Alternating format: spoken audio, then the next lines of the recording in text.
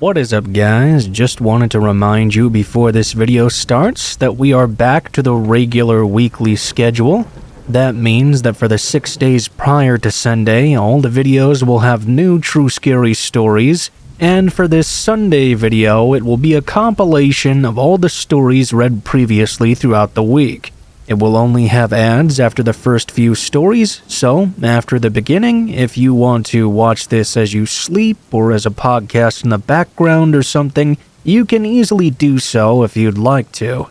If you guys have any comments about the stories in this video, please be sure to leave them in the comments below, as even if I can't always respond to them, one of my favorite parts about doing this is reading your guys' comments. Without further ado, I will let you guys enjoy this end of the week compilation, and I will see you again on Monday with some new true scary stories. Thank you guys so much for watching.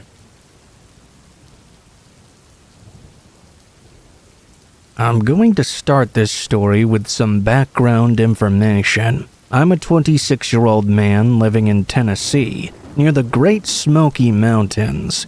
I've been a fan of true scary stories for years now, but I've never really wanted to share this story of mine, mainly because it genuinely disturbs me to no end and has mentally scarred me.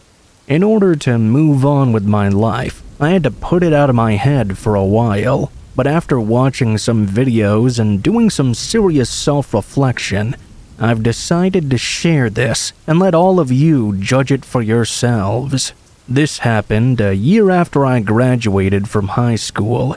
I had just started working at a local convenience store one town over from where I lived. I had been working there for about a month and a half now. One night I was working a little bit later than usual. The employee who was meant to relieve me never ended up showing up. I called up my manager to tell him the employee was a no-show, and he wasn't exactly surprised. Apparently, he'd been having multiple issues with that guy and expected him to quit sooner or later. Listen, I'm really sorry about this, but I'm gonna need you to stay until closing time and lock the place up. Call me if you need anything. It was no big deal for me. I actually liked working by myself. Most of the time, the store stayed open until around 9:30 or 10 o'clock. Of course, depending on if we had any customers inside or not. I was cleaning up one of the aisles in the back of the store after helping out some customers. I had one earbud in my ear, listening to an audiobook on my phone. That was when I heard the front door open. I walked to the front counter to see if this person would need any help. The only problem was I didn't see anyone there. At first, I thought they may have walked directly to the bathroom, since it was right next to the entrance. But after waiting about 10 to 15 minutes, I walked over to see if it was locked. To my surprise, it was unoccupied. The door was slightly cracked open, and the light was even turned off as well. I opened the bathroom and flipped on the light just to make sure there was no one in there. There really wasn't. I suddenly felt uneasy. I looked back out into the store to see if anyone else was around. I even called out, "Hello? Is anyone there?" There was no answer. I was starting to think that either I was just getting tired or there was something wrong with the door chimes. I decided to ignore this strange occurrence and go back to cleaning. About an hour and a half later, though, the door suddenly chimed once again. I walked back to the front, and again, no one was there. I started thinking to myself that surely there had to be something wrong with these damn chimes. I wrote a note on the register to tell my boss the next day. A few minutes later, the door chime went off again. I looked up toward the front of the store and saw that the doors were actually still open this time. I quickly made my way to the front, but when I got there was no one to be seen. I knew for sure I had just seen the doors open when the chimes went off. I checked the bathroom again and even walked down all of the aisles. A chill went down my spine, not at what I did see, but the fact that there wasn't a single soul in sight. It was so strange. I didn't really understand what was happening. I decided I was just going to stand by the front counter until my shift ended. I had about 45 minutes left. 20 minutes went by of me just hanging out by the counter when someone actually came in this time. "Good evening," I said to them. The person that came in was wearing an old winter coat with a black hood on their head. This wasn't out of the ordinary, though. It was 40 degrees out that night. The person didn't respond to my greeting. I figured they either couldn't hear me or didn't want to interact for some reason. I didn't really mind it too much. Maybe they had a pair of headphones on under their hood or something. They walked over to the back of the shop. Since closing time was coming up, I began to clean the counter. About 20 minutes had gone by, and I realized that that person I'd seen earlier had never come back to pay for anything. I looked all around the store's area and saw there was no one there. This was a small, privately owned store that didn't have much in the way of security. The area it was located in saw little to no crime. We only had one camera facing the front door and one in the parking lot. I called out to this mysterious person, "Hey, you finding everything okay?" I got no response in return. "Look, I'm closing in 10 minutes. Is there something I can help you with?" Again, there was no response. I walked to the back of the store where I'd last seen the person, and another chill went up my back. I saw one of the fridge doors was open, but there was no sign of the mysterious figure. I closed the fridge door and walked up and down every aisle. I didn't see anyone. I was so creeped out before, but now I was full-on freaking out.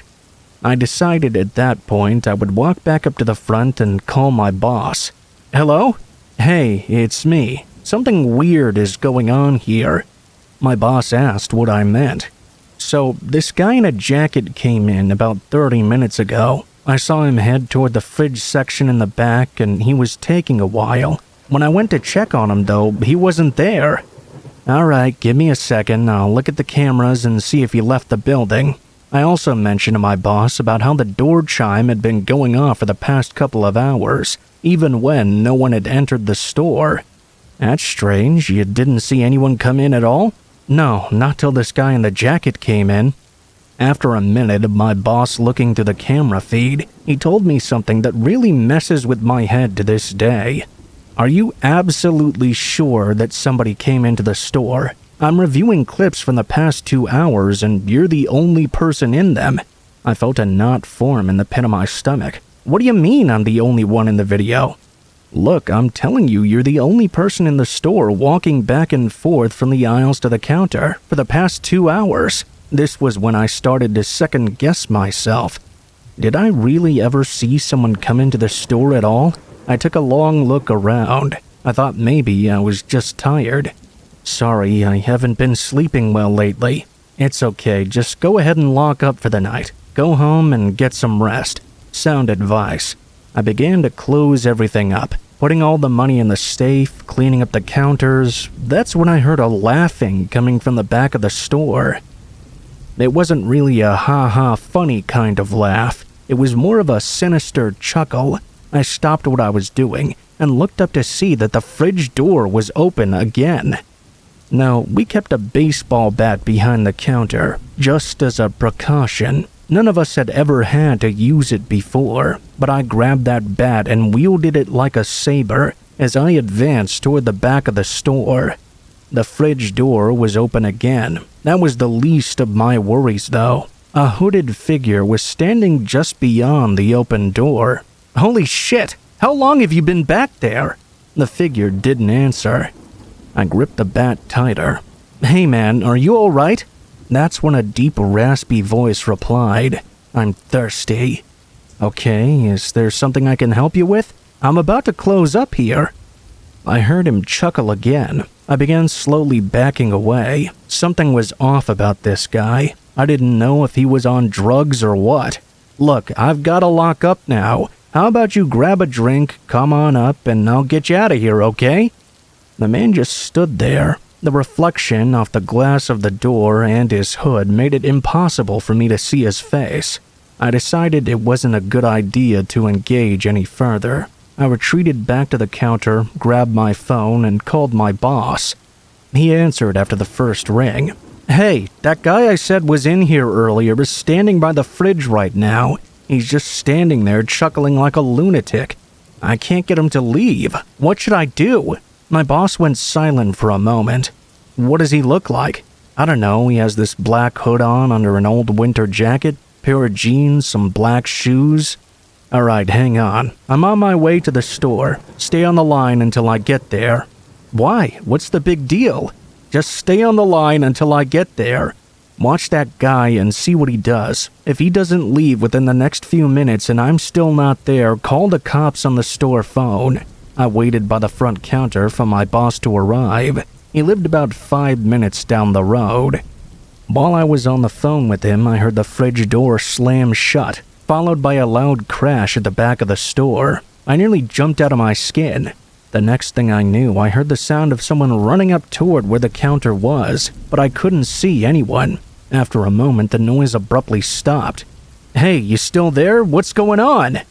My boss told me to call the cops. I quickly set my phone on the counter and started dialing 911. I heard another chuckle and looked up to see the hooded man standing in front of the counter. I jumped back and got ready to take a swing at him with the bat if I needed to. At that point, I finally saw the man's face. There was something very unnerving about his appearance. It wasn't just that he was creepy, but his appearance was somewhat unnatural looking. It almost looked like his face was somehow a botched job in Photoshop. Like his crooked smile didn't look real, looked unnatural. It reminded me of an old Grinch Christmas cartoon I used to watch as a kid. A few seconds later, I heard a car pull up outside the parking lot. I glanced over to see who it was. The second I took my eyes off the hooded man, he sprinted out of the store. A moment later, my boss came rushing in. He asked me if I was okay, and I said he'd just missed the guy. The cops arrived, and the security footage was reviewed. It showed somebody in a black hood running out of the store right before my boss came in. After everything was said and done, the cops told me they would keep an eye out for this guy. The camera didn't show his face, so they didn't get a good exact physical description of him. I tried to give all the details I could, but it wasn't much to go off of. Technically, the guy didn't commit any crimes either. My boss and I cleaned up the store and locked the place up. He then told me to go home and take a couple days off. That was the last time I ever worked the late shift by myself. As far as I know, the police never caught up with the hooded man. Personally, I feel like it was either someone with serious mental issues, in which case I hope he found help, or something else that I don't really know how to explain. Either way, I hope I never run into that guy again.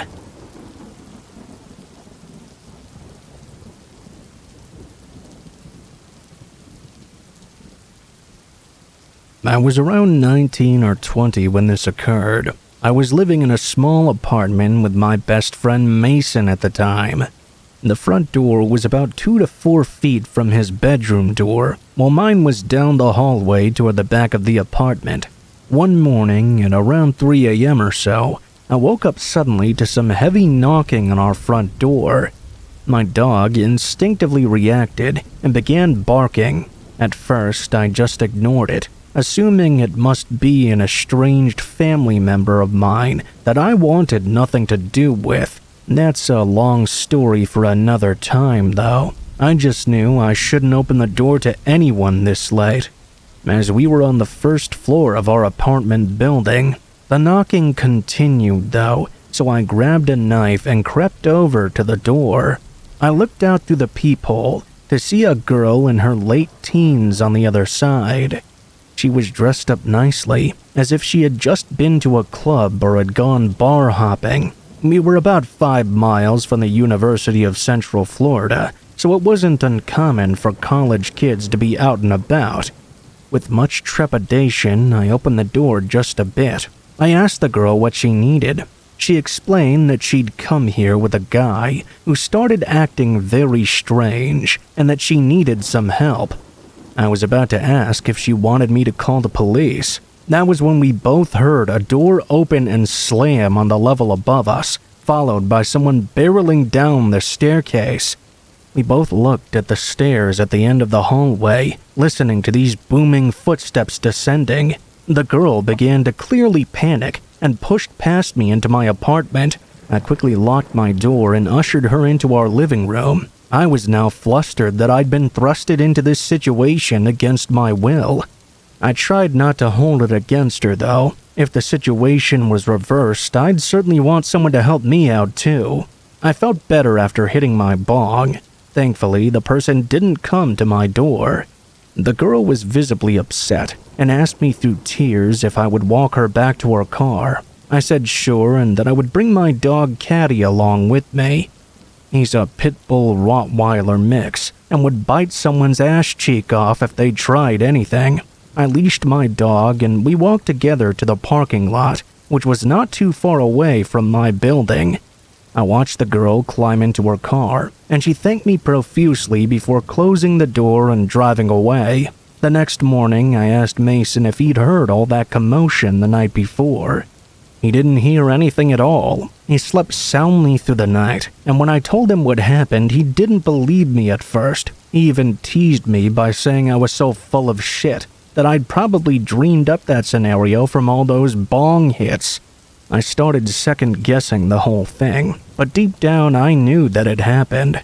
I still have no idea what the guy on the second level looked like or what his intentions with that girl were, but it's pretty clear that whoever he was after her. I like to think that I at least helped that girl from being assaulted or worse that night. Who knows what would have happened if she'd been left outside?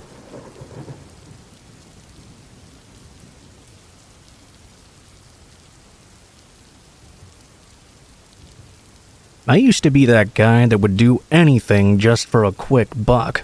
Well, actually, I still kind of am that guy. I'm also someone who's lucky enough to be able to fix just about anything. I'm what you might refer to as a handyman of some sort. So, anytime I could pick up some side work for cash, I was jumping right in. I'm not sure exactly how long ago this happened, but I was in my early 20s for sure. I'm 33 now for point of reference. At the time, I was struggling quite a bit to make ends meet. My girlfriend at the time told me about Craigslist and about how there was a real chance to make some money there. I'd heard about Craigslist before, but I never really gave it a shot. I didn't even know that there was work posted there. Once I started exploring Craigslist, I found a lot of job offers. People looking for painting, yard work, even plumbing. I was weighing my options and trying to find the best posting for me. I ended up answering this post from a guy named Steve. He was just really weird. Straight up, my first impression of this guy was not great at all. He was middle-aged, short, and very round. He had these huge eyes that bulged out of his head. He was rocking that sort of horseshoe haircut. You know the one. The hair on the sides, the weird hair on the top. Weird appearances aside, he said he was going to pay me some pretty good money to basically build him a little room in his basement. Specifically, he wanted to finish a small chunk and make a sort of man cave out of it. We set up times where I could go and work for several hours at a time, and he would pay me after each session. The house itself was quite weird. It was a big house in a nice neighborhood, but the inside of this home was gross and basically empty. It looked almost like a frat house, even though the guy was middle-aged. In the basement, Steve had already brought a ton of supplies, everything I'd need for the job and then some. He explained in detail exactly how he wanted everything. This guy even had intricate blueprints drawn up. I made sure that I constantly checked in with him before I completed any work, just because I wanted to make sure we were on the same page. Other than being slightly strange, Steve wasn't really a bad guy. We talked about the project a bit and then he disappeared. I wouldn't see him again until I left. After the first session, I started bringing my brother with me from time to time. The job was more ambitious than I'd anticipated. Whenever my brother came with me, Steve would never come into the basement. I'd only see him when I was alone. For the next few weeks, we worked on this basement room whenever we could find the time. I thought it was weird that Steve only wanted to finish a small portion and not the whole room. He clearly had more than enough supplies to do it. It seemed weird to just want to renovate this small area. My brother and I would constantly talk about how he would ever turn this into a man cave. It was going to be such a small space. It was so small you would barely be able to fit a love seat in the room. Ultimately, the conversation always led to us not caring because we were getting paid for the job. One late afternoon while we were there, I was finishing putting up a door for this small room. I was proud of the little room I had built and that it was nearing the finishing touches. My brother was out in the truck grabbing some tools and having a cigarette. Steve must have thought I'd come alone that day, though, because he joined me in the basement, looking eager and excited. I was finishing putting up the door and made some comments about the room being ready, when all of a sudden Steve kicked me in the back of the knee and pushed me inside, slamming the door behind me. While I was getting up to my feet, I could hear him installing some type of lock on the door. I was more than confused by this point, trying to process what was even happening. I tried to open the door, but just as I expected, Steve had locked it. I remember he started yelling something. "You're mine now. You're staying here, and you're never leaving." He just kept repeating versions of that same sentence over and over. I tried to bang on the door, but it wasn't doing anything. I tried pleading with the guy, but he just kept screaming at me. After a few minutes of this nonsense, I heard a thud loud enough that I could feel the vibration through the door. In my confusion and panicked state, I had totally forgotten my brother was right outside. He started making his way downstairs. He witnessed everything that just happened, and he wasted no time. He smacked Steve in the back of the head with a wrench. That apparently was the loud thud I'd just heard. While Steve was conked out on the ground, my brother grabbed the key to the padlock from his pocket and also found 2 different knives on him. My brother got me out of that room, and we immediately called the police. While we were waiting, my brother pretty much stood over Steve and made sure he stayed in place. When the police finally showed up, Steve was arrested for attempting to keep me prisoner, or something like that. I'm thankful my brother was there to save me that day. I still get freaked out thinking about this Steve character and whatever intentions he had. If my brother wasn't there, who knows how long I would have been trapped inside. I'm not sure what happened to Steve after this ordeal. I tried to just move on and forget about it. This is the first time I'm even revisiting this memory since it happened. It was probably the stupidest thing that guy could have done, but also definitely the scariest.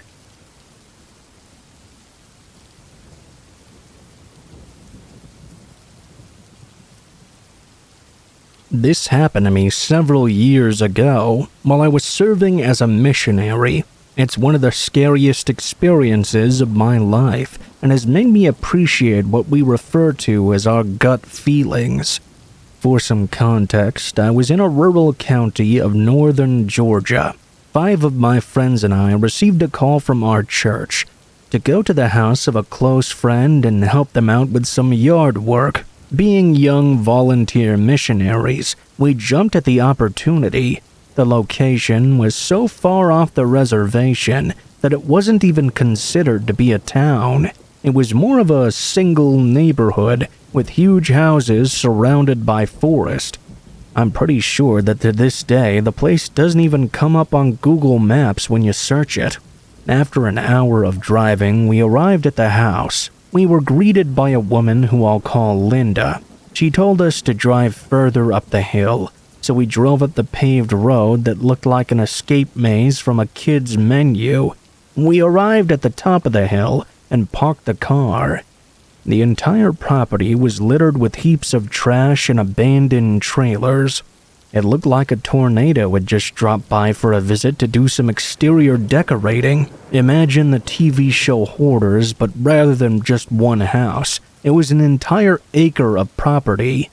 The woman's sister, Sherry, who had previously owned this property, was not there. It was just Linda and her husband, Brett.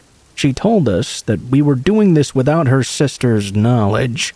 Her sister was a hoarder, you see, and a serious drug addict. She told us to throw everything we saw into a giant metal trash container. We felt uneasy doing this without permission, but we didn't really have much say in it. I wish I had listened to my gut feeling. Linda told us to clear out everything we saw before her sister got there. Linda had bought the property back from her sister and was due to have a lease in a couple of weeks. Linda and her husband left, and we got started with our work. I won't go into the cleaning process, as there isn't really much to mention there. There were 3 abandoned trailers all within 50 feet of each other, so we were all within sight. I was the type to explore abandoned places when given the opportunity, so I decided to be adventurous and go to the back of the first trailer out of sight of my friends. I got back there and there was so much trash continuing to pile up towards the hill's incline, and the back door of the trailer was wide open. I started to walk towards it. As I approached, I noticed there was trash piled up to the ceiling, yet there was a walkway to get around inside. As I got about 5 feet away, though, I stopped. Something in my gut told me to get out of there immediately, so I did. When I returned, Sherry was now back on the property. I'd been gone for maybe 5 minutes or so I didn't hear her car pulling in. She literally came out of nowhere. Whatever mental image you may have about her is probably accurate. I mean, who chooses to live in a little dump in the middle of nowhere? I'll answer. That same kind of person who immediately goes inside the metal container we were putting things in and starts throwing things back out into the yard. She began screaming, "How dare you throw my things away? There's valuable treasure in here!" We all stood there slack-jawed. Linda soon pulled up as well and began arguing with her sister that this was her property now and that all this garbage had to go. "I told you I'd start looking through it when I had the chance." We both know that's not going to happen. We decided that it was in our best interest to just leave now. Now, you might be wondering why I'm even sharing this story. All that is a little bit of family drama. Well, I wish I could tell you that's where things ended. 3 days later, there was an older gentleman from our congregation who wanted to meet up with us for dinner. It was his way of saying thank you for helping him out on his own property.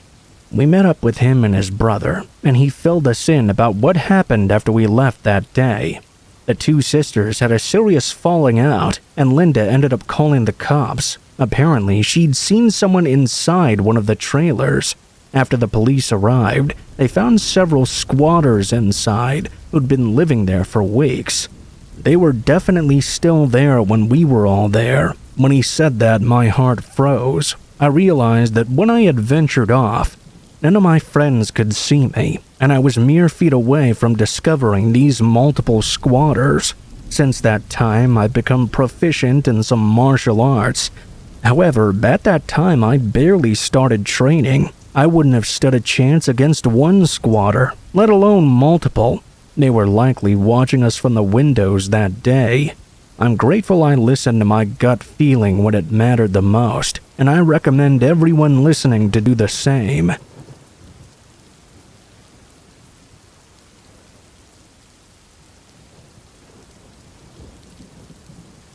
This is a true story that happened during an evening winter walk in Cape Cod in Massachusetts.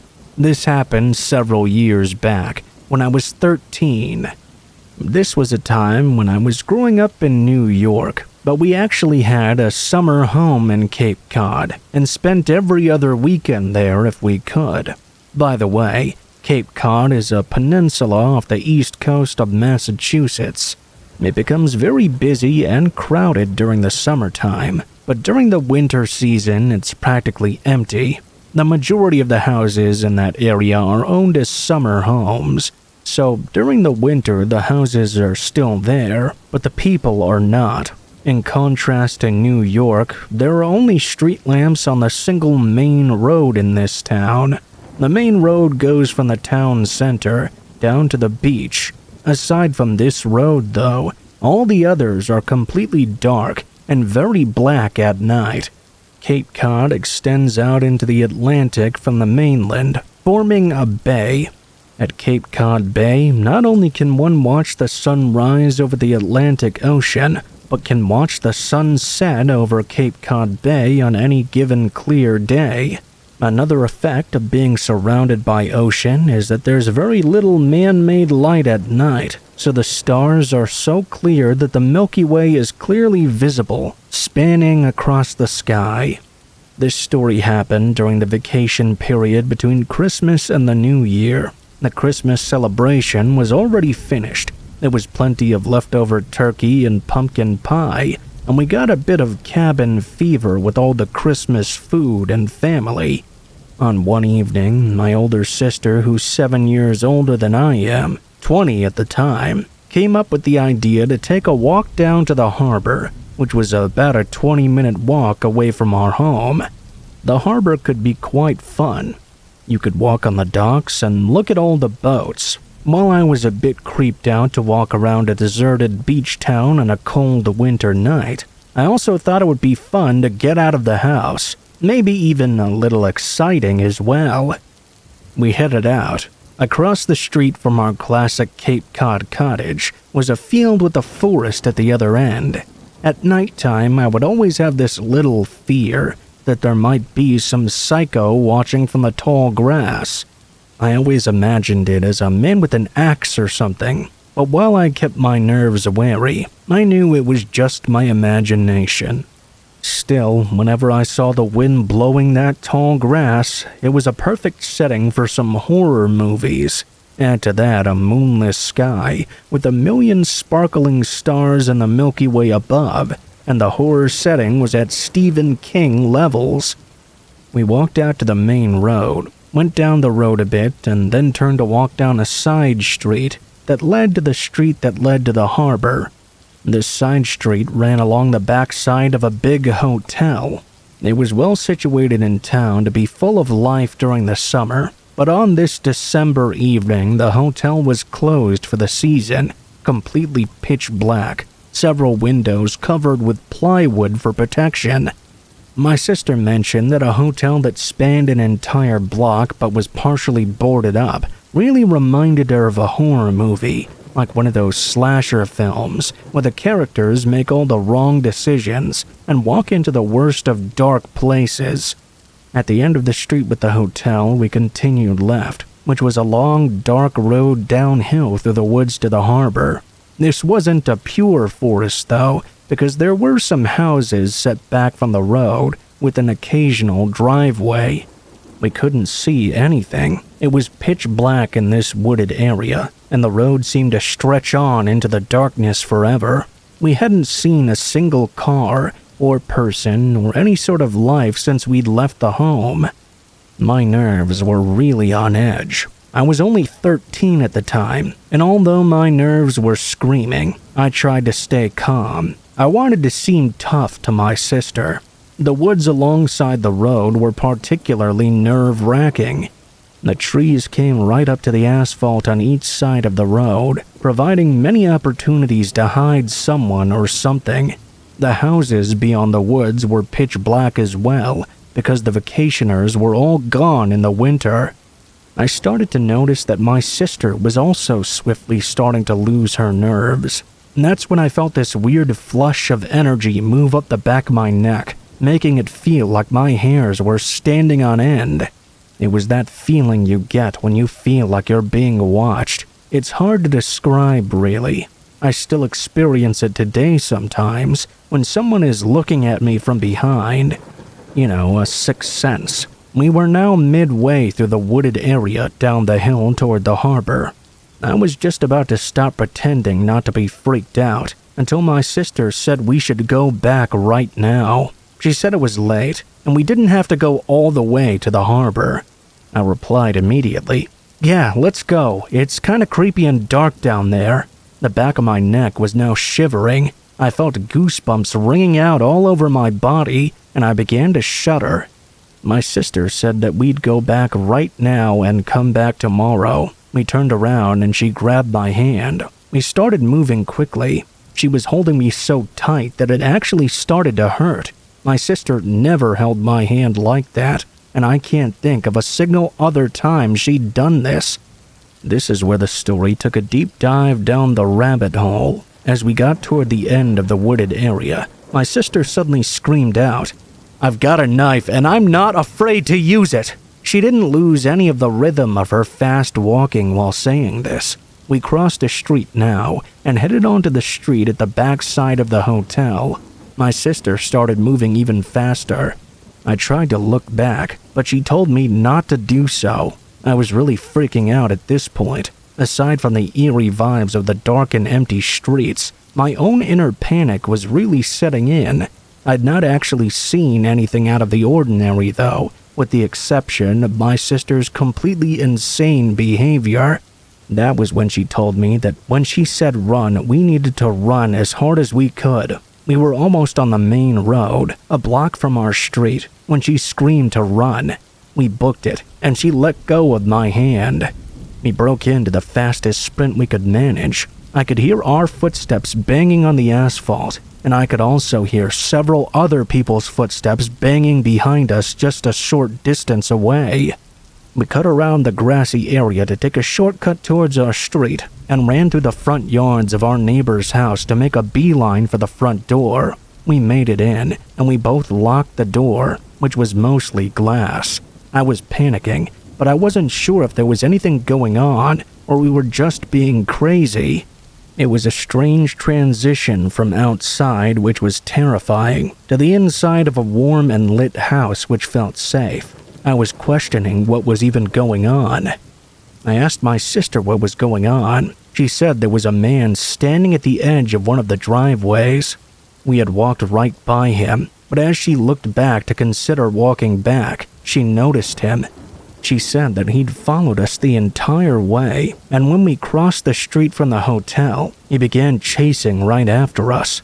It didn't make sense that a man would be standing out there in that dark wooded area, with no light or anything on him. Honestly, I don't understand what really happened that night. I'm not sure of how much of what my sister said was true, or if she was just seeing things or not. One thing's for sure, though. I realized that I much prefer walking to that harbor during the daylight.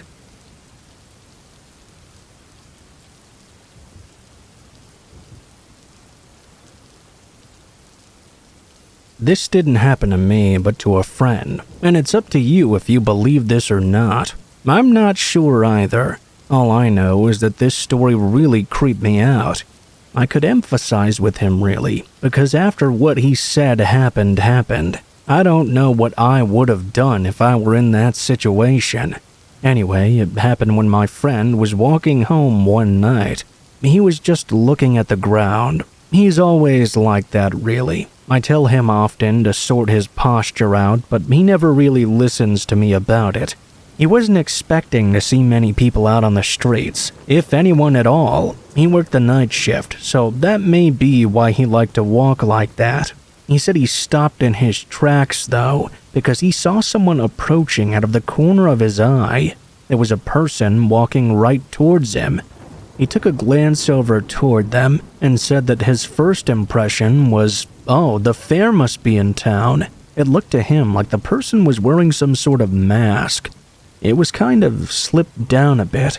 It was pretty weird to see, but hey, they say the weirdos all come out at night, right? He stepped to the side to share the sidewalk with this figure. He kept his eye on him, though. He quit looking at the ground because this person was nearby. He said that as the person got closer, he realized that it was not a normal mask, not one made of plastic or something. He said it looked like a mask made of some sort of animal flesh. He said he was freaking out at that point. It was literally about 2 a.m., and here was someone who was seriously strange about to pass him by. He decided to try and not pass judgment on this person. Getting a closer look at this guy's face, he couldn't be sure if it was someone who was suffering some sort of affliction of the skin or something. With that in mind, he cursed himself a little and picked up the pace to make sure he would pass by quickly. He then heard the person speak out to him, "Good evening." He looked up to make eye contact, as to not appear rude. He was shocked by what he saw now that he was closer. Now that he was right up next to him, he was certain that it actually was a mask the man was wearing, made of some sort of strange material. It was elongated and stretched into this horrible contortion. He said it almost looked like the painting The Scream. Imagine that on a dark night, right next to you. My friend said that the guy was really freaking him out with the energy he was giving him. The man just stared at him and didn't say anything else. He began to panic. He turned around and ran. Didn't even make a sound. Just turned and ran as fast as he could. His footfalls echoing through the empty streets weren't the only sounds that could be heard that night, though, for the man who just wished him good evening continued to chase after him. He could hear the man repeating the phrase over and over, "Good evening, good evening." He said it as though he was glitching out like a robot or something. My friend ran as fast as he could, trying to get away from this guy. He didn't stop running until he reached the safety of a nearby convenience store. He was really shaken up about all this. He didn't tell me exactly how long he stayed in that store hiding out, but I bet it was for a long time. This made me remember an urban legend we have here in Japan. They say if ghosts call out to you, you should never respond to them. Sometimes I wonder if that's what might have happened that night. Whether it was a person with mental issues or it really was a spirit. Whoever it was seemed really desperate to communicate with my friend that night.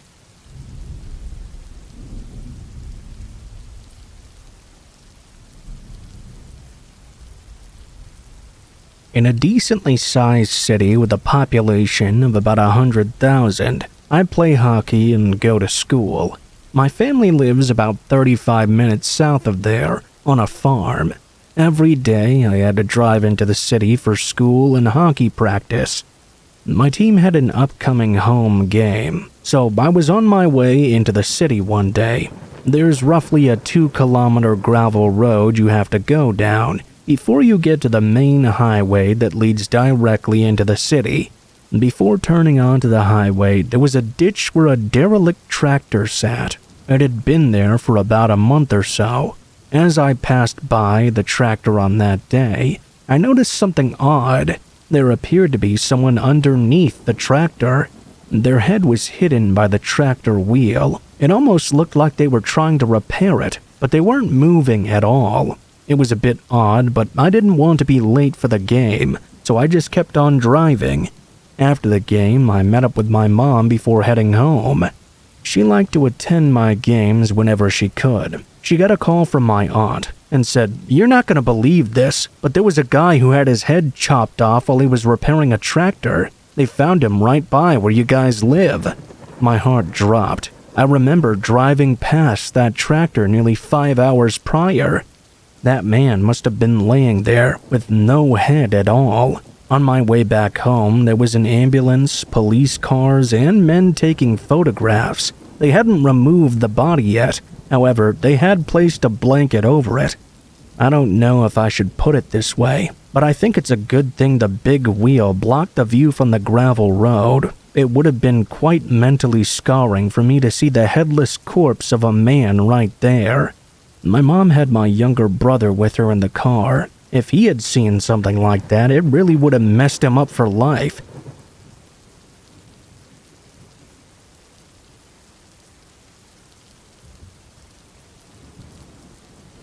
This experience happened in 2019.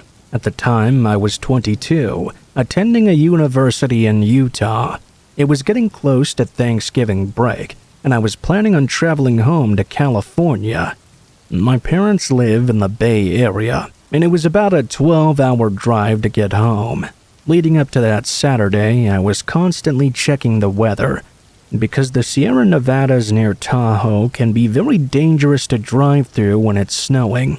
In the years past, I could get through the Sierra Nevadas with relative ease, but of course that year the weather report stated a huge snowstorm would be coming throughout the day that I was supposed to be traveling. My sister, who would also be traveling home with me, decided to book a last-minute flight because she didn't want to risk driving through the snowstorm. Being confident in my own driving abilities, though, and not wanting to spend hundreds of bucks on a last-minute flight, I decided I would take my chances on the highway. I knew that I probably wouldn't be able to make the drive in my 2014 Ford Focus, though, which was only a front-wheel drive vehicle. I asked my sister if I could take her Jeep Wrangler instead. She agreed on the condition that I take her to the Salt Lake City airport. The night of her flight came, and I began my 12-hour drive home as well, going north on I-15 and eventually getting on I-80 west. Once I hit Salt Lake City driving on I-80, it became clear that the snowstorm was coming in from the west. I constantly looked to see if the weather was changing, but each time I checked the weather report, it remained unchanged. 7 to 8 hours into my drive, I saw one of those electric highway signs that stated that I-80 would be closing down due to severe weather conditions. I started to worry. It was about 5 p.m., and there was no way I was going to turn around and go back. I stocked my car once I hit Reno for some gas and to think things over. I had 2 reasonable options that I could take, either spend the night in Reno or find another way through the storm. Being that I didn't want to spend the extra money to find a hotel, I made the choice to find an alternate route. I looked at my GPS and discovered that there was another pass through the Sierra Nevadas if I went south through Carson City. By this time, the storm had started to pick up. I would have to drive cautiously. I was able to make it to the entrance of the Sierra Nevada Pass. There were a couple of road workers there stopping cars to make sure they either had chains or all-wheel drive. The Jeep was equipped with both. I had to drive slowly, between 10 to 20 miles per hour. The roads were completely covered with compacted snow, and the wind gusts were at over 30 miles per hour. I had defrost on at full blast, with the windshield wipers going maximum speed. After about an hour of going at this grueling pace, I became frustrated. I was making very little progress. I was in the middle of the Sierra Nevada mountain range, with forests on both sides of the road. The ground was completely blanketed by snow and ice. As the darkness crept in, I could barely see any other cars on the road. I had the Jeep in first gear, allowing me to engine brake, but I foolishly decided to increase my speed to 25 miles per hour to escape this blizzard faster. The Jeep slipped right off the road into a small ditch. Luckily, I wasn't hurt, because I hadn't been going that fast. However, the Jeep was now trapped in deep snow. When I pushed the gas pedal to try and get out, it wouldn't budge at all. After a few minutes of hopelessly trying to get out of the ditch, I realized I would have to get out of the car and see if I could find some way to get traction. The temperatures had reached freezing outside, but thankfully I had a winter coat I could put on. I walked around the Jeep to see the entire situation. My best course of action was to dig the snow out from around my tires. I couldn't put the chains on the Jeep now. I was stupid for not doing so earlier. I didn't have gloves or a shovel either, so I would have to dig with my bare hands. After a few minutes, my fingers were freezing. I got back inside the Jeep and tried to move it. It was only able to move slightly. I was still stuck. This is when panic began to set in. I hadn't seen another car in over 45 minutes now, and I had no cell service, which was no surprise being in the middle of a mountain range. I felt completely hopeless. I looked out my window and saw the maze of trees swaying in the blistering wind. I thought I could find some fallen branches or something to give my wheels traction. I didn't want to go too far though, just in case another car would see me and stop to help or something. I walked about 50 yards into the woods. I only had my phone flashlight on me, which didn't provide much light at all. I searched for any type of loose wood. Most of the branches were higher than I could reach. Luckily, I found a few fallen ones that weren't as thick. I snapped them in half so I would have more pieces to stick under my wheels. That's when I heard what sounded like footsteps. I stopped and listened in. All I could hear was the sound of the howling wind now. I suddenly felt very uneasy. I was in the middle of nowhere, and I felt like someone was watching me now. I had no idea why somebody else would be out in the middle of a blizzard at this time.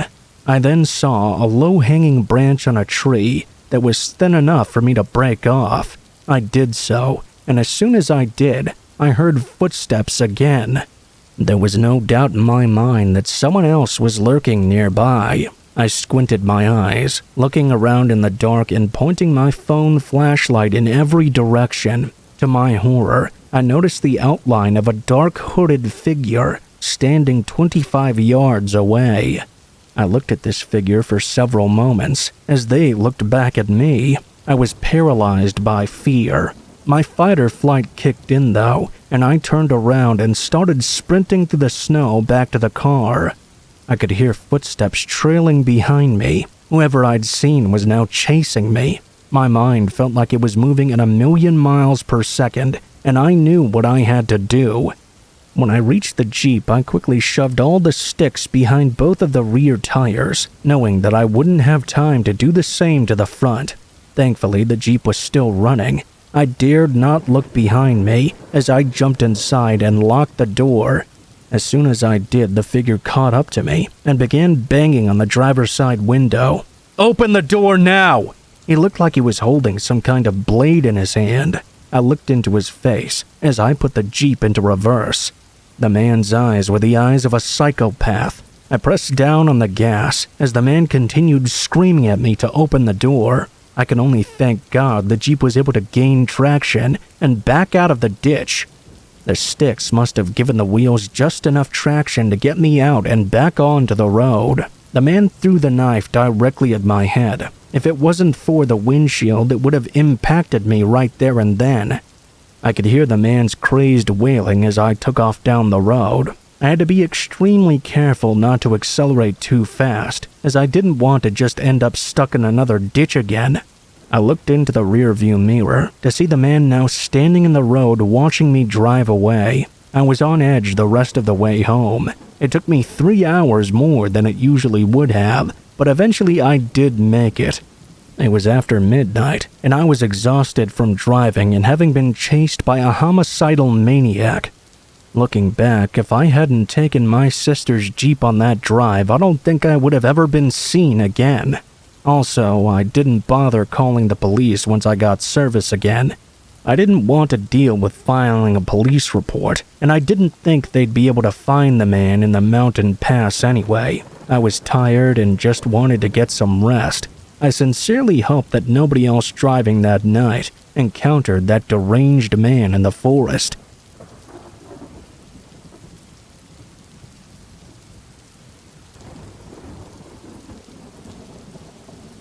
I remember I slept over at my girlfriend's house, and while she was asleep, around 1 a.m. on a weekend, I watched some TV to help me get tired and get to sleep as well. While I was watching, I heard a female voice calling the name of my girlfriend. Not a harsh, strict call, more like a drawn-out one, over and over again, getting slightly louder each time. I woke her up and she almost shit the bed because she didn't recognize the voice at all. At this time, her parents and sister were at home, so we went downstairs to ask them if they'd heard something as well. They did not. Move forward to the next week, while I again slept at her place. Again, I started hearing this mysterious female voice calling out for my girlfriend. We thought it might just be the wind in the heating pipes, as they have a fireplace, or perhaps a prank from her parents. This kept going for about a month, and she was afraid to sleep because of that, as was I. I didn't believe in ghosty stuff or supernatural things happening, but this began to change my mind. A bit later, about 1.5 months after the initial happenings, we started to worry her parents and sister so much that they agreed to host a Ouija session to try and find out more, if it worked. At that session, we found out that this ghost girl calling for my girlfriend was named Anna, and apparently she had been killed by her mother in a small town in Spain when she was 8. She wanted to be friends with my girlfriend. Well, it turned out I had to dump my girlfriend about 2 months later because she was a completely psycho bitch, and this whole 8-year-old girl ghost haunting me thing was all part of a trick to try and scare me and get me to like her more somehow.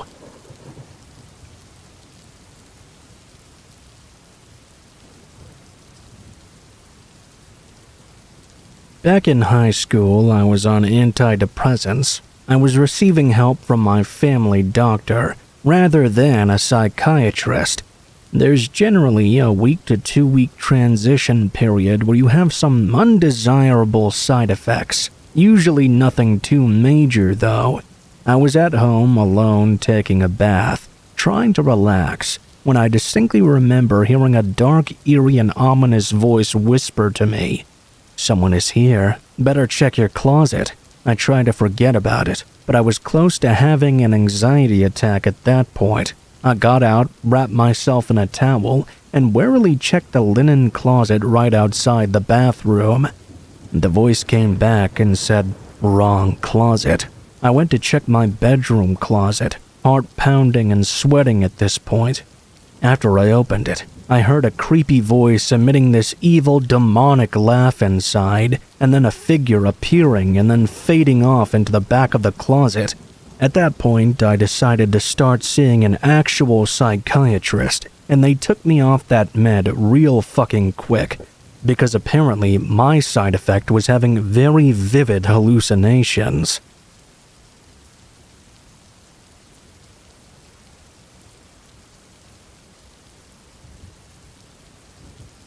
I remember I had a trucker call me over at work at a large warehouse one time.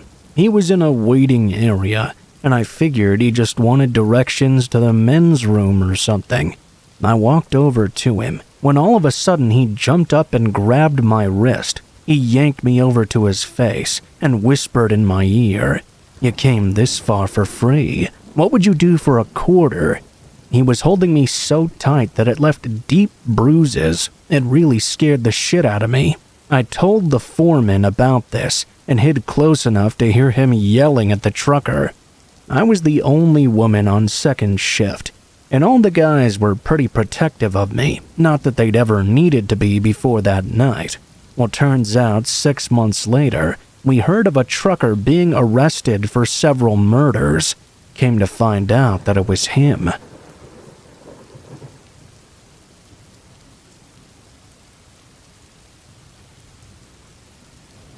I was working as a waitress at a bar in the city, and this guy got overserved and was being pretty rowdy.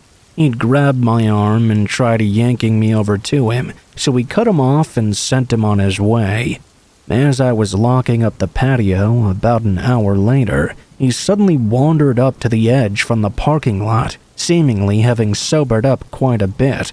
I was smoking as I was working, and he called out and asked to bum a cigarette. I thought, what could the harm be, really? I walked over and went to hand him it, and then he jumped up on the edge of the porch and grabbed me. He pulled me right up to him and wrapped his hands around my neck and looked into my eyes with this wild, strange look. "I will fucking find you, and it will be soon." I flipped out and leveraged my foot against the railing to get out of his grip. I booked it inside. After I got off work, I sat at a nearby Waffle House until the morning, paranoid he was going to try and follow me home or something.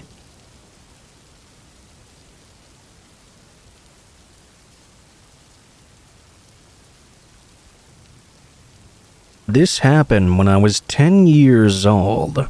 I was at a ski resort with my dad, stepmom, and 3 sisters. When this happened, 2 of my sisters, my dad, and my stepmom were still out having fun and skiing. My sister Ava and I had gotten a bit too cold, though, so we decided to go back to the hotel and grab some food and warm up. We sat at the restaurant inside the hotel until my stepmom came to check in on us. We asked her if she could hold the table for a moment so we could quickly go up to the room to drop off our ski jackets. We took the elevator, and once we got off, we started to approach our room. That's when I suddenly heard someone behind me call out to us, "Hey!" Now, keep in mind, we were both around 11 at this time. Obviously, I didn't assume this person was talking to us, so I just ignored it. We went into our room, but before we could manage to close the door, this man stepped into the doorway and blocked it. He was really tall, probably about 6 feet or so, and looked pretty old as well, maybe in his early 60s or late 50s. He was wearing the same type of hotel staff uniform, but it didn't have any of the logos or finer details on it. The thing that raised the biggest red flag, though, was that he was wearing black surgical gloves for some reason. The man started speaking to us again. "Hey, I was talking to you." We spun around, caught off guard. Ava was especially confused. "Us? Why?" He replied, "Yes, you. I was wondering if you could grab a pitcher for me, come into my room and pour some water." Our parents always told us never to trust strangers, and we were already getting an especially bad vibe from this man. We politely declined him. He became immediately irate and said it would just take a second. Couldn't we just come over and pour some water in his room? At this point, we clearly knew something was not right here, so we said no again. He kept blocking the door for another 3 minutes until we tried to walk into our room. Instinct kicked in at this point. I ran towards the door saying we were good and slammed it on him. I managed to force him out of the doorway. Ava and I sat in the hotel room for about 10 minutes, panicking about what we were going to do to talk to our parents. We had left our phones downstairs with my stepmom. We looked out the peephole, and the man appeared to be gone.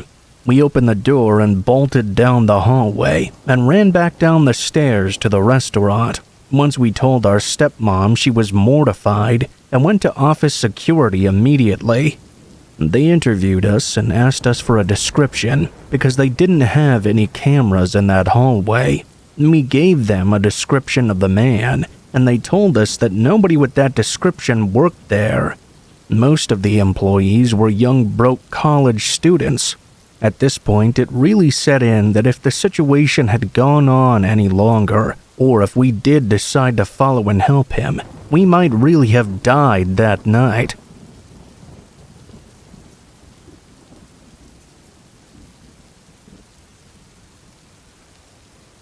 This happened pretty recently, actually. I, a 23-year-old female, work in property management. I was not supposed to be working alone on this day, but my manager and coworker called in sick, and my other coworker had requested time off that we'd all forgotten about. I voiced my concerns because the property was in a crime-ridden area, and I'd had some bad experiences in the past. I actually transitioned to a different role because I no longer felt safe doing that job. They offered me a lot of money to come back though, so I did. The front door stayed unlocked during business hours, so literally anybody could walk in. It was a large and busy property. I really needed someone to accompany me just to help out with all the tours and showing the residents. Nobody was able to do anything though, so I called one of our sister properties and begged for them to send someone to help me. They agreed, but the leaser was going to have to leave early. I agreed and was just happy to have someone to help at all. Flash forward to an hour before closing. The person who had been sent to help me had to go. Literally just as she walked out the door, a disgruntled-looking man walked in, holding a duffel bag. I hate to profile someone immediately, but the man was clearly homeless and didn't appear to be all there mentally. He walked up to me and handed me his ID.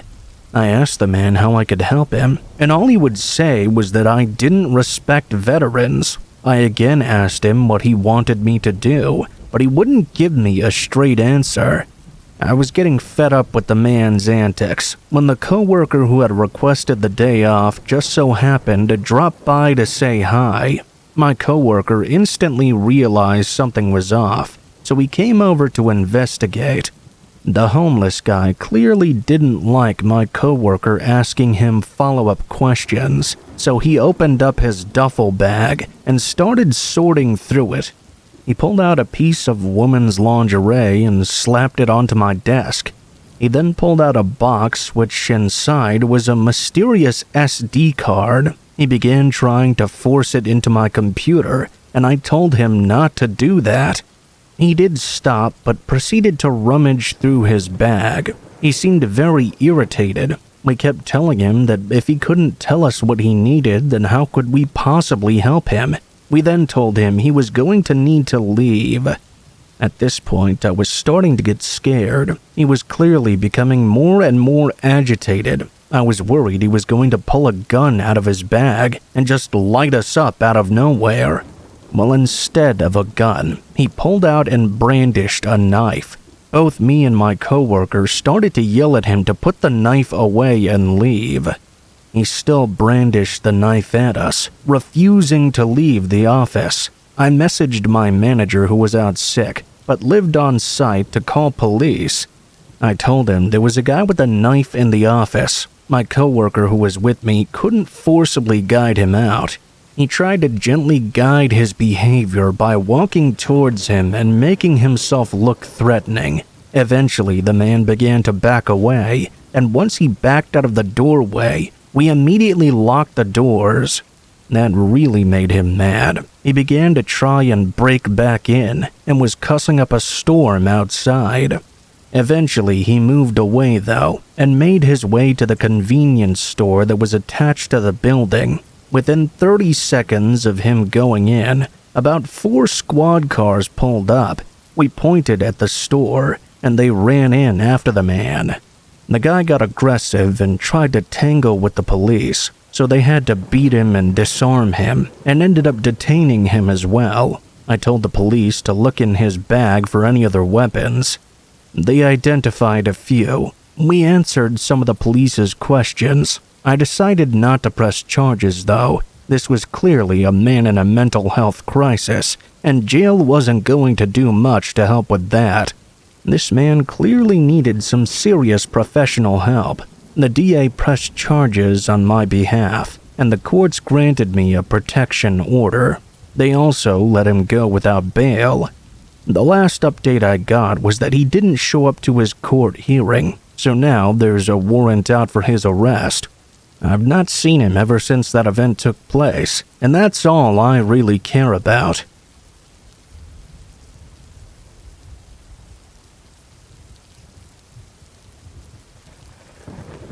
I'm 22, and this incident happened about a year and a half ago. I had just moved into my first apartment, and I was in the process of moving in still. The door that led into my apartment locks itself automatically whenever closed, so I was going to the entrance of the apartment complex to get my mail, while on the phone with my boyfriend. I returned to my apartment and sat down on the bed while opening up my mail. While using the phone, I just so happened to drop it onto the floor, and it landed underneath the bed. I had to crawl down and lie on the floor, then stretch out to grab for it. That's when I saw something that really caught my eye. There appeared to be someone underneath my bed. My eyes immediately widened, and I choked back the urge to scream. The person lying under my bed was resting with his back toward me and his head tucked into his chest. Because of that, I couldn't see his face. He didn't see me yet, it seemed, trying to be rational while so many thoughts rushed through my head. I picked up my phone and then said sorry. I said I'd dropped my phone and I was going to take a shower quickly, then call right back. The bathroom was right by my bed, so I hastily walked in and locked the door as quietly as possible. I turned on the shower and then jumped out of my window and called the police. For reference, my apartment is on the first floor. They told me to wait nearby, but to go across the street and see if anyone came out of the door to the apartment complex.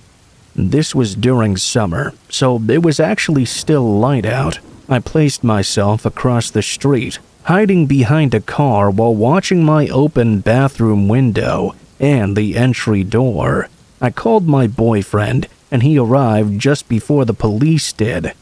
I gave them my keys, and they went inside. Only moments later, 2 cops came out holding a thin and tired-looking man. His eyes looked crazed, but he didn't try to get away at all. The policeman that stood beside me and comforted me while the police searched through my house told me that the man was standing outside my bathroom door with one of my kitchen knives, waiting for me to emerge from the shower. This man had somehow crept in my entry door while I was retrieving my mail. He then hid underneath my bed. The man that was trying to hurt me turned out to be a homeless person, and he was eventually placed into a mental hospital. My boyfriend luckily moved in with me the very next day. I just wanted to share my story so that others may know what to do if they're ever in a situation like this. The police told me that what I did was truly amazing, and that if I had simply screamed, things could have ended really badly for me.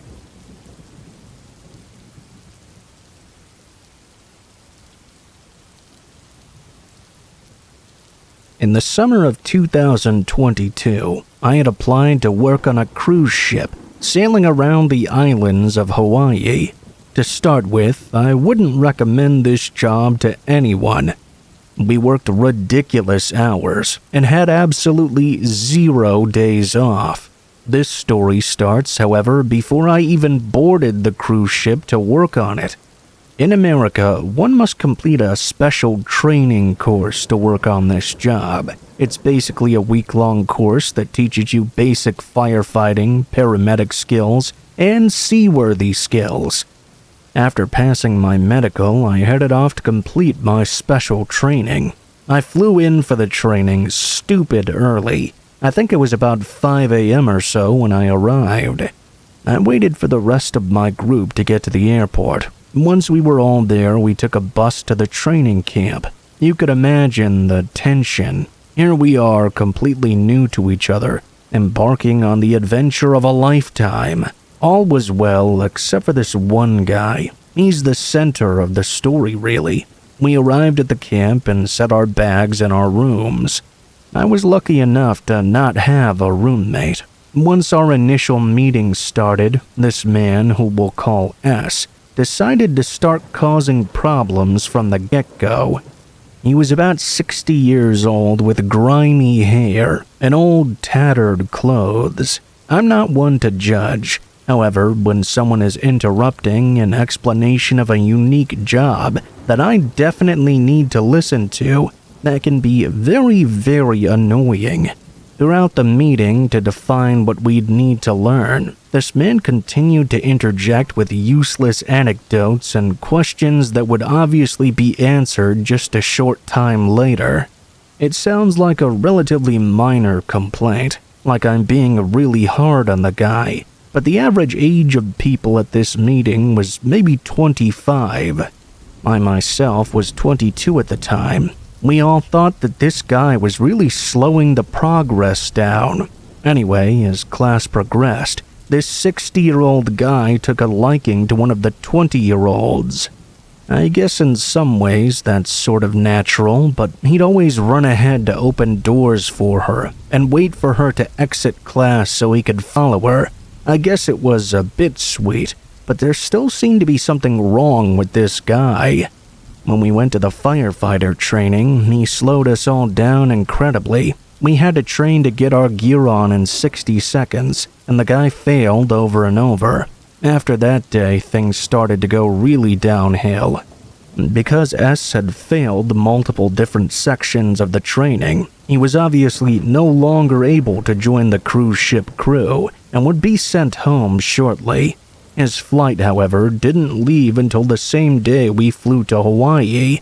He still took it upon himself to sit down with us at lunch and always interject in our conversations.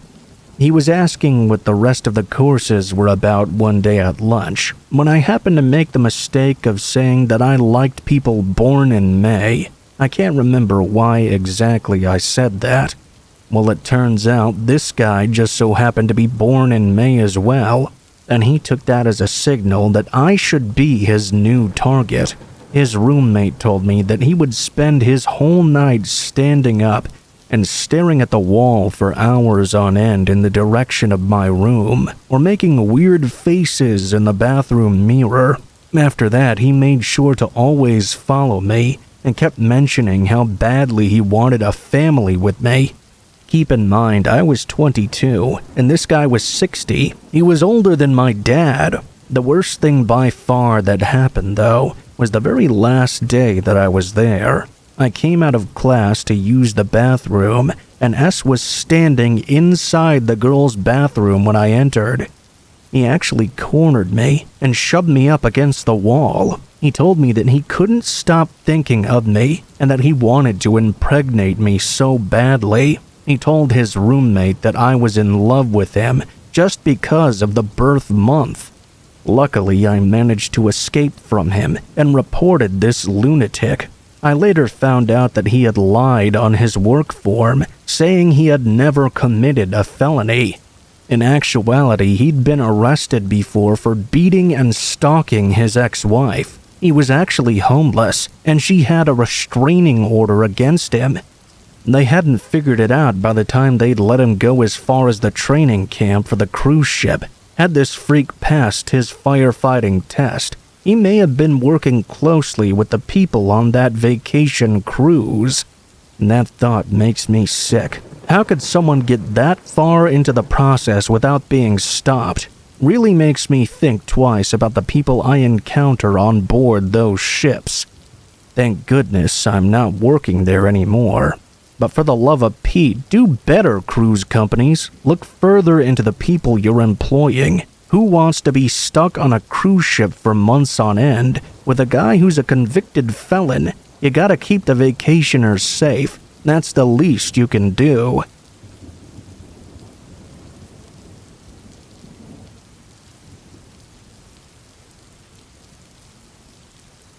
I'm a woman, and I'm originally from Denmark. I moved to America in 2009. I've studied English since I was in 3rd grade because I've always wanted to visit America. When I was a kid, I just wanted to go there and have lots of fun. But as I got older, my reasons for going there changed. I love my home country for sure, but the truth is that there were limited opportunities there. When I was 19, I decided I needed to get out of there. I wanted a better life for myself, and I was tired of being broke and cold. I was eventually accepted into a college in San Francisco, but finding a place to stay was very difficult. Everywhere I looked was out of my price range. By chance, a friend of mine put me in contact with a family member of his who happened to live in Oakland, which is the city directly east of San Francisco. I'll call this man George. George was also from Denmark like me, but he moved away and started a family in California. Since our stories were so similar, he agreed to take me in until I found another arrangement. My room was on the ground level and overlooked the backyard. At first, things were pretty great. I know that Oakland has a reputation for being a rough place, but the area that we were in was very nice. I wasn't really much into American football before I came here, but George was a die-hard Raiders fan and explained to me that in order to assimilate into American culture, I had to pick a football team to root for. He even said that if I rooted for any other team aside from the Raiders, he would kick me out and I'd have to find another place to stay. George's wife wanted to take a trip down to Houston to visit her parents. George agreed under the condition that they would go see the Raiders play against the Texans while they were down there.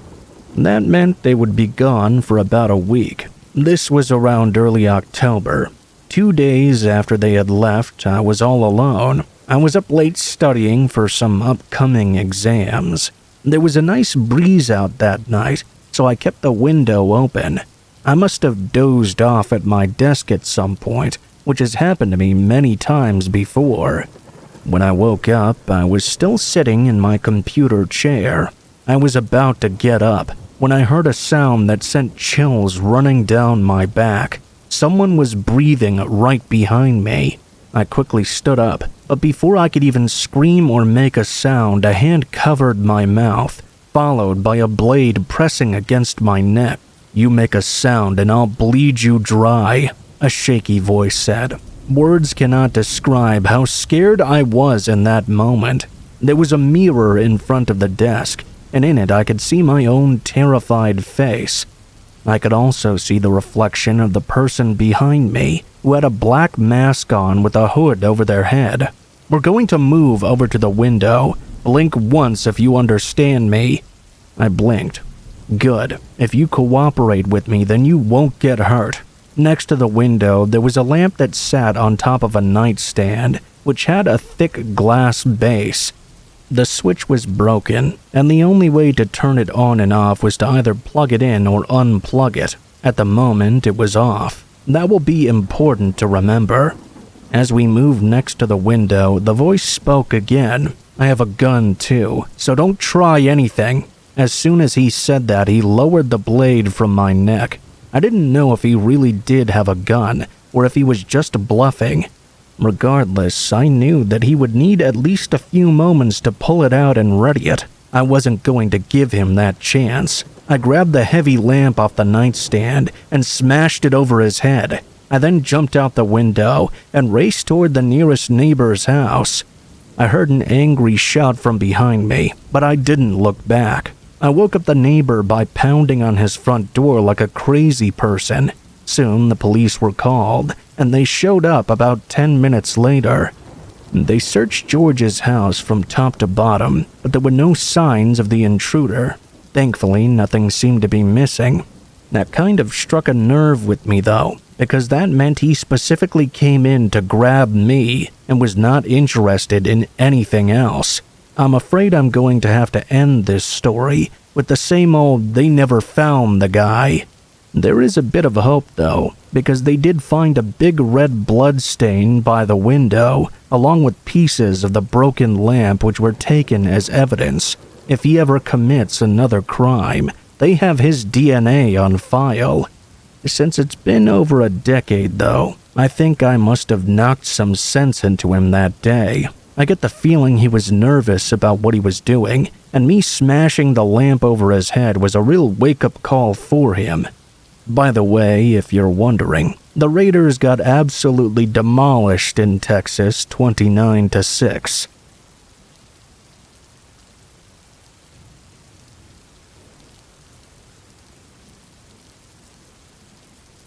I'm a woman, and this happened when I was 20. In the early 2000s, people used landlines, and cell phones were not unlimited, obviously. This happened in a town about an hour away from Sacramento. My friend was house-sitting for a family that her family was friends with from church. She was to house-sit out in the country just outside of town for a week. They had animals like cats, rabbits, a donkey, and even a horse. Of course, the family had dogs too, but they'd taken the dogs with them. My friend was in charge of feeding the animals and watching over the place. She didn't have to get the daily mail, because they had this metal lockbox-style mailbox down their long driveway. They didn't have any neighbors for miles, just fields of alfalfa, cattle, and corn. I guess the lockbox was for safety or something. Well, towards the end of the week, she asked if I wanted to spend the night and keep her some company. I thought it sounded quite fun. I had moved out of my aunt and uncle's and gotten my own apartment, so I told her I'd pick her up on the way there. After I got out of work, I picked her up and we got there at around 9:30 p.m., grabbing some dinner along the way. We went into the barn first thing and fed the animals. It was a bit late for their dinner, and they made their hunger known with their animal noises.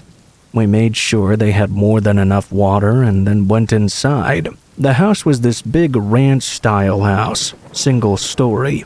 The living room was to the left, and as you walked into the home, there was a long hallway directly to the right of the entrance that led to where the bathroom and bedrooms were. Straight ahead was a dining area, and to the left of that was the kitchen area and a patio door. They did not have an open floor plan in the kitchen. On the opposite side from the dining area, there was another long hall with several doors. My friend explained that the wife ran a daycare center out of the home, and these rooms were apparently play areas for all the kids. We didn't bother going over to that section because we had no interest in tampering with the kids' stuff. We watched some TV, ate our leftovers, and talked about people we knew. As it got later, she turned on the house alarm and said she didn't like sleeping in other people's beds, so she'd just been sleeping on the couch. She then offered the couch to me and said she would sleep on one of the two huge recliners. It reclined so far back that it was almost flat. Those chairs were really comfortable. I said I'd just take the chair, so I went and laid back in one with my blanket. We turned off the TV and talked for another 20 minutes in the dark, when all of a sudden, the motion sensor floodlights started shining in through the window, lighting up the whole room. Now, I have no idea why people out in the country think it's okay to not have curtains or blinds, because to me that's kind of insane. We both got real quiet, and Amanda said that maybe it was just one of the cats. We started hearing a crunching sound though, like a person walking across gravel. My chair was the closest to the window, so I carefully slid down to the floor, clutching my stupid blanket the whole time. The floodlight timed out, and my friend slid to the floor as well. We laid on our stomachs in the dark, not knowing what to do. We waited for a minute, when we heard a loud bang, and all of a sudden the house alarm started blaring. The floodlights turned on again. It was so loud that we covered our ears and began to panic. I swear, I've never been so close to pissing my pants in my life. I began crawling toward the keypad for the security because I'd seen the commercials. There's a button you push and a person responds in case of an emergency.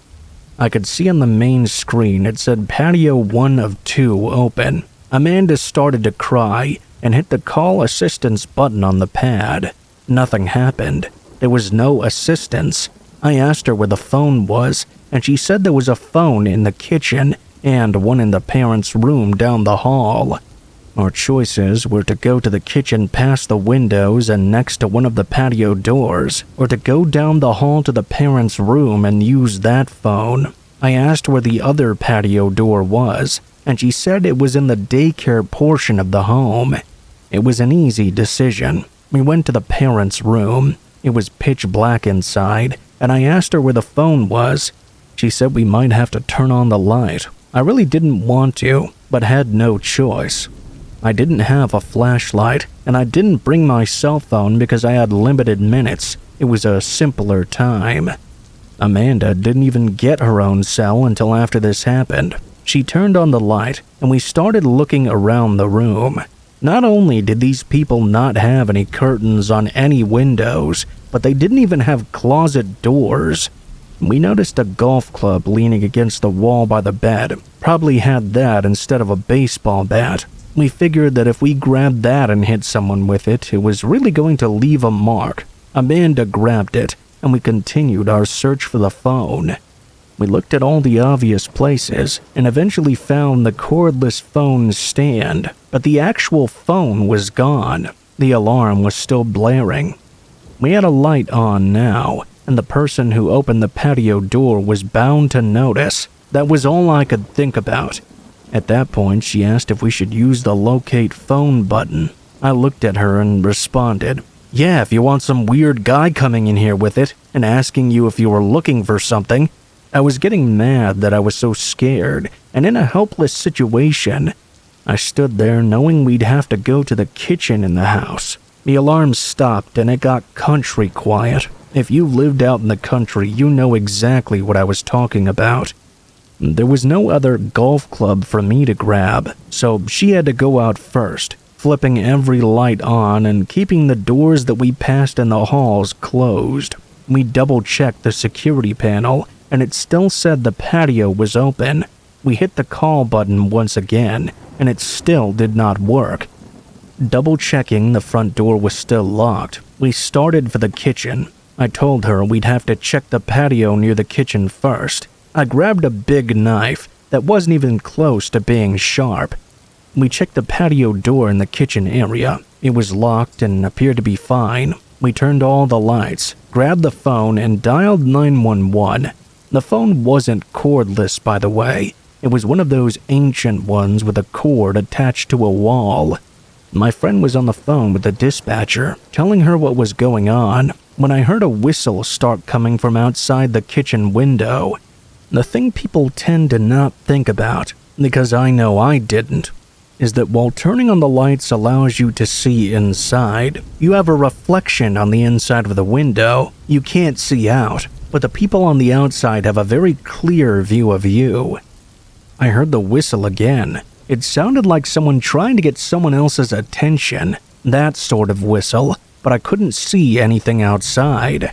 I wasn't going to press my face directly to the window to try and get a better view. My friend was still talking to the dispatcher and was crying and saying she didn't know the exact address to the house. She handed me the phone.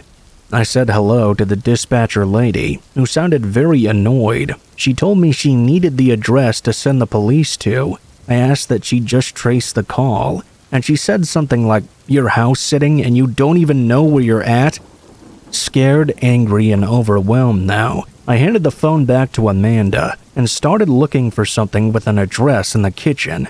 I also kept an eye down the hall that had the daycare rooms, knowing that on the other side of one of those doors was a patio door that was currently open.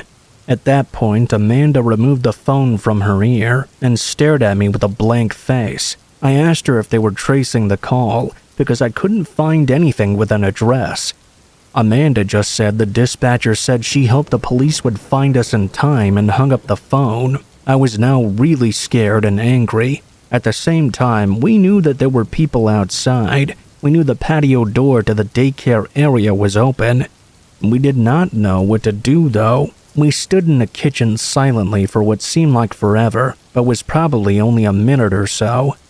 We heard a loud metallic bang outside the kitchen window by the patio door. It sounded like someone had dropped something metal and heavy.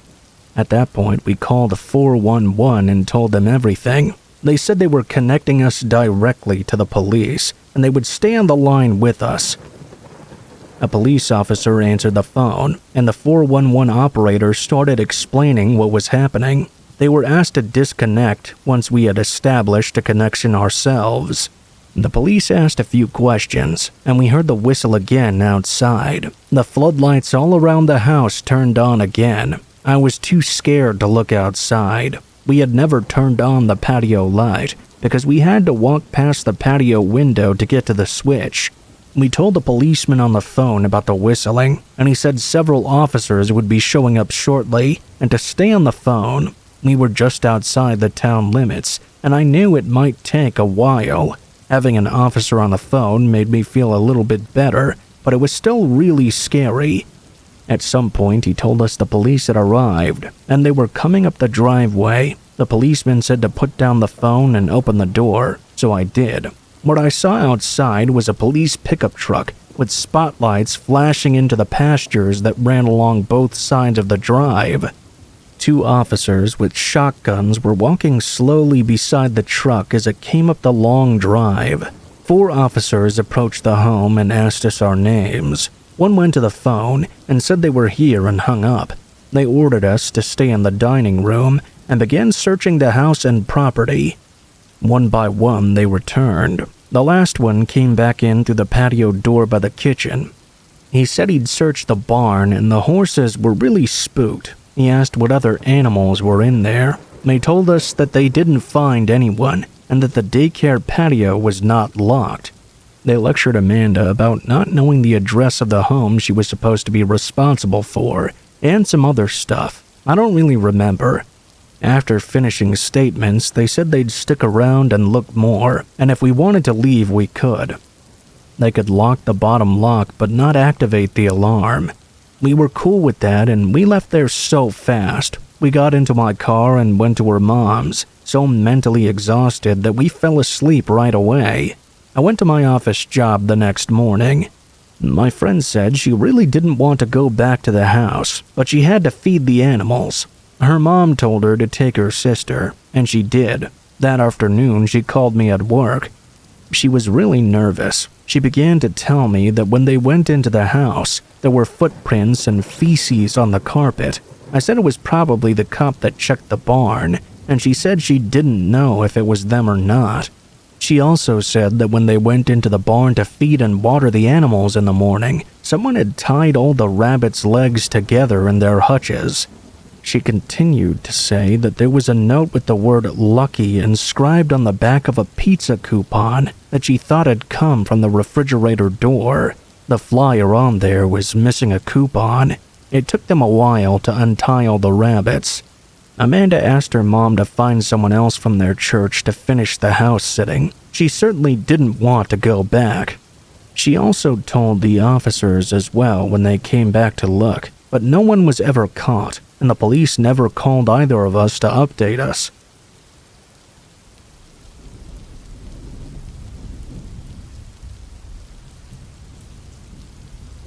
This is the most terrifying experience I've ever had, and really traumatized me. When I was single, one of my friends was really adamant on setting me up on all these dates. She was so overly content with her own boyfriend that she'd had it in her mind that I really needed one too.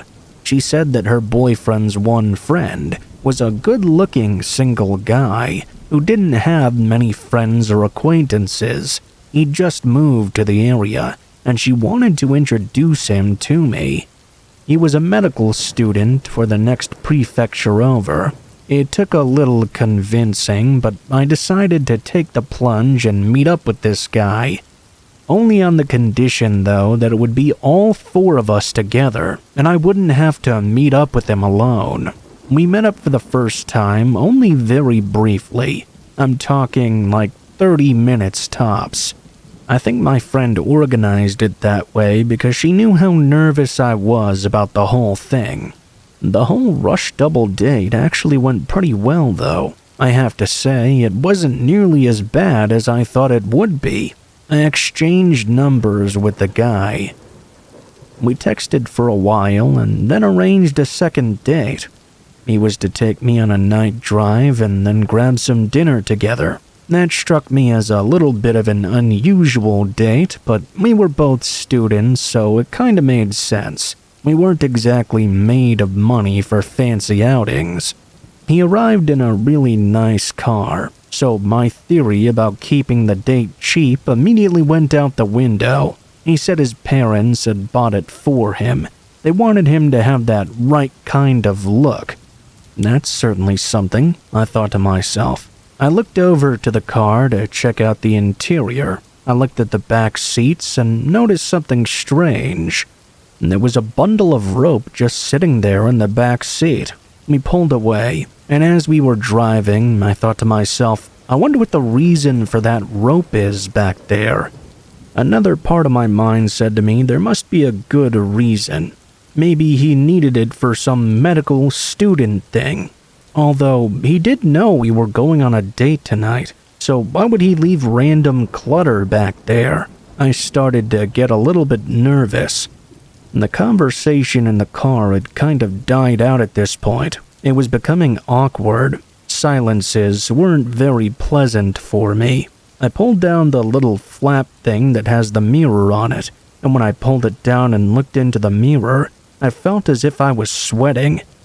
I didn't want to show this guy that I was getting a little weirded out. I mean, at that point, it was just some rope in a car. I tried to think of other things, but I could not hide my discomfort with this awkward silence.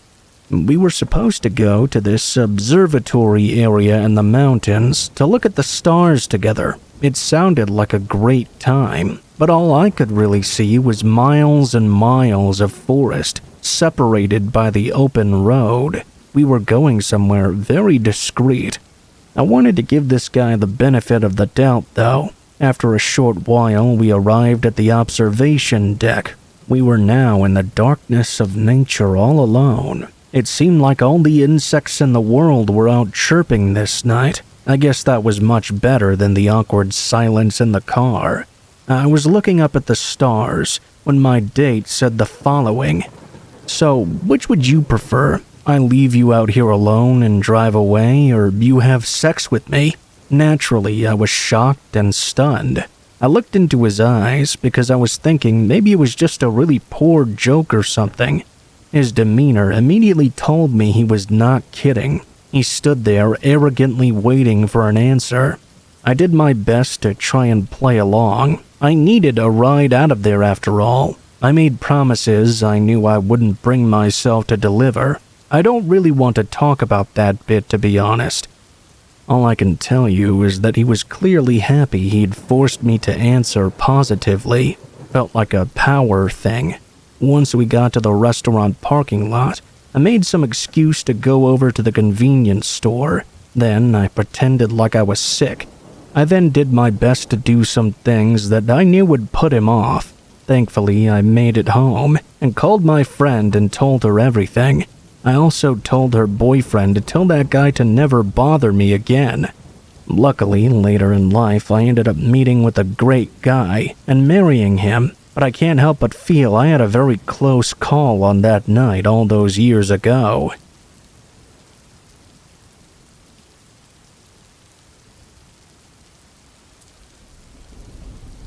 This happened when I was in college. I lived with 4 other guys in a dormitory, and not one of us had a girlfriend. We were pretty cool dudes. We didn't have much to do back in those days, though, and we weren't ones for the club scene or anything like that. We got into this rhythm of heading out on night drives instead. I mean, we really didn't have to be up early for class, and we had so much extra time on our hands. Just kinda happened to work out that way.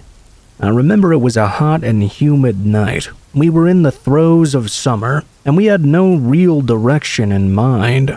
My friend was driving us in his car. It was a used car, but that was to be expected, as we were all students. His aircon did not work very well, so I always rolled the window down. We had been driving for a while with no particular destination in mind. It was nice to just chill out. I noticed that we were someplace we hadn't been before. We were in the mountains, and the houses were becoming few and far between. My friend who was driving thought it wouldn't be an issue to turn up the car stereo at this point. It was really fun, actually. We were coming up on a part of the mountain pass that was at the highest point of this particular mountain road. We were about to pull forward after checking for oncoming traffic when the stereo suddenly caught off. It seemed strange for it to just shut off like that. It was a second-hand car, but the stereo itself was pretty new. When we passed over the highest point, the stereo came back to life, and we soon stopped caring about that strange glitch.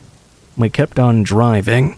I think that shortly after that incident, we got bored of the drive and decided we were going to head home. I was looking forward to playing some online games when we got back. We were really blasting our tunes at this point.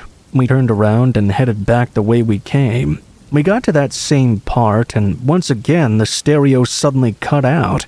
This had us all interested, so we decided to pull over and figure out if there was anything there that could be causing our tunes to stop at this one particular point on the road. I mean, I don't know what we were really looking for. We just kinda used it as an excuse to stop the car and look around. I mean, all four of us were guys, and it didn't creep us out to be in the middle of nowhere at that time of night. There was one thing I noticed as soon as I got out of the car, and that was the fact that there was no sound. By that, I mean there was no chirping of insects, no rustling of leaves in the wind, no distant sounds either. It was like a world of nothing but silence. A world without sound was so eerie. All four of us were silent too. The moon was out, and it wasn't all that dark because we had the car's headlights as a light source as well. Both sides of the road were overgrown with grass and weeds. It didn't look like there was anything in the vicinity that could be outing the stereo. I don't even know what we were looking for, though. A giant magnet of some kind? A radio transmitter? I'm not really sure. Suddenly, the friend who was the driver that night said, "Hey, did one of you speak just now?" He looked at us with a look of fear written all over his face. None of us had said anything. We all knew no one was trying to pull a prank either. The atmosphere was very somber at that point. "Guys, don't try to freak me out, okay?" We assured him that no one had said anything. Now, here is where things get very, very weird. I suddenly heard a voice as well. I knew right away the voice did not belong to any of my friends. It was strange. It was like I was hearing it inside my own head. The mysterious voice was whispering some unintelligible words in a raspy voice. We must have all heard it at once, because the second I heard it, I saw everyone else shudder as well, all as if in unison. It was so creepy. I didn't need to be told twice. We jumped into the car and pulled away. No one said a single word. It was just understood that we needed to get the hell out of there. I didn't get a chance to play video games that night. We all huddled together after that night drive and tried to calm down. The voice in my head sounded so creepy. It was all just so strange. It was horrible. Since that night, my friends vowed not to go anywhere near that anomaly of a road again. It was a great spooky anecdote to tell at parties, but deep down we were all still so creeped out by it. I'm not sure if anybody else also feels like this, but over time my fear gradually turned into curiosity. I wondered what would happen if I went back there. I mean, we'd only experienced it in one car. Maybe it could have been some circuitry issues or something. Maybe we were all tired and overreacting to a shared auditory hallucination, some sort of mass hysteria thing. What would happen if I went back there alone? I decided to go back before graduation. I figured I'd never get another chance if I didn't do this. It was February when I went back, the end of February, so it wasn't super cold. I left for the mountain pass in my car, during the day, mind you, as I was too scared to go back at night alone. I approached that pass without my stereo playing. I pulled over because I spotted something strange by the side of the road. There was a faded wooden sign jutting just out of the grass beside the road. I kneeled down to take a closer look. The sign must have been hidden that summer due to the growth of weeds and grass. There were some faded letters painted in blue. I'll tell you what the sign said. It was only partially legible, so when I say the letter X, that's all the stuff I couldn't read. Here's what the sign said. "Here lies XXXXX. Please, it's sleeping." Next to the sign was a large stone, which had been decorated with strange symbols. It looked almost as if it was there to enshrine something, like a memorial to an event or something, not the grave of a person being buried there. There was no name mentioned on the sign either. As I looked a bit closer, I started to make out more of the second word, so I read the sign again. "Here lies XXX. Quiet, please. It's sleeping." I didn't know what was going on here, but it was very strange. I bowed my head and clasped my hands together in a prayer, and I apologized to whatever force me and my friends might have annoyed that night. I wondered if it was all in my imagination. I also wondered if there might have been a cursed object or something buried there. Either way, though, I was happy to heed that warning and never go there again.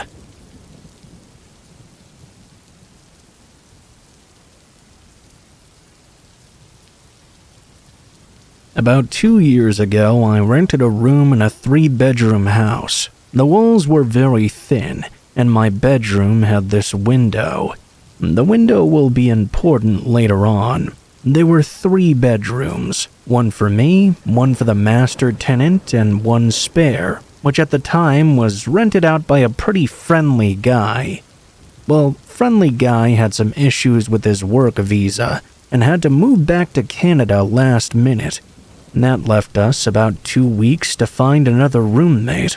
Our quickest and easiest option was Craigslist. Due to my work schedule, I had no part in the selection process. I was content when the new roommate moved in a bit later. Something seemed off about this guy, but he was very friendly. He was a large, tall man and was very quiet. Not someone I wanted to go out of my way to hang out with, but also okay to be around. 2 weeks after he moved in, the master tenant left for Hawaii, leaving me and this new guy alone. For the first few days, everything was perfectly normal. However, that all suddenly changed one night. I was woken up at about 8 a.m. to a very frantic knocking on my door. The new roommate, we'll call Kyle, was standing there when I opened it up. He was looking frazzled and looked me dead in the eyes. "So do you want to tell me what was going on last night?" I was shocked and confused as to what he was talking about. Last night I had come home from work at about 9 p.m. and immediately showered and went to bed. I explained this to him, and he said he'd heard me screaming, that he saw me through the window arguing with our landlord, who I'd never even met in person at this point. He claimed that he heard people coming in and out of our house. I told him no way, none of that ever happened. After staring at me for a bit longer, he finally left. The next morning, I woke up to the same thing. He said he'd seen me arguing with my boyfriend. Thing is, I was single at the time. He said he saw me talking with the master tenant as well, who, as I mentioned before, was away in Hawaii. He also asked me for the badge number of the officer I was talking to. Apparently, he saw a bunch of police as well this time. I got angry and more or less told him to cut this shit out. I was not doing anything, and I had no idea what he was talking about. He got this weird look on his face and said he thought he had a seizure in his sleep, that next time that happened, to call the ambulance. After that, he left. About an hour later, he began knocking at my door again. When I opened up, Kyle repeated the exact same story verbatim. I told him to leave me alone, and then I left for work. My workday went about as well as I'd expected it to. I was a bit reluctant to return home, but I was too tired to crash at somebody else's place. Big mistake. At about 1 a.m., I woke up to doors slamming.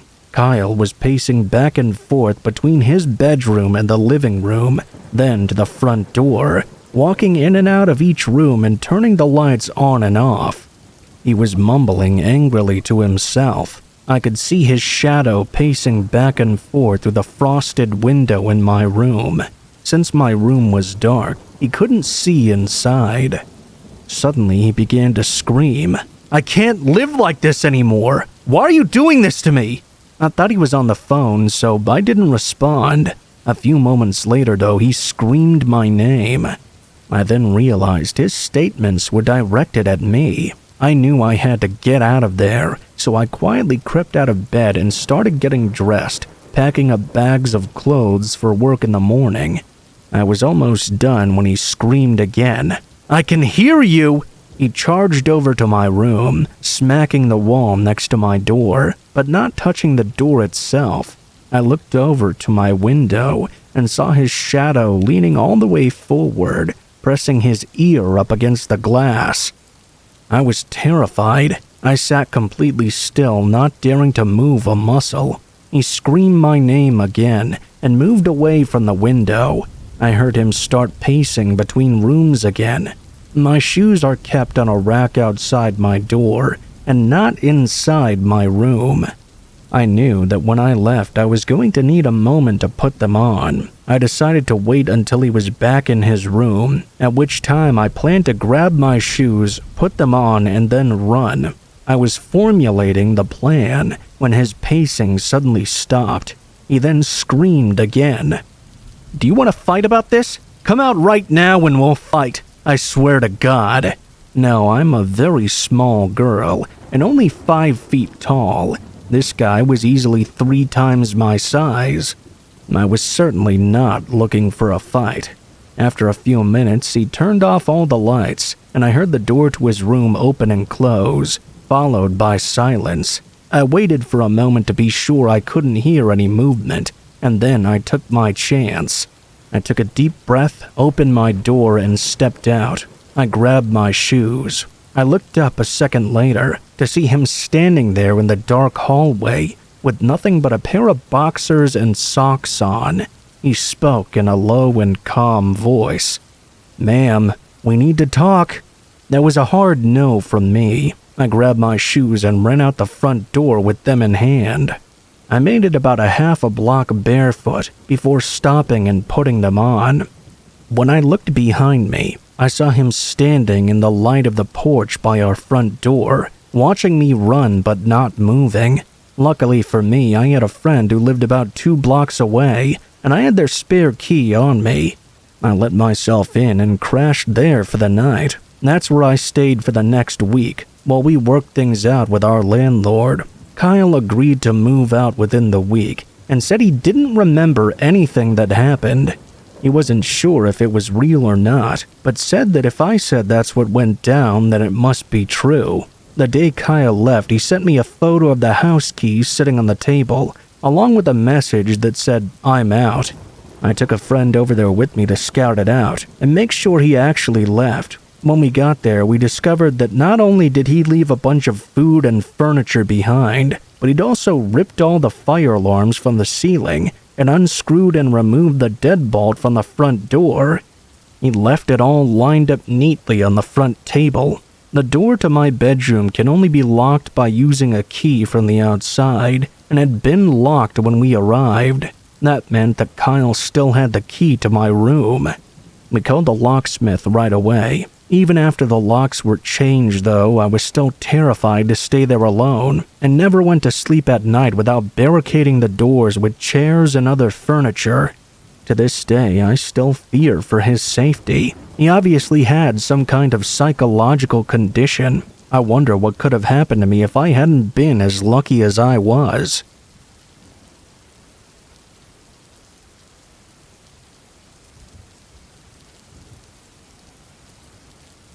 When I was a little girl, I remember I was playing on the beach by myself. This was pretty normal, as my family owned a condo that sat directly on the beach front. I got somewhat bored and decided it was about time to head home. I started walking back toward my place. I was passing my street's beach entrance, which is a pathway in between the sand dunes protecting the beach. That was when I noticed an older man just kinda standing there. I immediately got a creepy vibe, but decided to walk by him anyway. As I was passing by, all of a sudden he grabbed me and whispered in my ear, "I'm going to fuck you." I bit him and ran all the way back home as quickly as I could when he released me. I told my mom what happened right away. I asked her what fuck meant. It wasn't exactly a pleasant experience.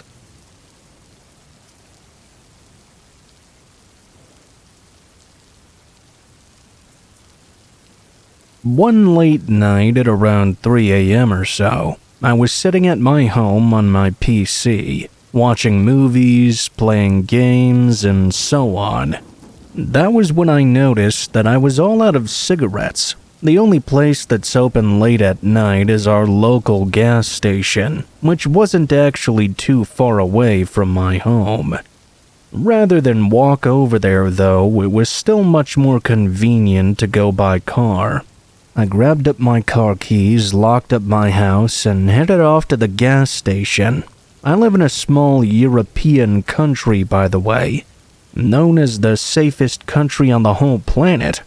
However, that doesn't mean that bad things never happen here and there. When you exit the urban area where I live, you need to turn right to reach the main road. From there, you just go straight for about half a kilometer, and then turn left for another half kilometer to reach the gas station. On the way there, though, I noticed a girl on the sidewalk. I usually drive slower at night, because many people tend to speed and run red lights during the nighttime. I noticed that this girl was moving very unnaturally, much faster than usual, and appeared to be somewhat panicked. I looked around and noticed two guys behind her, following her. They were pointing at her and saying something, making some gestures towards her that I couldn't quite make out. This all gave me a really bad vibe. As I got closer to the events playing out, I noticed the woman was clearly frightened and looked as if she was about to cry but holding back tears. I pulled over close to her and asked her if she was in trouble. She just looked at me and nodded her head in response, and I told her to climb into the car. She did, and I explained to her that I was on my way to the gas station to buy some cigarettes, but I would take her home as soon as I was finished making the purchase. She thanked me profusely, and I asked if she wanted me to drop her off at the police station to report the incident. She said all she wanted was to go home. I went to the gas station and bought cigarettes for myself, and a bottle of water for her. She was clearly still in a state of fear. Afterward, I took her home. We passed by the same street where those two guys had been following her, but there were no signs of the shady men. I was just left imagining, what if I hadn't run out of cigarettes that night? What would have happened to that poor woman? I don't know.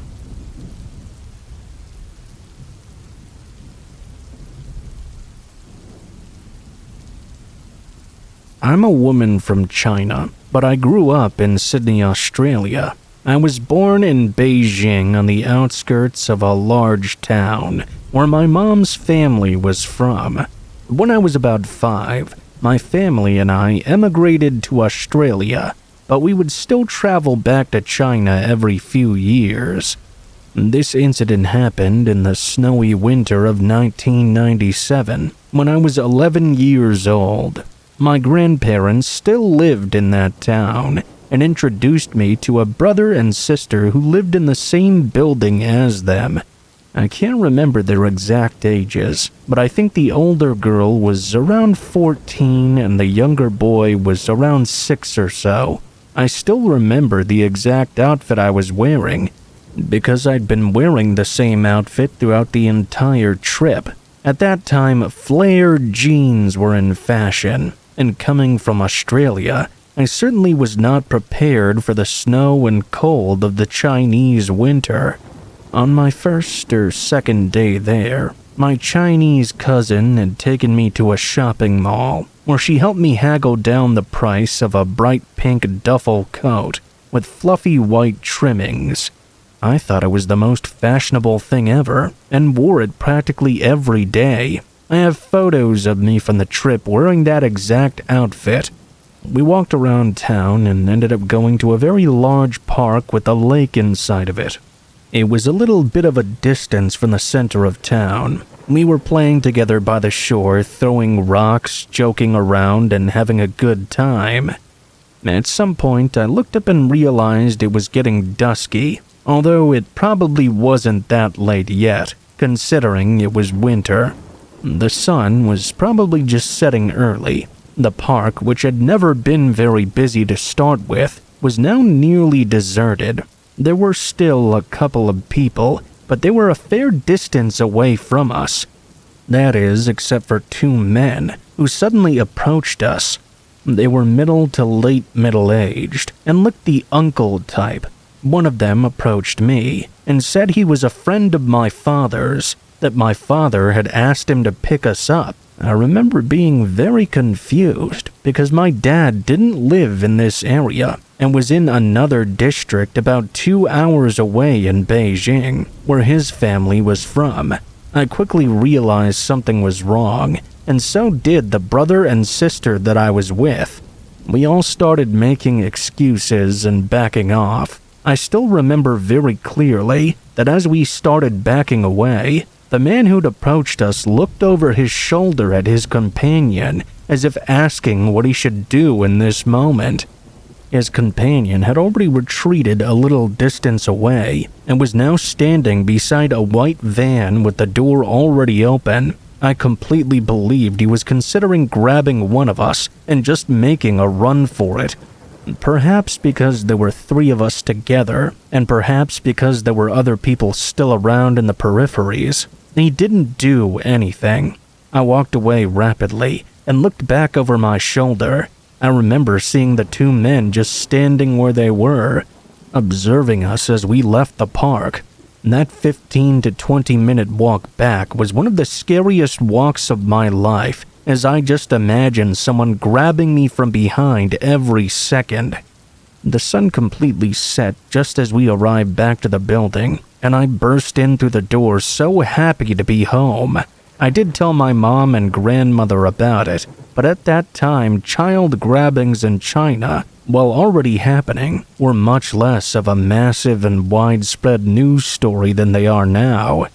I think my mom especially felt that being almost grabbed was somehow a commentary on her parenting skills, and so she was very dismissive. She really dislikes it even when I bring it up nowadays. Organized child and or bride kidnappings are a huge story in China. It often makes me shiver at night to think how different my fate could have been. There have been many stories about young women and girls kidnapped and forced into becoming brides of villagers in remote countrysides. Sometimes even being tied to beds and having their legs broken to prevent them from ever running away. They're forced to bear children one after the other, and no one in the village will help them because almost all the men in the village have purchased their brides from traffickers in the same way. There are also children, usually boys, kidnapped into families who've been unable to have kids or adopt legally. They usually fare a bit better, but can also be neglected. Now that I have my own kids and I'm safe and warm in my bed in Sydney, I sometimes think about how wildly and irrevocably my life may have been derailed that snowy evening.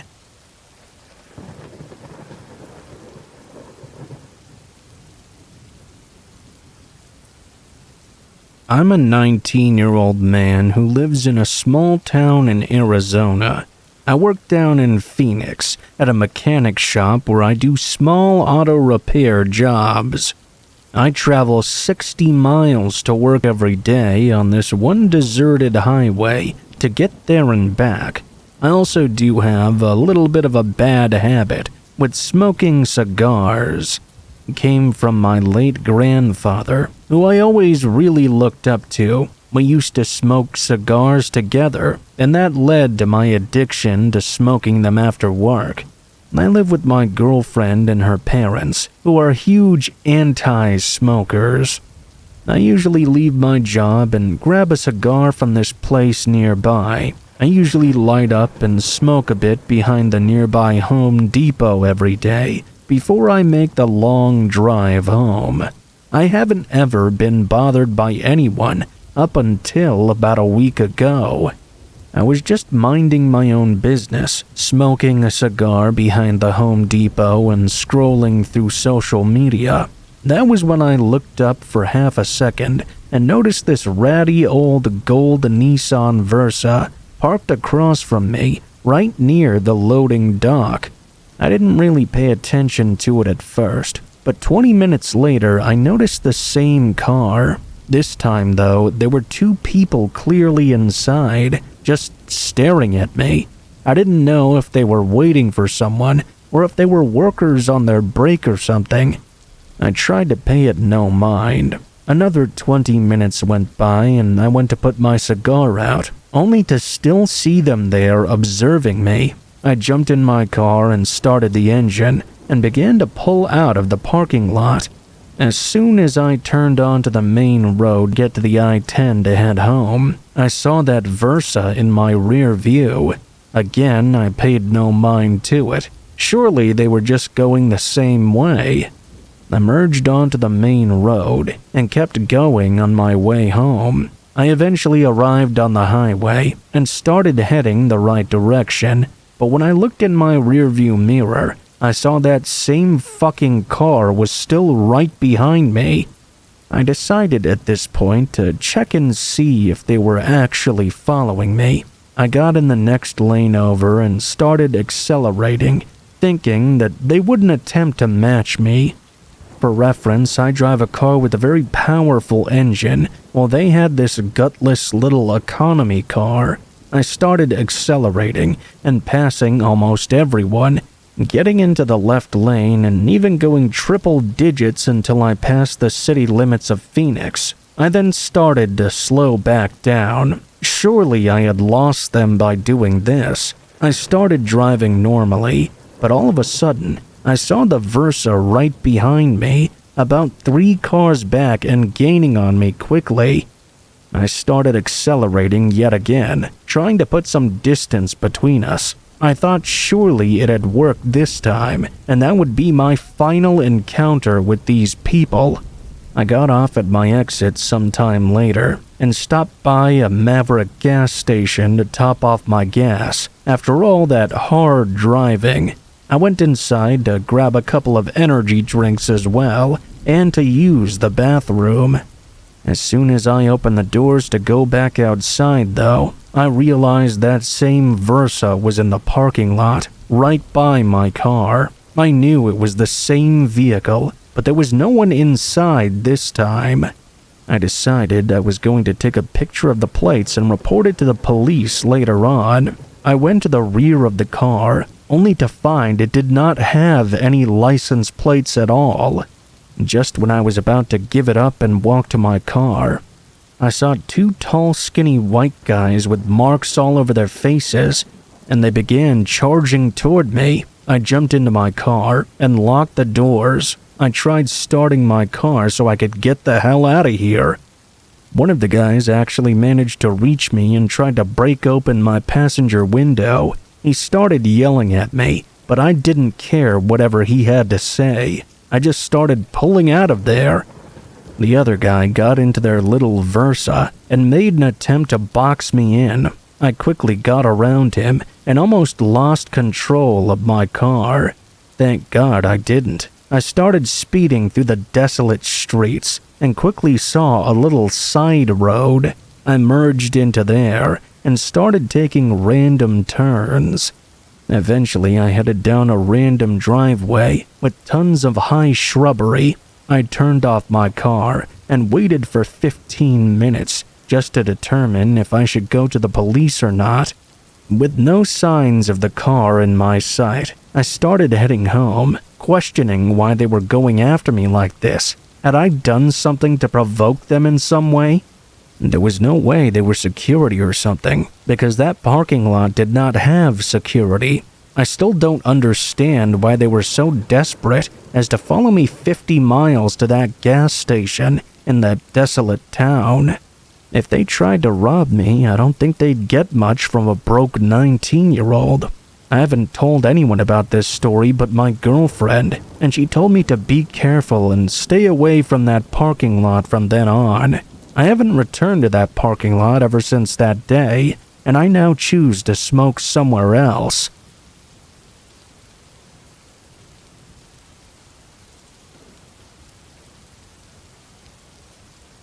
This happened just last week, and although she didn't seem specifically malicious, the things she said were very scary. I, a 19-year-old man, was heading home from university. To get there, I had to take the train. When I boarded, many seats were already occupied. In my country, the seats are arranged in such a way that it allows 4 people to sit facing each other and they're all quite close together, perfect for conversation, even with strangers, unfortunately. I noticed an available seat in front of this young girl, who appeared to be 1 or 2 years younger than me. It was hard to be certain, though. She may have also been a bit older, hard to say. I approached her and asked if I could sit there. "Of course," she replied, looking at me in this strange and very intense manner. To distract myself from her burning stare, I took out my phone. I noticed she had a chocolate bar in her hand. She asked me, "Where do you live?" I thought to myself, "Why do you need to know?" When I didn't answer, she inquired about my destination on this train. I told her the stop I would be getting off at, and she informed me that she would be getting off at that next stop too. She then started singing something unintelligible, and then she gazed at me as if expecting a response. To avoid further conversation with this strange girl, I simply replied, "It's okay to be silly."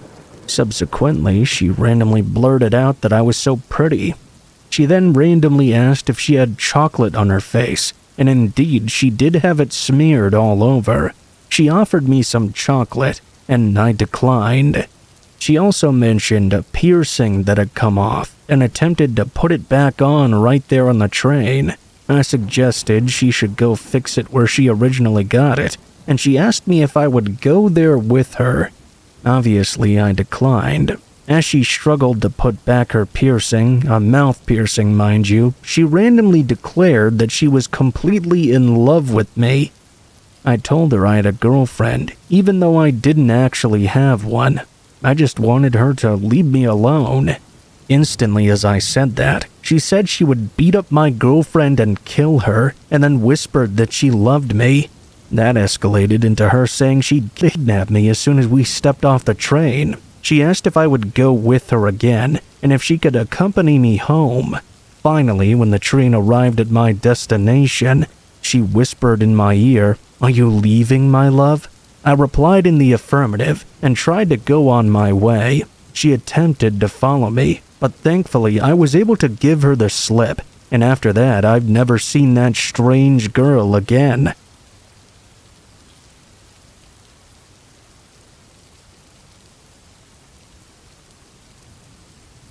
A few weeks ago, I had to fly out to a small town I had never been to in order to look for a place to live.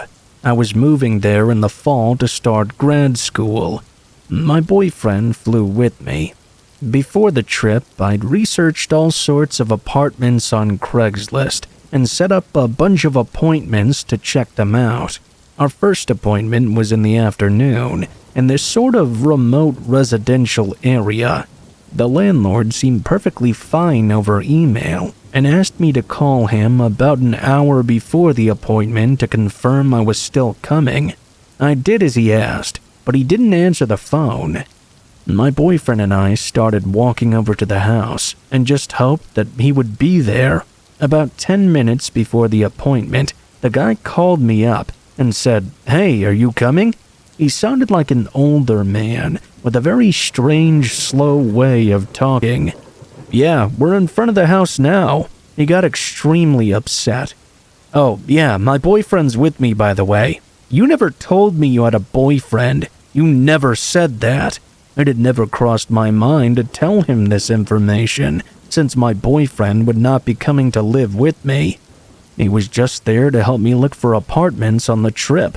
I told the man, and after a very long pause, he said, "I'm sorry. It's just sometimes people don't tell me when they're married, and it surprises me. I'll see you soon." He then hung up. I told my boyfriend about what the man had said, and he was immediately weirded out. He wanted to leave, but there were slim pickings in terms of real estate around here. I stupidly said I had to stay in case this was the place. As we were discussing this, we saw a man leave the house we were going to view. This man was young and extremely sketchy looking. He took one look at us and ran to his car. He pulled away from the curb with a screech. Okay, now we were really starting to get creeped out. That wasn't quite enough for us to just bail yet, though. Me and my boyfriend looked at each other, wondering what to do. Soon the landlord arrived. He looked to be in his 50s, very tall and strong looking. His eyes were completely blank and devoid of emotion.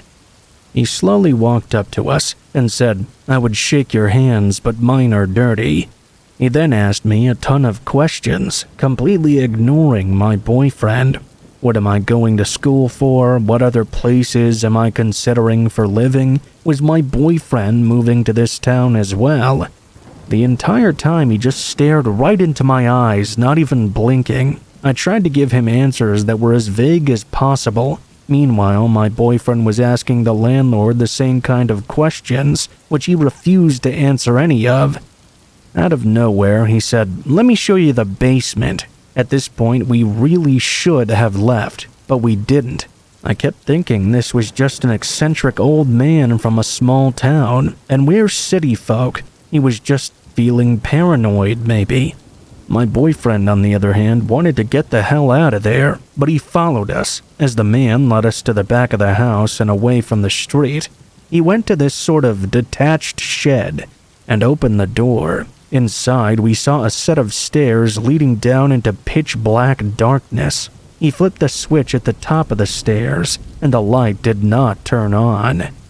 Normally, the response for this would be, "Oh, the lights are out," or something like that, but he didn't say anything. He just slowly walked down into the darkness and stood there without moving in the dark. He then called out to us, "Aren't you coming down?" There's nothing to see if the lights are out," said my boyfriend. The landlord just stood there for a long time, then slowly walked back up the stairs and closed the basement door. Without saying anything, he took us into the house. Weird and increasingly creepy things ensued. The front door, the only exit to the home, locked automatically. When my boyfriend tried to fiddle with it, the man became very upset and told him to leave it alone. He managed to get it open secretly, though. The man kept on trying to box us into small rooms and kept reaching his hands into his pockets, only to take them away when he caught us looking. On Craigslist and in person, the man claimed there was a grad student already living in the home, but the evidence of that seemed arranged. There were neat piles of generic textbooks on the table, but not things a 20-something-year-old might be using. There was a bowl of fruit on the table as well, but no other food in the fridge or pantry. There weren't even utensils, and there were only 3 random t-shirts in the closet. The landlord wouldn't say what school the student went to, nor how long he had been renting the house out for. Finally, the man had showed us every single room except for one. He claimed that the one he refused to open for us was the attic, and we didn't need to see anything up there. He gave us several reasons when we inquired. It was unfinished. There was furniture up there. It would smell bad. The last one I certainly believed, because when I stood near that door it smelled terrible. At this point, we made our excuses and got out of there. The man walked us out, then got into his car. But when he thought we had turned the corner, he exited his car and slowly sauntered back into the house. My boyfriend fixated on the idea that there was something off about this guy. We Googled him that same night and found out 3 things. 1, that he was a pillar of the community known by a lot of the townspeople. 2, there was no evidence of him managing or owning real estate, as he'd claimed on Craigslist. And 3, that he enlisted his home address as the very house we had been touring. That was definitely the creepiest thing that ever happened to me.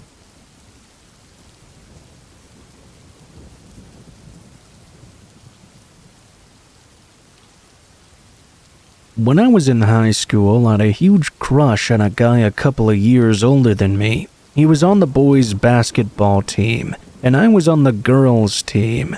I would always try to get him to play basketball with me at our town's outdoor basketball court. He usually declined, though. One night in the middle of winter, he asked if I wanted to play some one-on-one with him. I thought it was a bit weird that he wanted to suddenly play basketball in the middle of the night in winter, so I had my friend come with me. She got bored quickly and he was being really flirty with me, so I agreed she could leave. He assured her he would drive me back to her house, as I was going to be spending the night there. About 30 minutes later, I was freezing and asking him to drive me back. We climbed into his car, and he told me he had to warm the car up before we could go. He was on his phone for about 10 minutes, and we were just sitting there in silence. Out of nowhere, he started telling me about his sexual fetishes and how he got off on physically causing other people pain. He said that no one knew the real him, and if they did, it would scare the living shit out of most people. I was starting to get a bit uncomfortable at this point and asked if we could just leave already. He pulled out of the parking lot, but started driving in the opposite direction of my friend's home. We lived in a very small town, and he drove about 5 miles out of it and turned onto a random gravel road. He told me he was going to take me to meet some people that he thought would really like me. He then told me I seemed like the type of girl who would like being submissive to a bunch of men, and he wouldn't even have to make me beg for it. I was getting really freaked out and scared at this point. I was looking around for my cell phone, but I remembered I had left it at my friend's house to charge. I began asking him questions to distract him, and I was able to get my hands on his phone. That was when he stopped at a random shack right in the middle of nowhere.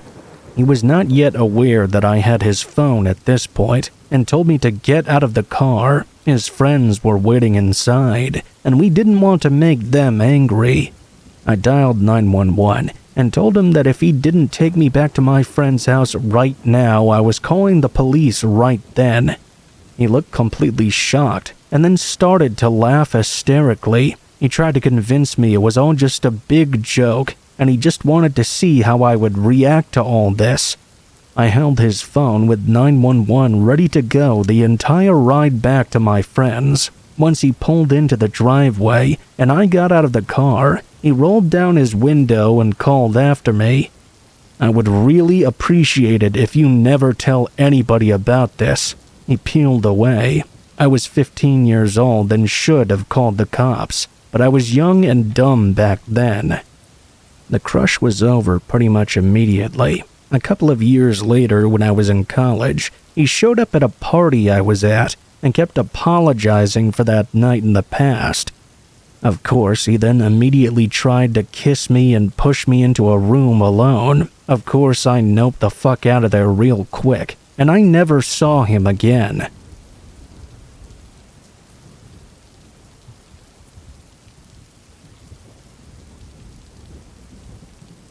This is a story that only recently unlocked within my memory, probably within the last week or so.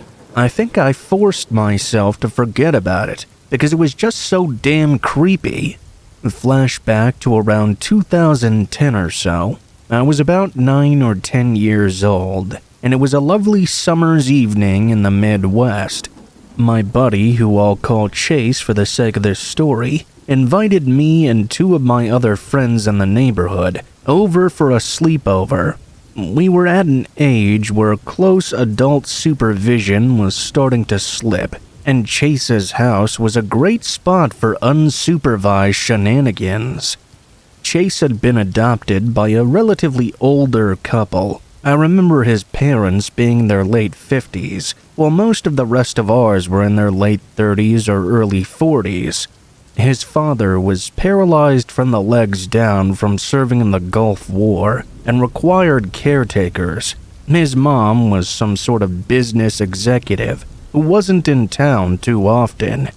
In addition to this, Chase's only sibling was much older and had already moved out for college by this time. That meant that whenever we were hanging out there were almost never any eyes on us. We never really did anything bad, but typical stupid stuff that you'd imagine kids at that time would be doing. You know, shooting off airsoft guns, putting crazy seasonings into instant ramen, and staying up late playing forbidden M-rated games that none of us had yet. All that kind of stuff. Chase's house was by far the biggest home in the neighborhood too, sitting right on top of a hill with a gate. It had a big long driveway and a huge yard that surrounded the perimeter of the home, and it backed into a wooded area, which eventually led into a state forest. This particular night, Chase had the idea that we should set up a tent in the woods and camp out for the night. Well, I don't think any of us were jumping out of our skin to do this. We all complied on the condition that we'd stay at the edge of the woods, so we could still use the bathroom and get snacks from the house if we wanted to. We set up the tent, laid out our sleeping bags, and grabbed as much junk food as physically possible. We hung out in the tent for the night and goofed around for a few hours, even after the sun set, until the sugar high died off and the unhealthy food settled in. One by one, we started to fall asleep. I was usually the very first one to crash at sleepovers, and tonight was no different. What was different was that this was not a restful and long sleep. I was suddenly woken up by someone shaking me out of the pitch black. As my eyes adjusted, I saw the concerned face of my friend come into focus. Before I could even chew him out for waking me up, he whispered to me, "Hey, do you hear that?" I sat up and carefully listened in until I heard the noise he was talking about. I noticed another one of my friends was awake too. It was a whistle. Somebody out in the woods was whistling. Each whistle was drawn out and breathy, followed by another equally drawn out note. Writing about this now still gives me goosebumps just remembering the sounds of it. It sounded like it wasn't that close, but not that far away either. I'm sure my expression turned to that of horror as my other friend woke the last one up. We all sat there in silence and listened in and tried to determine the direction of the whistling. Could it have been coming from the house? Maybe one of Chase's dad's caretakers decided to stay the night, but that didn't usually happen. It didn't take much longer to realize that the whistling was coming from the middle of the woods. Not only was it coming from there, it was getting closer to where we were. It took about 15 minutes to get our shoes on and sprint to the front porch. We left everything behind. Our snacks, our pillows, our sleeping bags, our Nintendo DS's. We didn't dare to go back for them. Under the light of his heavily illuminated driveway, which was basically a mini parking lot, we all stopped and tried to gain some newfound confidence. At that time, we managed to convince ourselves that we weren't scared at all. We went and grabbed our airsoft guns from the garage and started talking trash and shooting out into the woods, trying to intimidate this mysterious person. We were shouting that we were going to shoot whoever was out there and yelling like a bunch of idiots. We weren't able to hear anything, but at some point when we cooled down, we listened in a little closer. Hearing no further signs of the whistling person, we were satisfied and went to sleep on the floor of his living room. While that experience was creepy, what was really terrifying was what happened the very next morning. We all woke up and started talking about how creepy everything that happened last night was. Under the light of the day, we walked down to the tent to retrieve our things. As we got closer, though, we noticed something looked off about the tent. It had been completely trashed. The rain tarp had been pulled off, and it looked like the tent had been caved in, like someone had broken all the poles. Yeah, we had left in a hurry, but I felt it hard to believe that us 4 10-year-olds could have done that much damage in our time making our way over to the front of the tent. My face dropped when we saw the true extent of everything inside. It was all completely trashed. Our snacks had been dumped out and stomped on. Several of the sleeping bags and pillows had been slashed open and their contents thrown over the woods. Chase's DS had been snapped in half, and worst of all, one of the sides of the tent had slits all the way alongside of it, as if some psycho had gone on a stabbing frenzy. All of us said shockingly little. Despite all the bravado we had, boasting about how we'd scared off whoever was in the woods the previous night, and earlier that morning, we were all scared. The four of us grabbed all our destroyed things and brought it back to the house. We hopped on our bikes and all headed home. Nobody mentioned it to their parents, partially out of fear of trouble, and partially to delegitimize what had just happened. Chase's family would have never used that tent again anyway. I'm sure he convinced his parents to just buy him a new DS and said he lost it or something.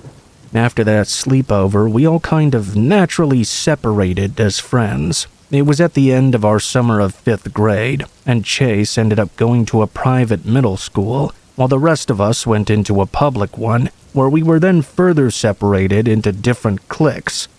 I never really thought about the incident again until I ran into one of those old friends recently when I was back in my hometown visiting family.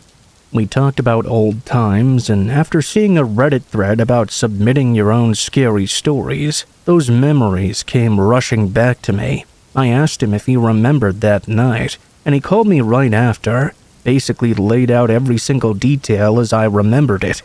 Immediately after, I spent the last half hour writing all this down on my phone. If there's any takeaway from this, it's that you should always stick to that gut instinct you get when something seems off, because if it seems like it, it probably is.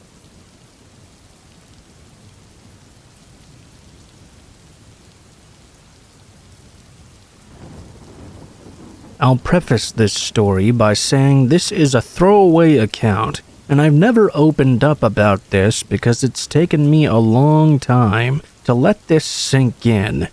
My story may not be a life-threatening one as much as the other ones on here, but I felt the need to get this off my chest. The story starts off with me at 12 years old, diving into the world of puppy love and awkward first romantic encounters. I was called terrible names in my classroom during an age when no one actually understood what that entailed, since I was openly liked by at least 5 guys in our class. This only made my self-esteem fall even lower, as they called me all these names and taunted me over it. I was overly friendly at this time, because when you're young, insecure, and verging on taking your own life often, you tend to overcompensate. Because of this, I was far closer to the class outcasts than everyone else. You know the ones that were on the spectrum of Naruto running through the halls without a care to being extremely socially anxious. It turned out that one of those friends of mine would be my stalker. You see, this stalker was a very casual friend of mine.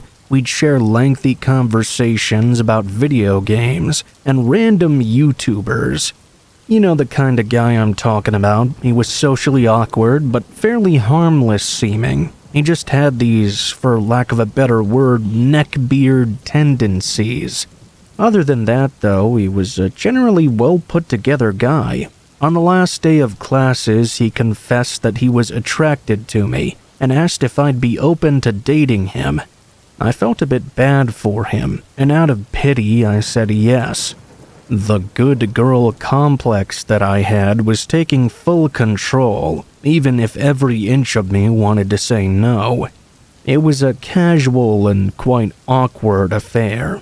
We treated it more like a friendship with a bit more commitment, but as it went on, there started to be a few red flags popping up. He began to do very ominous things, like tracking my location through my messages. I thought it was harmless at the time because I didn't understand what that implied. Eventually, though, we broke off the whole ordeal. It just left a bad taste in my mouth, and I didn't want to keep it going any longer. I felt 6 months was probably enough to validate that this wasn't going to work. After all, we were 13. Who has relationships at that stage seriously? Well, it turns out that me didn't quite feel the same way. He thought of us as meant to be. It turned out that we had actually been friends during our younger childhood, and he held on to that. He would quote-unquote win me back no matter what. After this, he would often message me all the time, try to follow me at school, and try to even follow me into the bathrooms, even going as far as to coming to my house unannounced and hiding in the bushes outside. At that point, I was especially alarmed. What unnerved me the most was the thought that he was now following me home from school. With how quickly he'd arrive after I got home every day, it was very unnerving. Still, my good girl mentality was still going strong. I thought that maybe I could convince him to turn this into a more standard friendship and stop behaving so scarily. He made it very clear that that wasn't going to be the way things would go, though. He would constantly pick fights with anybody I tried to be friends with or talk to. It was excruciating. And he would try to force me into situations where I'd have to be around him. At one point, he even grabbed me by the arm while I was with my other friends. He began to drag me away and only stopped once my friends defended me. I felt powerless and weak. We even moved a bit away to try and get away from this guy, but he would still show up to my new doorstep unannounced. Understandably, this really scared me. He continued to insist that I was his, and we were meant to be. I was young, confused, and scared, and I was taking the blame for all of this. I thought it was my fault for leading him on, or even engaging with him in the first place. He often tried to guilt me with the excuse of needing closure, to talk to me or get my attention. You'll see how overused that becomes. It reached a point where I was constantly looking over my shoulder and going through great lengths to avoid him. He would wait by all my regular routes and follow me everywhere. I changed the places I frequented and made sure I was always surrounded by my friend group. I would go as far as ducking down and crawling on my hands and knees past his class windows to make sure he couldn't see I was outside as I went to the bathroom. Whenever the doorbell rang, I would always freeze. I was anxious about leaving the house because I always thought he might be hiding in the bushes outside waiting to ambush me. Once he caught on to this, he ended up spilling a sob story to our guidance counselor. I suppose he managed to make her feel bad for him, which explains why she pulled me out of class and ambushed me into having a lengthy conversation with him. He pretty much used the I need closure excuse there, too. Instead of talking about closure, though, he acted as if he didn't have me pulled out of class at all. My mom ended up chewing out the guidance counselor for doing such a stupid thing. I thought I'd be safe from then on, inasmuch as he was a lot less stalky after that, for lack of a better word. He was still there like a looming presence, and I could always feel his stare when I passed him by. His friends would also act really weird about me. He no longer tried to do things like follow me home or anything like that, though. I still felt paranoid and terrified. One day we had a new exchange student, a new girl. Everyone was quick to point out that she looked a lot like me. The resemblance was actually uncanny. We could have been doppelgangers of each other. We ended up becoming quite close friends. She told me that during her first week, a bunch of guys had begun calling her my name, and one of them even began messaging her and hitting on her. This was her first encounter with being mistaken as me. We would sometimes have a bit of fun with this from then on, pranking others by doing a little switcheroo. She'd walk down the hallway before me, and I'd pretend to be her after, and stuff like that. To our surprise, this really caught his attention, though. He would stalk her around all the time, only for him to leave her alone once he realized it wasn't me. The new girl didn't end up minding that much. She and I actually ended up dating. Surprise, surprise, I was actually a lesbian this whole time. Of course, that guy took personal offense to this, making weird and threatening remarks about it. He also began leaving notes on my desk on a semi-regular basis. I ended up moving schools and thought that surely would be the end of it. In a way, it was, because that severely limited our ability to encounter one another. At one point, though, my old school sports team had gone to our new school, along with teams from the other schools for a regional inter-school competition. I was anxious and refused to leave my classroom for that whole week.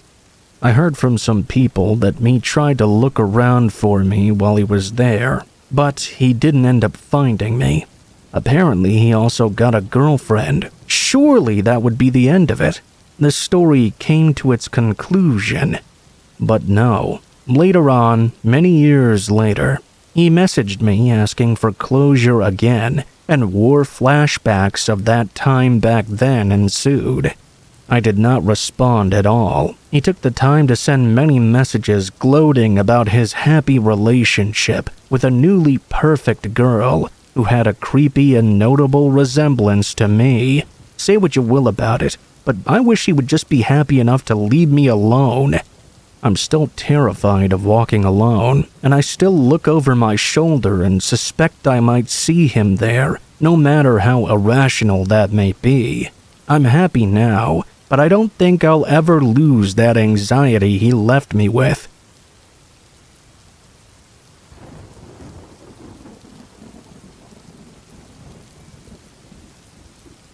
This happened late one night when I was driving back home from work on a dark and lonely highway. It was the kind of night that really makes you wish you were at home relaxing instead of being stuck out on the road. There were no other cars in sight, and by happenstance I was driving through dark territory, meaning there was no reception on my phone. I'd been driving for quite some time and was starting to zone out a little bit. That's not to say I was falling asleep behind the wheel or anything. I was just sort of on autopilot. As I rounded a bend, though, I saw a semi-truck parked on the side of the road up ahead of me. Not necessarily anything out of the ordinary. Truckers will oftentimes park off to the side to catch some shut-eye during very long trips across the country, but there was something about this particular truck that unnerved me. I got the feeling that whoever was behind this wheel was not resting. They were waiting. I slowed down as I approached the vehicle and tried to get a look inside the cab. The windows were tinted black, and it was dark out, so it was like looking into a dark void. I also noticed that both the truck and the trailer were completely black as well. After passing the mysterious truck, I sped up and returned to my original speed. I didn't want to go too fast, just in case a trooper was hiding out somewhere, tagging passing cars. As I continued down the road, I kept thinking back to that strange truck I'd just seen. I couldn't shake off the feeling that I was in some kind of danger. Perhaps just my overactive imagination. Damn it. Get a hold of yourself, I said. It was just a trucker counting sheep on the side of the road. Saying it out loud didn't make it any more convincing, though. There was just something that made me feel uneasy about this situation. As I was about to turn around another bend, I heard the unmistakable sound of an engine revving behind me.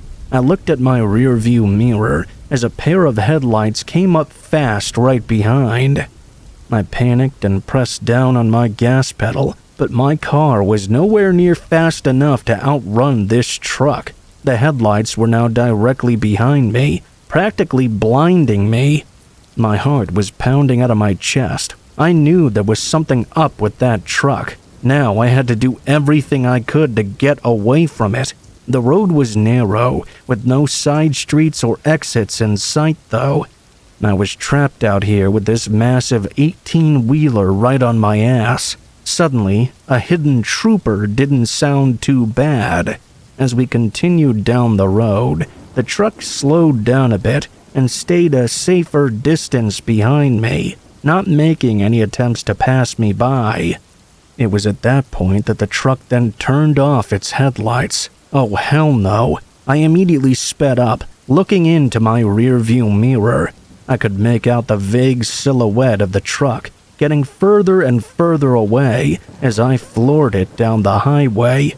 It disappeared from view eventually. When I finally arrived home safely, I parked my car in the driveway and went inside, making sure all my doors and windows were locked. I was exhausted. Nothing takes it out of you quite like being afraid from your life out on a dark highway. I just wanted to get some damn sleep and put the entire thing behind me. About an hour later, though, I was woken up by the unmistakable sound of an idling engine coming from right outside. Half asleep, I got up and looked out my window. I became fully awake once I saw what was parked outside. The black semi-truck was parked in the road right outside of my house. Not only was I terrified of my previous encounter, but what was equally jarring was that this massive truck was in a residential area. I had no idea how that driver had even maneuvered down the narrow streets with his trailer attached. This was the first time I got a good look at the thing. It had no commercial markings on it whatsoever. There was no place to call a number to let the company know that one of their drivers was a psychopath with a bad case of road rage. The vehicle also did not have any license plates. I couldn't handle seeing this suspicious truck outside of my house. I remember just saying no and crawling back into bed. I didn't have the energy to deal with this insane bullshit. I remember hearing the truck slowly pulling away as I drifted off to sleep. To this day, I'm still not sure if the driver somehow found out where I lived, or if it was all just a very vivid nightmare. The next morning, I considered calling the police to report the encounter, but honestly, what were they going to do? There was no damage to my car, and there was no proof of what happened out there on the highway. There were no identifiable markings or plates to point out to them either. Over the next few weeks, I couldn't shake the feeling I was being followed. I became severely paranoid, constantly looking over my shoulder, and freaking out every time I saw a dark-colored truck. One day, I was walking back from the grocery store when I saw a black semi parked on the side of the road. After nearly having a panic attack, I was put at ease once I saw the commercial markings on the side of its trailer. I realized it was just a regular semi-truck with a black paint job. What happened to me that night was terrifying, but the fear that it caused me was taking over my ability to be rational. After a while, I decided I couldn't allow it to control me anymore, and I moved on with my life through tons of hard work. It's been years, but I still think about that black semi-truck from time to time. Ultimately, this experience has taught me to trust my instincts and to be extremely cautious when driving alone on remote roads. I still wonder who was behind that wheel of that truck and what their intentions were for me that night.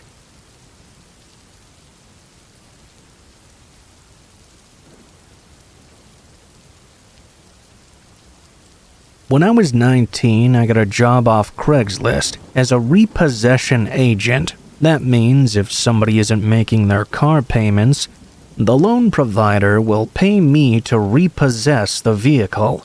It was mostly an honest living. However, it did involve sometimes trespassing onto private property, and I technically wasn't old enough to get a repo license. I was flat-ass broke, though, and the men who owned the company needed someone who spoke both Spanish and English and didn't stick out like a sore thumb in a minority neighborhood. In this line of work, you do have to consider things like this. From 10 p.m. to 10 a.m. Monday through Friday, I repossessed cars with a partner for cash commission. Throughout my time as a repo man, my partner and I found ourselves in many dangerous situations, but there's one in particular that comes to mind whenever someone asks me what's the craziest thing that ever happened to me. It was around 1 a.m. or so, and in one of the worst neighborhoods in the area. Since it was a weeknight, there would typically be a fair bit of activity around this time. The local drug addicts loved to hang around and watch us grab somebody else's car. They would oftentimes try cheering us on or talking to us, which was somewhat irritating. Sometimes they would try to make a scene and warn the person we were going to take their car, which was equally as irritating. This night was quite unusual though. There seemed to be nobody around at all. No barking dogs, no screeching cats, no sounds of traffic or even the wind blowing down the street. You couldn't even hear crickets, just absolute silence. The best way I can describe the atmosphere of that night is very intense.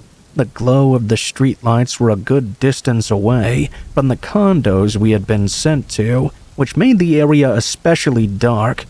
Even so, the car we wanted was nowhere to be found. We decided to park our company truck right in front of the condo. I walked to the front door, while my partner went around the back. I knocked, but there was no answer. I was ready to drop a contact card and get out of there, until my partner reappeared and whispered, "Hey, there's a light on inside." I followed him to the side of the building, where through a gap in the blinds, I could just about see the light on in the apartment's main room.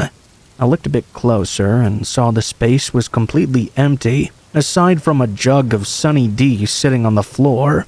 I watched closely for any movement. After a few moments, the dog ran across the ground up to the window.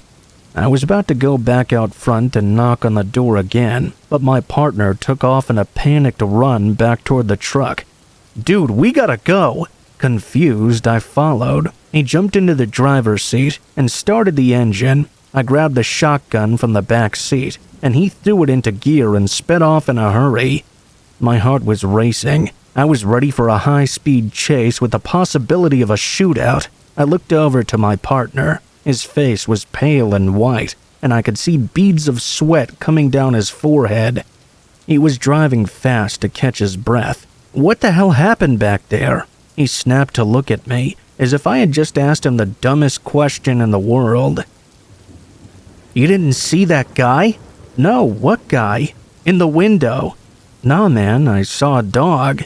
"Dude, that was not a dog. Are you blind?" I was extremely confused now. "Were you even looking? There was a guy running around on all fours butt-ass naked, pretending to be a dog. You didn't see that?"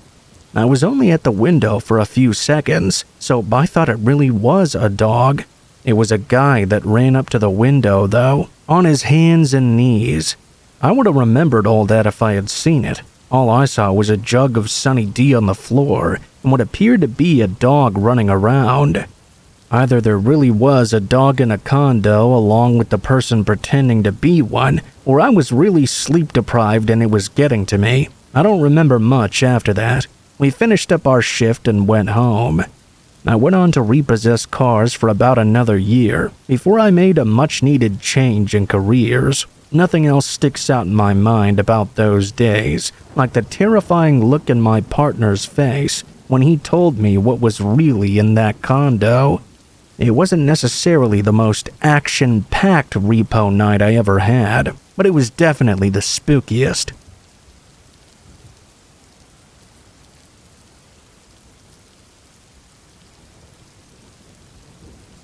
This story comes from Belgium and took place in 2020 during all the confinements that we were under. I was 20 back then. At the time, because of the severity of everything going on in Belgium, the law stated that you should only go out to practice sports or to go to work. I took the habit of meeting up with a friend of mine to go out for runs together and to practice all kinds of sports in general. Both of us were quite fond of urban exploration and knew a spot on the outskirts of Brussels, consisting of an old sports and wellness center. We took to the habit of hanging out after our runs there. To get into this spot, you must go through a hole in a fence. Go down the street, cross a small portion of woods, and you'll come upon a football pitch and some tennis courts up on a hill. This is the center. which is an old 4-story building. The whole center takes up an entire street block. On that day, we had just finished a 5-kilometer run and went to our spot as usual. We were walking to the building since it was about to rain. That was when we noted 2 teenagers sitting on the roof's edge. I remember that bothering me since we were planning to go up onto that roof as well. We went to the hall area to wait for a bit in hopes that the people would leave. In the hall area, you have a clear view into the kitchen, which you must go through if you want to get to the roof. You can also see into another small hallway and into the dining room. My friend Sully was rolling himself a cigarette while I was gathering 2 chairs and an office table for us to sit around. The next part gives me chills to this day. As I finished setting everything up, I remember starting to feel unwell, the feeling of being watched, and not in a good way. That's when I looked at the kitchen and saw for the briefest moment a head sticking out of the door frame and staring right at us. It was a man, couldn't say what age. He was extremely dirty, and the thing I remember the most distinctly was that he had this strange and exaggerated happy expression on his face, as if he'd just found exactly what he was looking for. At that moment, I just froze up and was unable to react bravely in that situation. I leaned forward while keeping eye contact with the man and told Sully very calmly that we had to leave right now. I tend to make a lot of jokes to all my friends, especially Sully, but when he saw the look I had on my face when I told him we had to leave, he didn't say a word. He just grabbed his backpack and stood up. We ran to the football pitch and saw the 2 teenagers were still up on the roof. Sully started yelling at them, asking if the man was with them or if they had seen him. They answered that they hadn't seen anyone and had come there all by themselves. If someone was there, he wasn't with them. We told the kids that they'd better leave as well, since we didn't know what the man in the lobby was up to. They told us they would be fine and that they would leave a bit later. We decided to leave right now, since we'd already warned them of what we'd seen. We'd also been out for a very long time, and it wasn't very legal with the sort of confinement rules going on. As we were walking towards the woods, I turned back and swore I could see a silhouette standing in front of the staircase leading to the roof. My mind didn't quite react, and I left alongside my friend. I was so shocked because nothing like that had ever happened to me before. I decided not to talk about it to anyone in fear of them not believing me or possibly even making fun of me. My friend Sully is the only one who was there with me, and he didn't get a good look at the man. He was as scared as me just by seeing my own reaction, though. I don't know what happened to those teenagers. I did find some local articles and papers dating from around that time about teenagers being attacked by a crazy man in an abandoned building, but the information given wasn't enough for me to determine if it was the same people and the same story.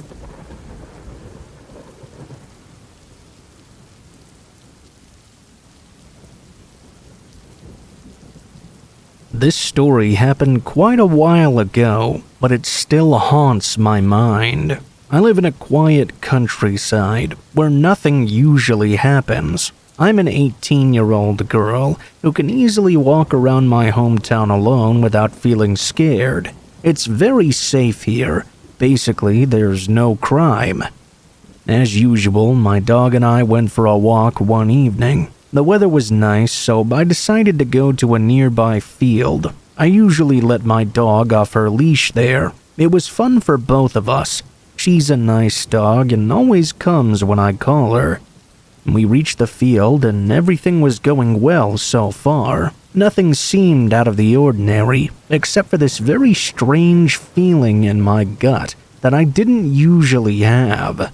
The last time I remember having this feeling was when I was 8 years old and we were driving at night with my family.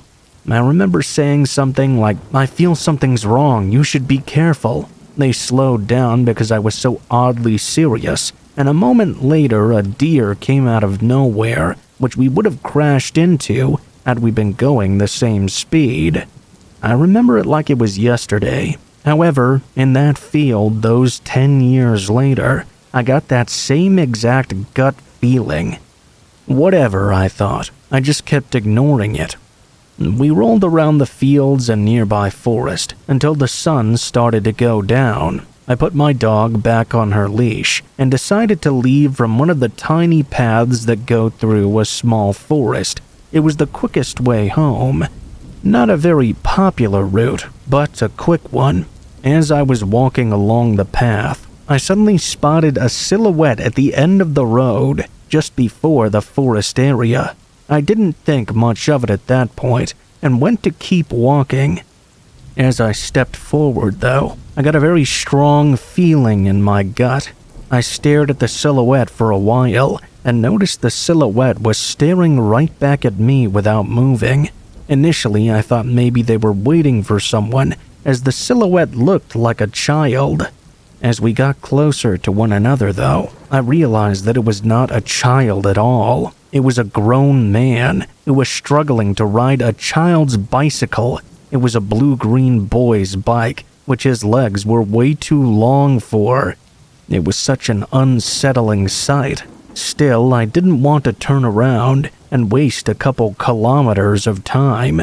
Even though it was creepy looking, I still thought maybe he was waiting for someone coming from my direction.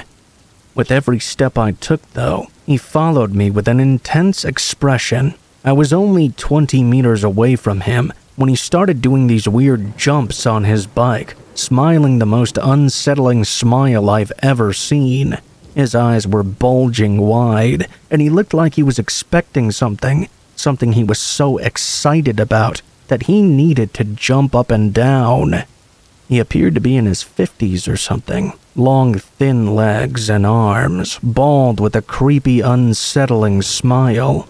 I glanced behind me. No one there. Just me, my 18-year-old self, with my fluffy, definitely not guard dog. I turned around 180 degrees and started jogging back the way I came. Just in case, I glanced behind me and sighed in relief when I noticed he wasn't attempting to follow me. Maybe he wasn't after me after all. I called myself stupid and a scaredy cat in my head. My adrenaline started to slow down. I was in the middle of the fields, and I saw no sign of him attempting to chase after me. I let my dog off her leash again, and she started to run around. I was nearly at the end of the field now. I only had a kilometer or so of forest before I got to my home after the field. That was when my dog spotted something interesting and bolted off towards it. I panicked because she had never done that before. I yelled for her. I yelled plenty of times for her very loudly, and eventually she came back to me. I was relieved that nothing had happened to her, but as I put her back on her leash, I noticed something out of the corner of my eye. The bald man with the gangly legs was biking toward me. Freaked out wasn't enough to express my feelings in that moment. I had never seen a human who looked so crazy, more than crazy. What surprised me the most was that he was biking easily through that field. I can tell you it's not an easy field to navigate. It's full of muddy ponds you need to jump over and obstacles hidden in the grass, but that psycho was biking right through them. I didn't watch for another second. I just started running. I ran so fast that my asthma started acting up. I saw black and nearly collapsed. My lungs hurt so bad that I thought I was going to die, but the adrenaline kept me going. I glanced behind me once more. He was still chasing after me, now struggling to keep up his full speed on the field's grounds. He still had that unnerving smile. After that, I just ran like crazy until I found a house. I hid in their yard without even minding that I was on someone else's property. That didn't matter to me at that moment. I waited a while with my breath stuck in my throat, but he did not come. I'd been planning to yell as loudly as I could if he found me, but he never did. At some point, the adrenaline started leaving my system, and I left my hiding spot. I ran again until I reached an area with multiple people in their yards, so I would have help if he followed me further. But I didn't have to do so. I typed 911 into my phone, but I couldn't bring myself to call. What was I going to tell them? I also didn't want my parents to find out, since they were so overprotective. I still live with them, by the way. I've been paranoid since that incident, and my dog was frightened too. I guess she noticed something was really off about this guy.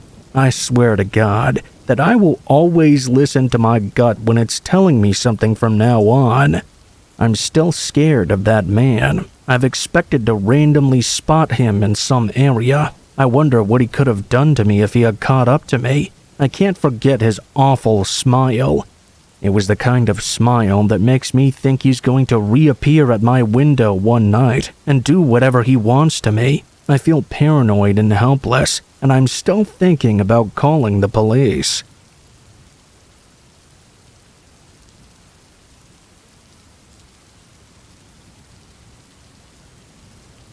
I've never forgotten this event, even though it happened over 10 years ago now.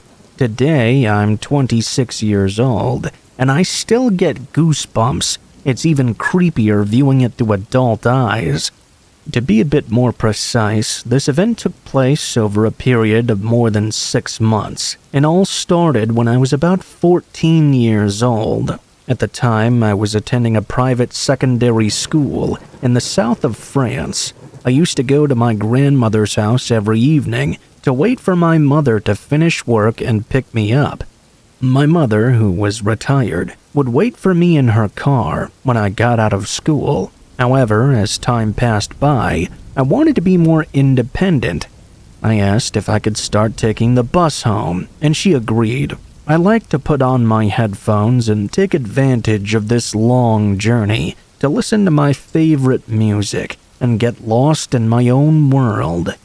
The bus stop nearest to her house was about a 10-minute walk away. Unfortunately, the one right on the dead-end street where she lived had been condemned due to lack of use. That didn't bother me, though, as I enjoyed walking anyway. I started taking the bus every day at roughly the same time, though my schedule could vary sometimes. For instance, I didn't have classes on Wednesday afternoons. When I was 14, I was still quite childlike. By that I mean I had a very youthful appearance. I hadn't developed a woman's figure. I also usually had cute stuffed animals hanging from my backpack. Well, I suppose you can imagine what sort of people that might have attracted. One day, I noticed this man in the bus.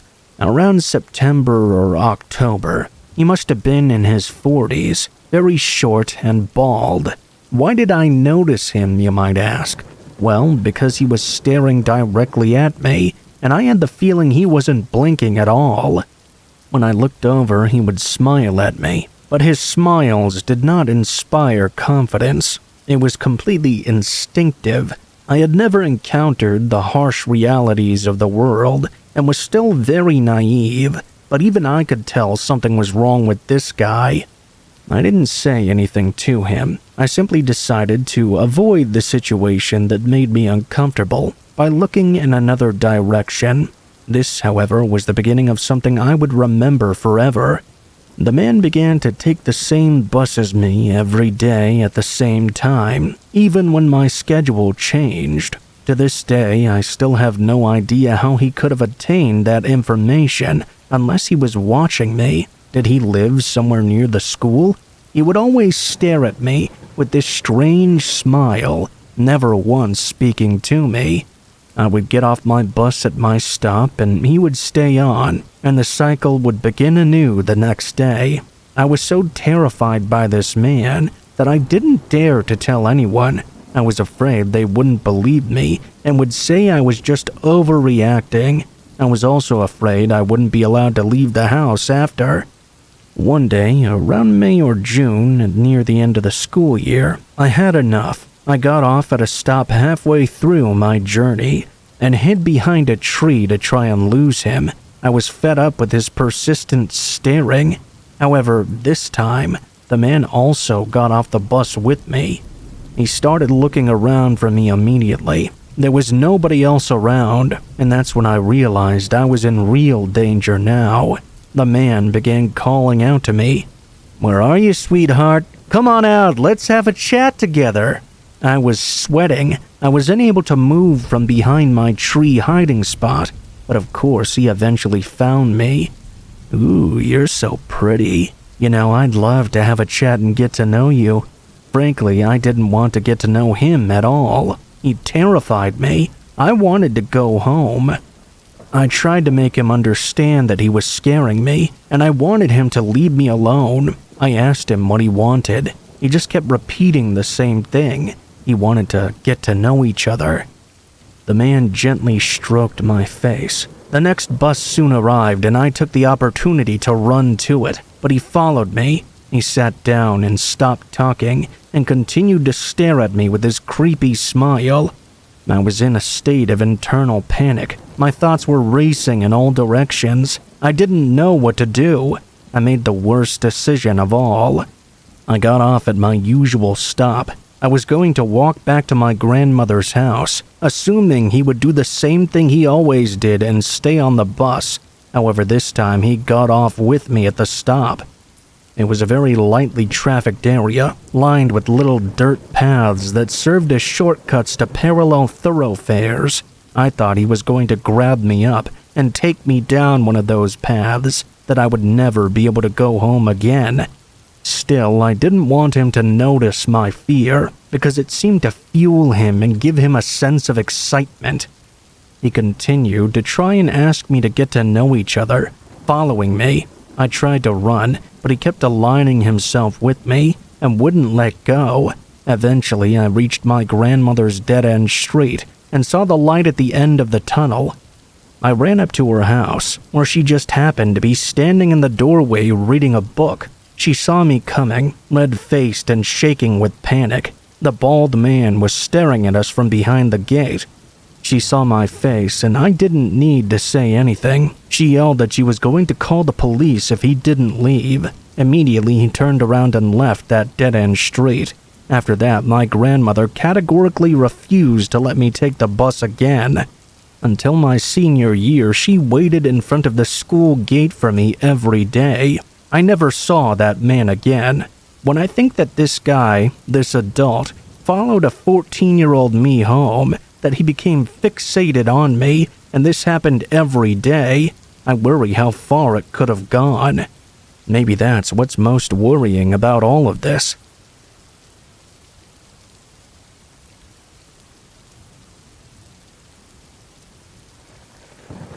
When I was 21, I transferred to a college in San Francisco. I checked out a room for rent on Craigslist. It was a really nice 2-bedroom apartment. Cheap rent and close to campus as well. It was really the ideal spot. The girl who lived there was 29, and her name was Beth. She was tall and had jet black hair and wore pale makeup. She seemed nice enough, although a bit quiet, and she seemed to like me. She agreed to allow me to move in. So far, so good. My first night there, we went out for pizza, and that's when I could tell there was something a bit off about her. Throughout the dinner, she kept telling me how much I looked like Shia LaBeouf. I really didn't know what to say, so I just shrugged it off with an, thanks. I mean, I looked nothing like Shia LaBeouf, so I really didn't know why she was saying this. When we got back home, she asked me if I had seen her room yet. I said no, and she took me to see it. Her walls were plastered in photos and posters of Shia LaBeouf. She had printed out so many pictures, they were even all over her mirror. She owned a huge collection of his movies, too. I didn't know what to make of this. It was extremely creepy. The whole night she had been insisting I looked just like him, and now it was clear she was obsessed with the guy. A few weeks passed by, and I didn't even see her that much. she would come home from work and practically run into her room. At night, I would hear this high-pitched, creepy giggling through the walls, almost sounding like it was a ghost haunting the place. I wondered what the hell she could possibly be doing in there. Occasionally, she would come out and talk to me for about 2 minutes, and would always be slurring her words. I suspected she must be drinking quite a lot. Sometimes she wouldn't even say anything. She would just kinda stand in the hallway and watch me. I would turn and see her, and always be surprised. "Hello, Beth." Then there would be this long, awkward pause, and she would do her creepy, high-pitched giggle. It was uncomfortable being around her. Something about her gave me the chills. One night, I woke up at around 2 a.m. because I heard what sounded like the front door being unlocked. I came out of my bedroom, and all the lights were still off. I could see Beth standing by the front door, though. She had her face pressed into it and was turning the lock back and forth over and over again. Every time she turned it, she mumbled my name. Seeing her standing in the dark mumbling my name obviously freaked me out. It didn't help that she looked like a taller version of the girl from The Ring. I quietly slunk back to my room and tried to just get some sleep. Maybe I'd pretend it was just a dream or something. One night, I was watching Gladiator when she stumbled out of her room and turned on the living room light, forcing me to pause the movie. She asked me if I wanted to hear a story about her ex-boyfriend. Quite an uneasy segue into the topic, but I said, "Sure, I'm willing to listen." I awkwardly sat back and listened to her. 10 minutes into her story, she was getting so worked up that she was screaming at the top of her lungs about her breakup. She wasn't listening to me at all when I asked her to lower the volume. I was worried that one of the neighbors was going to call the police because she was screaming so much. At that point, she randomly blurted out something that really freaked me out. She was going into a complete psychotic fit and blurted out that she was going to slit his throat and kill him. That was a big game changer. I had no idea what this woman was capable of. That was when I realized that even though I lived with her and saw her every day, she was a perfect stranger. Everything I had seen was becoming so disturbing. After a few minutes, she went back to normal as if nothing had happened and calmly thanked me for listening. I got out of there real fast and went to my room to try and sleep. I started to get an unsettling feeling about being in the same apartment as her. What's worse, there was no lock on my bedroom door. Because of this, I pushed the edge of my dresser in front of it to act as a barricade. I remember being woken up in the middle of the night to the sound of my dresser scraping against the floor. Beth was pushing the door open. I turned on my light, shouting at her to stop. I could see her through the opening. She was drunk and had this insane look in her eyes. I pushed the door closed with my whole body and yelled at her to go back to bed. I could hear her walk back to her room, but I couldn't get myself to fall asleep. The next morning, when I went out into the hallway, my heart dropped. I saw one of her steak knives embedded into the floor by my door. I got goosebumps all over my arms. All I could think about was her saying what she would do to her ex-boyfriend's throat. I confronted her about it, and she said she couldn't remember trying to push my door open. Didn't even remember the conversation we had about her ex. By that point, I'd clearly had enough. My lease was month to month, so I found a new spot and moved out. About a month after I left, she contacted me. I was at the movies and my phone was off. When I got out and turned on my phone, I was shocked to see she had sent me over 40 messages over the course of the past 2 hours. They were all completely insane. They ranged from everything between, "Hi, how are you?" to, "I hate you." It was just insane. I didn't respond, and I never heard from her again. I always wondered what would have happened if I didn't set my dresser against my door that night. Would she have entered my room with that knife and killed me? It freaks me out just thinking about it.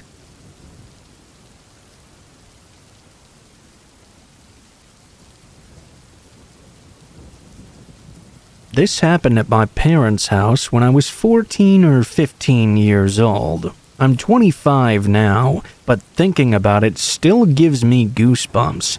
It was nearing the end of my summer break, and my parents decided that they were going to go on one more fishing trip before students started going back to school. My mom ran a cafe in front of the high school. They gave me the usual rundown about how to reach them and blah blah blah, all that stuff. They were on their way. They took my dad's Jeep, and my mom's car was in the shop at the time, so going out was out of the question for me. I did what any teenage girl would do with a house empty of adults and a fully stocked bar. My dad was quite the drinker. I stayed home all weekend, ate junk food, and binged every B horror film that my dad had rented from Netflix. This was back in the mail-order DVD days. It was a Saturday night, technically Sunday morning. I was downstairs on my dad's leather recliner, bowl of popcorn in hand, eyes glued to the television as I watched The Ring. I had all the lights off to get myself into that horror movie feel. When I had to tinkle, I didn't want to turn on the lights because I'm lazy, so I walked over to the bathroom by the front door in the dark and did my business. I didn't even bother turning on the bathroom light because I was so lazy. As I sat there pondering the plot of The Ring, I looked up at the window that faced the front yard. It was an oval window, and instead of buying curtains for it, my dad used some of that frosted privacy film. Basically, it kept anyone from peering in, but you could still vaguely see things on the other side of it. Well, as I was zoned out, I noticed something quite odd. There was a shape in the window that clearly looked like a person was standing there. Now, the reason I say this was odd was because the front porch lights were currently off. The only reason there was a shadow at all was because of the street light in front of our house. As the gears in my head started turning, the shadow ducked out of sight. It was at that exact moment that I realized that whoever was out there got past the lights without them going off.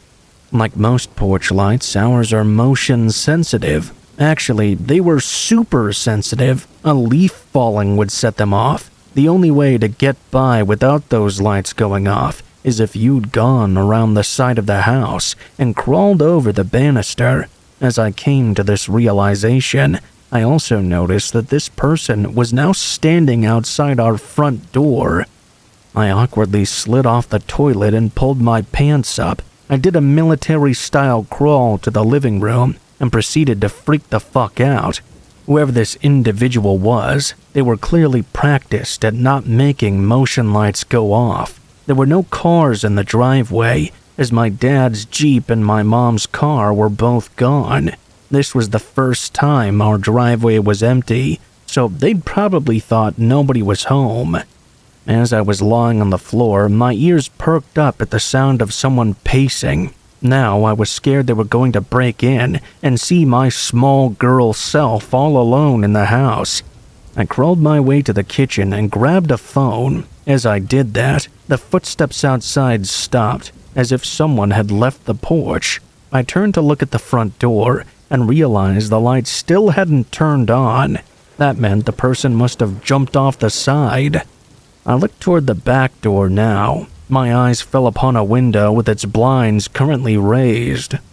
I ran over to the window and closed the blinds, then sat down on the floor. I had no idea if the person had seen me, but if they knew that much about the porch lights, they would know those blinds were always raised because of our cats. There was also a glow from the TV.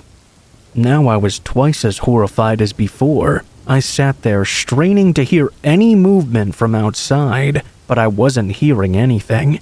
That is, until the porch door started to shake. My dad put a hook on the porch door so we could let out the cats without them running away, but most of the time my mom forgot to hook it closed. The reason I heard the door shaking was because my dad must have locked it last time he was out there. I was in full panic mode now. 3 things. 1, this person knew how to maneuver past the porch lights. 2, they knew about the uncovered window that I'd hopefully covered up in time, and 3, they knew about the porch door being unlocked 99.9% of the time. Now, while I should have called the police at this time like a smart person, I actually called my dad instead. As the phone was ringing, I made sure the back door, the garage door, and the front door were all locked up tight. It took a while, but my dad answered the phone, half pissed and half worried. I told him not to freak out, but I was freaking out. I told him what was going on. "Why didn't you call the police? What the fuck?" At this point, I was in my parents' room, and I flicked on all the lights. I was hoping that with my parents' bedroom light on, it would give off the image that an adult was present in the home. He said he would call the neighbors, and for me to hang up and call the police right now. Before I called the police, I casually turned on every light in the home. By casually, I mean I ran around like an insane person and flicked them all on. When the police arrived, nobody was found. In fact, I was afraid to open the door to the cop that knocked. I demanded he show me some form of identification. He showed me his badge, and I even called the station to confirm his identity. The neighbors let my parents know I was safe, and that they didn't find whoever was skulking about the house outside. My parents drove home right after. The neighbors stayed with me until they arrived. For the following week, I was horrified to ever be left home alone. I refused to open the blinds for the cats or use the downstairs bathroom. Not to mention we have woods as our backyard. I was terrified that whoever had done this was still sneaking around in the woods outside. The scariest part was at the end of the following week, a woman's home was broken into and she was attacked. Her husband was out of town on a business trip, and the perp broke in through the back door. Just knowing that if I was asleep, or if they realized I was a teenage girl home alone, that I would have had a completely different experience was so terrifying.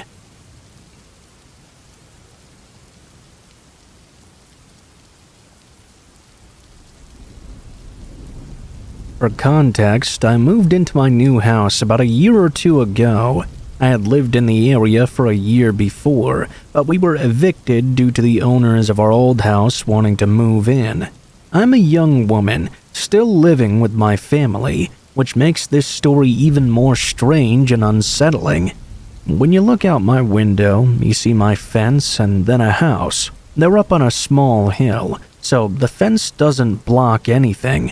The first encounter I had with this man was late at night. I was with some friends while all of our parents were out at a party. I'll say my friends and I are old enough to be left at home alone, and we were all responsible. We were just relaxing in my room, with no light or music on. We had turned off the TV too.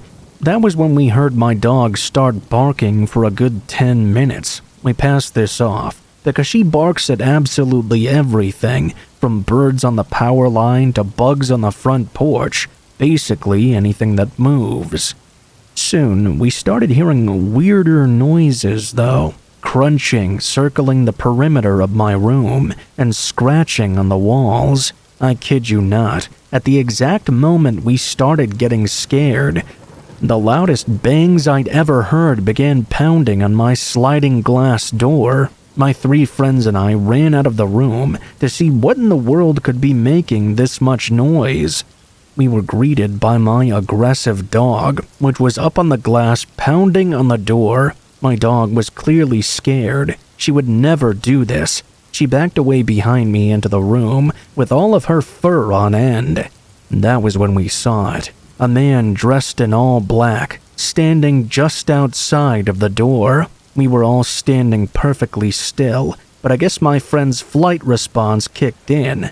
Just as he jumped up to make sure the door was locked, the man reached for it too. My friend yelled, "What are you doing here? Who are you?" The man responded with a simple, "I don't know." He then walked off into the darkness. When our parents got back, we told them about the man. They asked us why we didn't call them. Truthfully, I know we should have, but I didn't want to ruin my mom's party. I've since learned my lesson from this. 2 days later, my mom confronted our neighbor who was mowing the lawn. He said it was in fact him that had done this. He said that his dog had run into our gate, and he tried to get his dog to come back.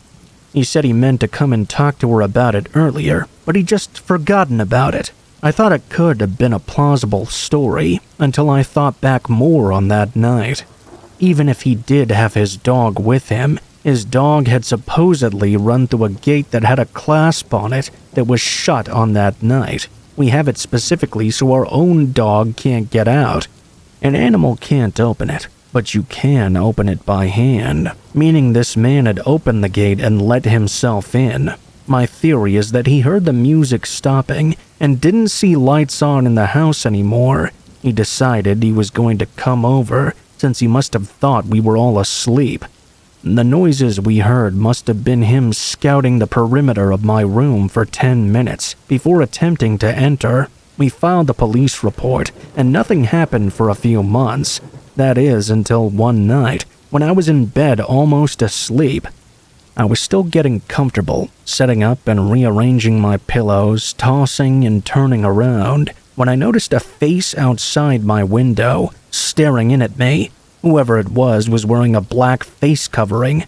I texted my mom and froze. I heard movement. My mom rushed in and checked, but nothing was there. This wasn't just my imagination, as my neighbor's lights were visible from the crack in my curtain, but the face was covering a majority of the light.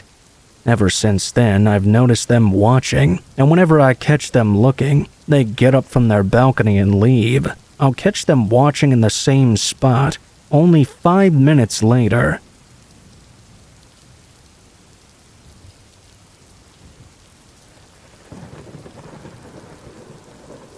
It wasn't until I reached my 30s that I realized the mistake we'd all made.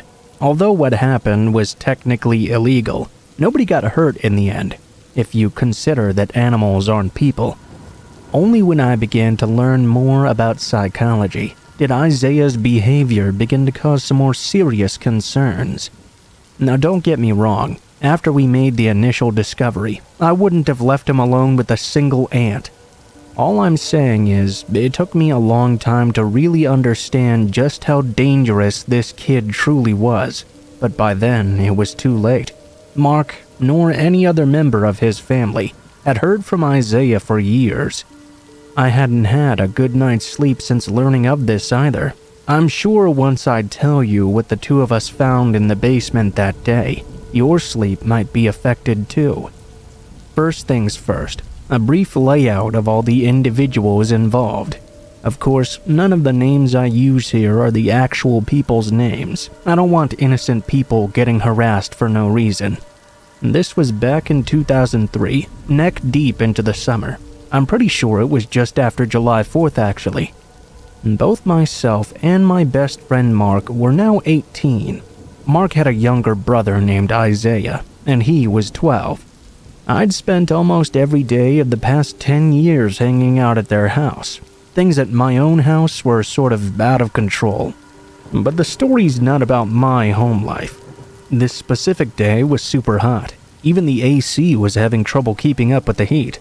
We decided to retreat to the not often used basement in hopes of it being a cooler place to hang out. Mark and I remained down there for a few hours, but at some point we became quite restless and decided to dig through the boxes on the surrounding shelves. At the very top of one of them was a large box lacking any labels. Naturally, we just had to know what was inside this. I was a little bit taller at the time, so I was chosen to climb up the shelves and bring it down. Since I was unable to grab it with both hands, I made the stupid decision to simply knock it off the shelf. It hit the floor with a dull thud and fell over onto its side. And that's when the first corpse fell out. We thought at first it was a hat or something, but when Mark picked it up, it was obviously a decaying and dead cat. As soon as he realized this, Mark let out a startled, and dropped it. Our curiosity was even stronger then. I grabbed a curtain rod laying in the corner and flipped the body over. The poor beast appeared to have had its insides ripped out. After a short discussion, We came to the conclusion it must have crawled into the box and died, only to have a rat or something come along and feast on it. Satisfied with this simple conclusion, we agreed to continue our search. I pushed the box back onto its bottom and pulled the flaps open to get a better view of what was inside. It was immediately clear that far more disgusting discoveries lay ahead. I would like to take this moment to warn anyone who's sensitive of these types of situations to stop listening now. Although I've already described a deceased animal, it's going to get a lot worse from here on out. With that out of the way, I'll continue on. As I said, I opened the flaps of the box, only to be met by a menagerie of dead animals. Most appeared to be local pets from the look of them. Mark and I were both appalled and confused. What the hell was this? Why was this even down here? Cautiously, I reached in and began to pull out the dried out husks. In the end, I found 6 different dead animals. Underneath the corpses was a box filled with Isaiah's old toys. I pushed them to the side and surveyed my ghoulish discovery. 5 out of the 6 animals were cats, and 1 additional tiny dog. From what I could tell, they'd all been strangled or had their throats slit. I still shiver when I think of it. A few of the cats still had a cord wrapped around their throats. It was too much for the 2 of us to handle alone. Mark was adamant he had no idea what was going on here, so we did the only thing we could. Mark walked back upstairs and asked his parents to come down to the basement. They were understandably disgusted at what they saw. Once again, Mark swore up and down he was not the culprit. There wasn't any question that his parents were guilty, of course. This only left Isaiah, who was in his room at the time. He was called down, and when he saw the box, he automatically looked down at the floor, a clear indication of his guilt. What followed was an hour-long interrogation. I left soon after it began. It was a family matter, not to mention my view of the innocent Isaiah had drastically changed. The little monster freaked me out. Mark would tell me more of the specifics later. The decision was made to get Isaiah counseling, and that's pretty much it. The police were never contacted, and the pet owners were never told what had happened to their beloved family members. I can understand not wanting your 12-year-old being labeled as a monster and written off, but that's exactly what he was. Mark said he tried to say the animals had attacked him at first, and he was simply defending himself, but nobody was going to buy that. Eventually, he accepted responsibility and apologized. I wasn't comfortable with this result even as a kid, but now that I know this is the sign of a budding serial killer, I'm terrified. For a few years, I lost all contact with Mark. I went off to college and moved to a new city. I began searching for him soon after learning they had moved not long after I had. It was a fresh start, as he put it. Apparently, Isaiah had stopped attending the counseling within only months of starting. He began to act out, and residents started asking questions. I knew none of this, of course. When I did track Mark down again, he would update me on everything. Our reunion fell under a swift cloud when Isaiah came up. I could tell by his tone that Mark was extremely worried. He admitted to me he was quite scared of his brother these days. He had even lost contact with him, and he feared for those around him. As I write this, no one's had contact with Isaiah in over 7 years. His name comes up in various searches, but it seems he sure does like to move around a lot. He shows up in Denver, Los Angeles, Chicago, most recently Long Island. These are all cities with multiple unsolved crimes and murders.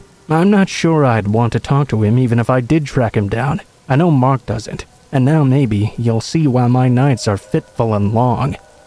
I often blame myself for having not said anything. I catch myself searching the crowds for Isaiah's face, but I admit I probably wouldn't even recognize him these days. My fears may be unfounded. Stupid as it sounds, though, I feel terrified thinking about someone like him, somewhere in the world, in a city just like ours, a real-life monster stalking the streets, and there's no way for anybody to even know. Even as I pray for everyone's safety, something tells me that something was wrong with him, and I think he's probably gotten up to some trouble since I'd last seen him. In the name of all that's holy, Always stay vigilant and be aware of random people around you. You never know who they may truly be.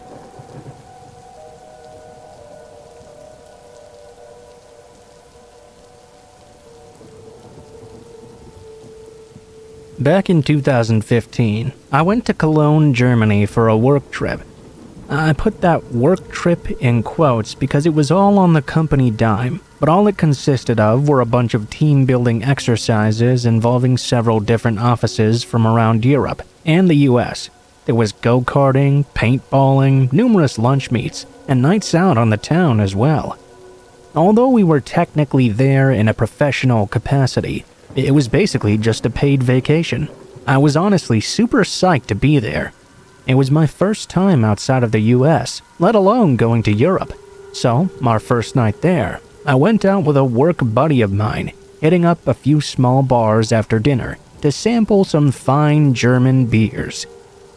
And I do mean sampling, by the way, because despite what everyone said afterwards, we all knew darn well we couldn't get sauced up since we had our first team-building activity the following morning. So we were left drinking smaller glasses of all the different beers in one place, then moving on to the other. These glasses couldn't have been any bigger than 8 ounces or so, and we weren't finishing every single one of them either. I know this may sound dumb, but even though we were drinking, the aim was not to get drunk, if that makes any sense. My point is that by the time we moved on to the third bar, we were still all sober, and told ourselves this would be the last stop before returning to our hotel. We walked up to the bar, checked out the drinks menu, then ordered 2 small glasses of fruity, which turned out to be a bright red strawberry beer of some sort. Then, as we were talking about how awesome it was, some random guy just sidled up to us. "You guys Americans?" We get to talking to him just about where we're from and stuff, and it turned out he wasn't German, but had moved there from someplace else when he was a kid. I didn't want to press him too much on it. The way he talked made it seem like kind of a touchy subject. We moved on to other topics, like why we were here visiting. It was around then he started asking if we wanted him to hook us up with any local girls. I knew exactly what he meant by that, so I politely refused on mine and my buddy's behalf, laughing it off and assuring him I was married. He moved on to drugs, asking if we wanted hashish or cocaine or ecstasy. Again, I said no thanks. The guy then kind of paused, looked us both over, and asked me something that shook me to my core. He leaned in so nobody else would hear him, and said in a very low voice, "Ah, it's boys you want, yes? I can get you boys. Some very young ones." My buddy was mid-sip as the man said this. He just about choked on his drink, as I told the guy to take a hike right now. I didn't think he was serious. I thought it was supposed to come across as an insult or something, but afterwards, I wasn't so sure.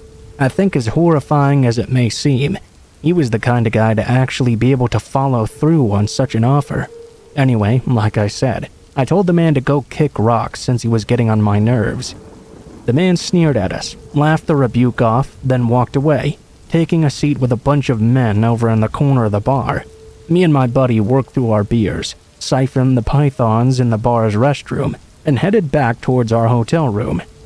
On the way out, I could see the men in the corner of the bar giving us major stink eye, but with me being somewhat street smart, I knew to stick to brightly lit places and try to shake their tail if they tried to follow us. We were walking for a few minutes. No one seemed to be following us so far, so I thought we were all in the clear. Shortly after, though, I realized that I was actually really drunk. It made sense, I guess. I had been drinking, but I was way too disoriented, like way too drunk for the amount I'd actually consumed. Last thing I remember saying is, "Bro, I feel so gross," and then there was just nothing. I know we kept walking for a while, but I can't remember where, and I don't remember passing out or seeing those shady guys from the bar again. Given that both my buddy and I woke up a few hours later as the sun was starting to rise, and he had been completely rinsed of all his valuables, I'm willing to hazard a guess as to what happened. All the symptoms we both felt the next day were completely consistent with being drugged with GHB or some other kind of sedative. We went to report it to the cops right away. They gave us some kind of urine test, and lo and behold, tested positive for some kind of knockout drug. Not specifically GHB, mind you, but basically something that had similar effects. We both felt terrible for the next whole day. Honestly, it's not the worst thing that's ever happened to me though. I know it could have been much worse, especially if those dudes were as shady as I think they were. That's just it though. I think what they did was some sort of warning. This is what we're capable of sort of thing. I don't even know how they managed to slip something into our drinks. I have zero clue. Must have been when the guy was cleaning the glass or something, but I hadn't seen a thing. Certainly makes for some impressive sleight of hand, and made it clear that whoever we're dealing with, they knew what they were doing. Heck, if they really wanted to, they could have simply made us disappear. We missed the first team building exercise in the morning, and the second full day of go-karting too. That really stunk, knowing that we wouldn't be going again. But we had bigger fish to fry at the moment.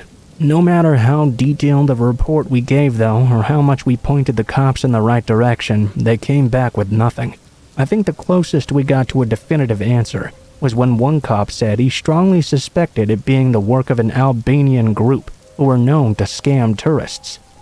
As soon as he said that, both me and my buddy said, yeah, that sounds about right. The shady guy did say he was from another country. His unwillingness to talk about it could have been very genuine. Thankfully, we never ran into those guys again, and the rest of the trip was very fun. It made up for the initial drugging and robbery, but I always let that serve as a reminder that not everyone in a foreign place is a kindly stranger, and letting your guard down when you're traveling can come with a very heavy price.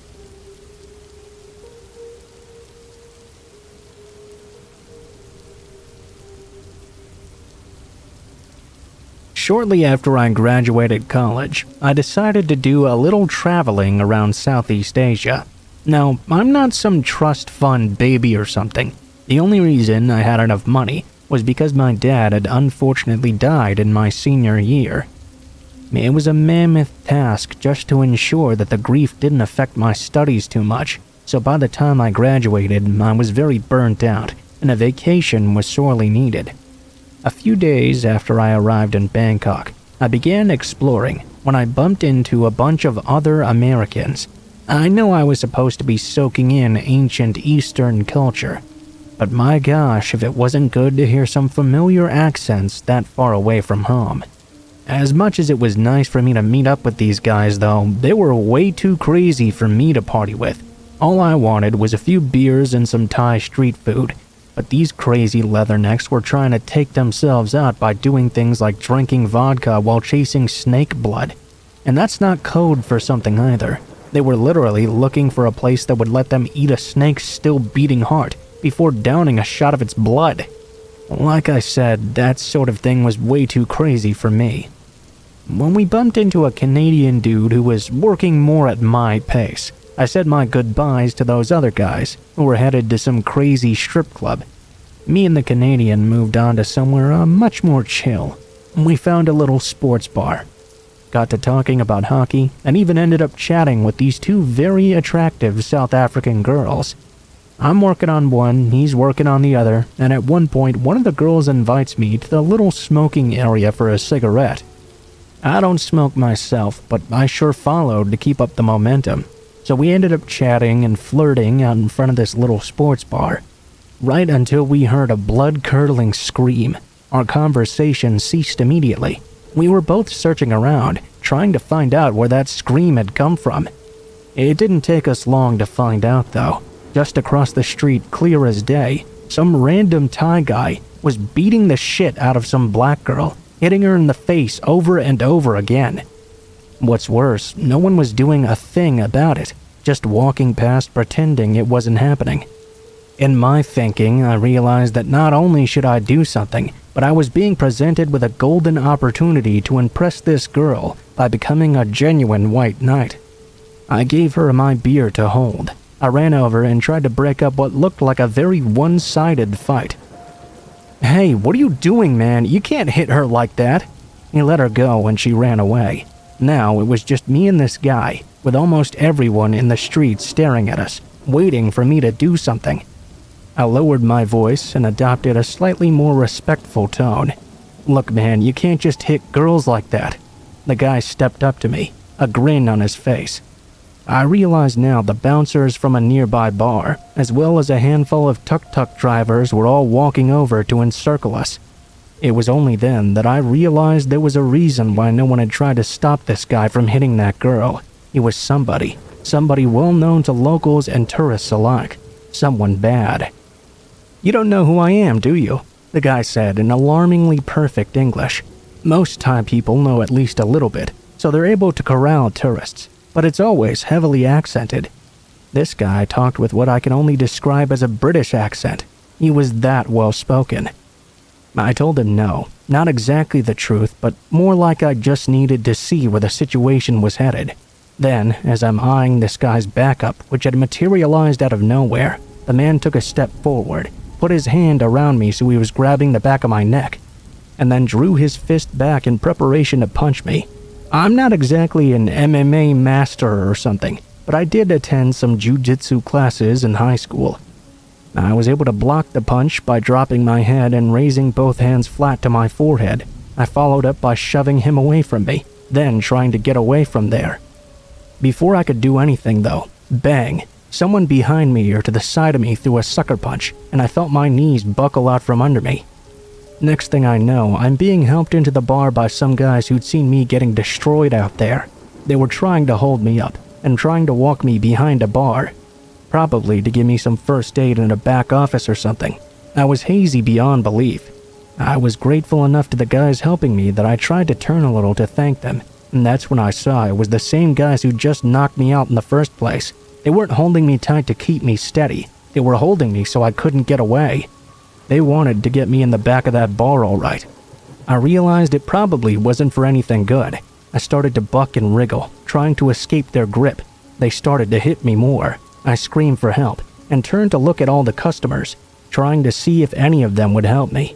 Then again, it was just like when that girl was getting punched.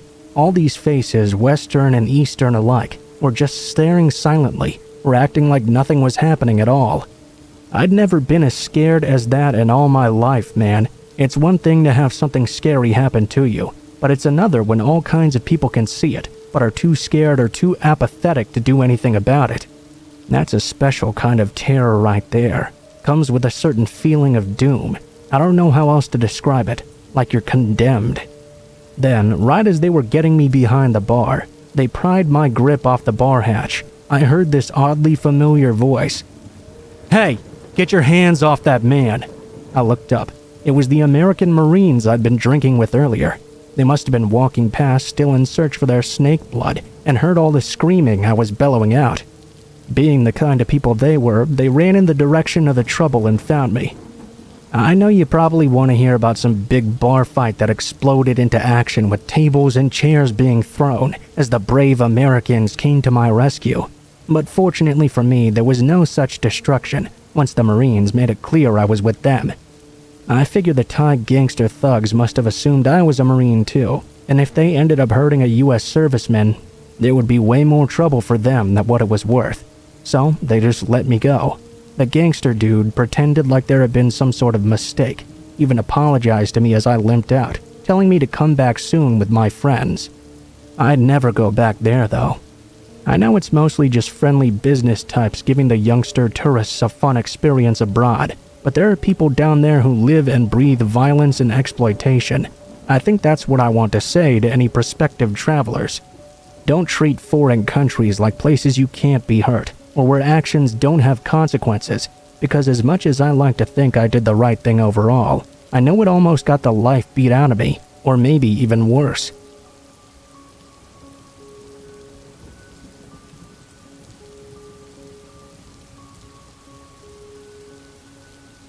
I was 11 and living in the United States. My parents and I lived in a nice house in a nice neighborhood. One day, my dad noticed a lawn chair had been dragged through from our outer back garden to the front near my parents' window. The ceiling of the window had been almost completely removed as well. Basically, someone had meticulously taken the time to take the ceiling out in order to try to pop the window out. Turns out, the week prior, A neighbor's house had been broken into. At first, we chalked it up to someone trying to steal our shit.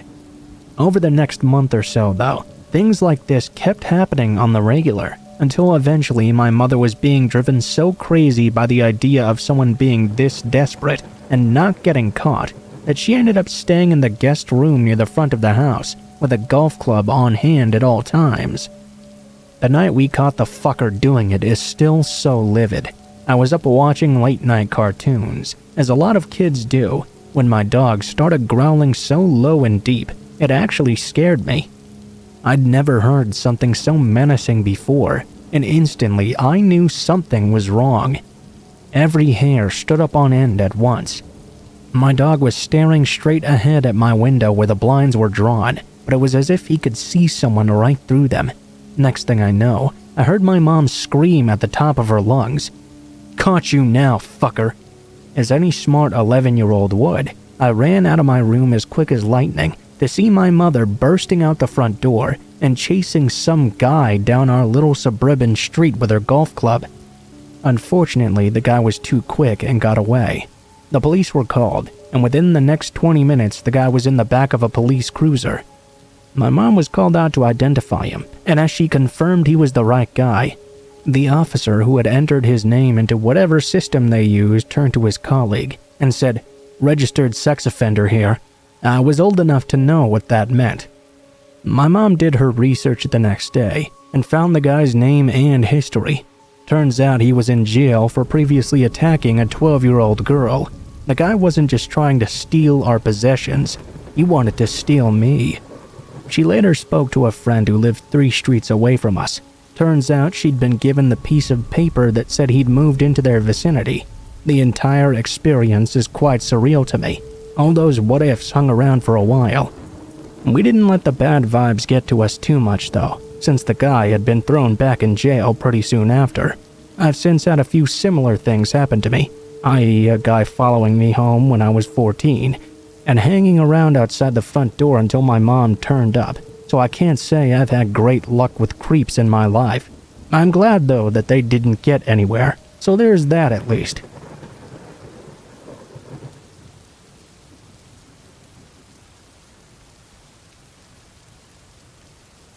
I'm currently an 18-year-old woman, but the situation happened in 2021, when I was just 16. It was around 3:30 p.m. in the afternoon, and I was returning home from my classes. At the time, there was a high spread of the pandemic, so the school was happening online. Still though, I had no other option than to go directly and get some help from my teacher because of an important exam coming up. Normally, I wouldn't be allowed to go outside because my knowledge of roads and areas was pretty poor. However, my teacher's house was about 3 kilometers away and on the same route as our old apartment, so my parents allowed me to go. On the way there was a stall with a very popular and affordable delicious snack in our country.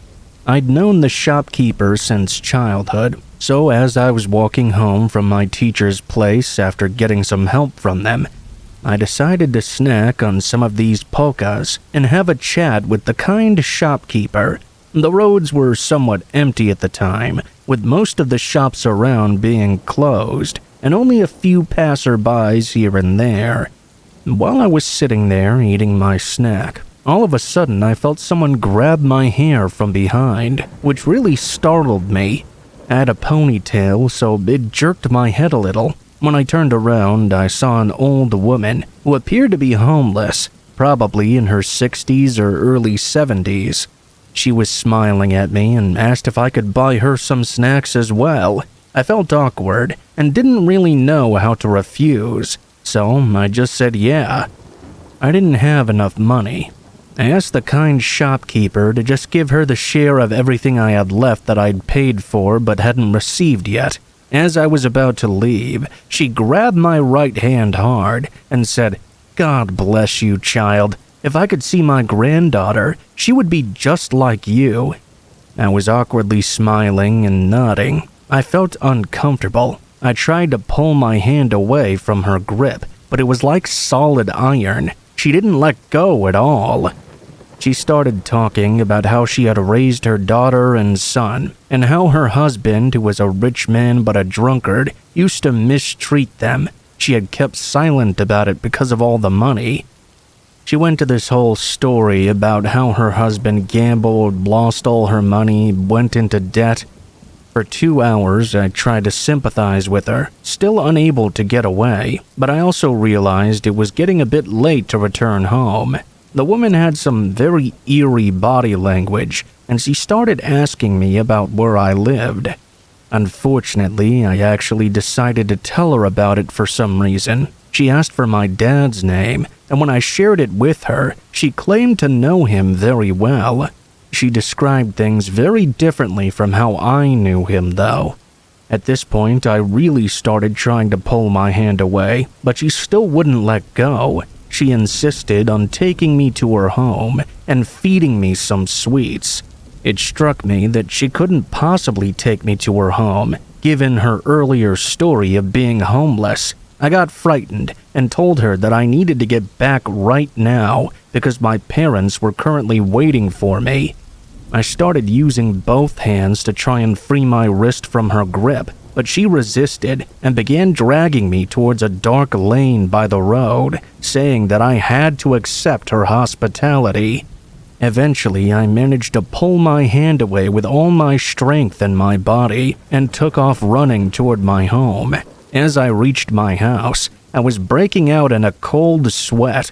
My parents were understandably angry and confused when I explained the whole entire crazy situation, but nobody could ever find the woman again.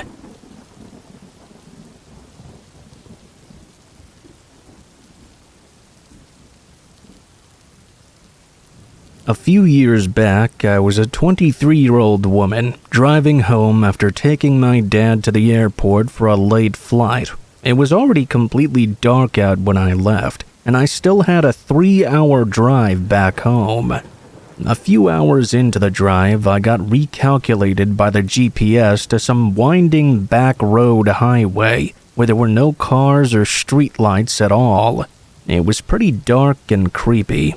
I remember as I started to round a bend, all of a sudden a black car emerged from out of nowhere and started to ride my bumper. Then the red and blue flashing lights came on. The road was so dark that I had to drive for an entire minute just to find a spot with at least a little light where I could pull over. The officer came up to my window and asked me if I knew that my tags were expired. I thought it was kind of odd because I was driving my mom's car and she's usually pretty on top of these things. Even more so than that, though, what made me more nervous was the way he was talking. He was speaking extremely quickly, like he was in a real hurry to get out of here or something. As he was standing at my window, before he could even ask for my license or registration, a radio in his car beeped, and he told me that he had to go somewhere else. He sprinted off to his car and sped off into the darkness. I headed back home, half weirded out and half thanking God that I didn't get a ticket. I kind of brushed it off until I went outside the next day. I checked the tags, and they were not due to expire for another half a year. It could have been a simple mistake, but I can't help recalling how strange the whole incident was.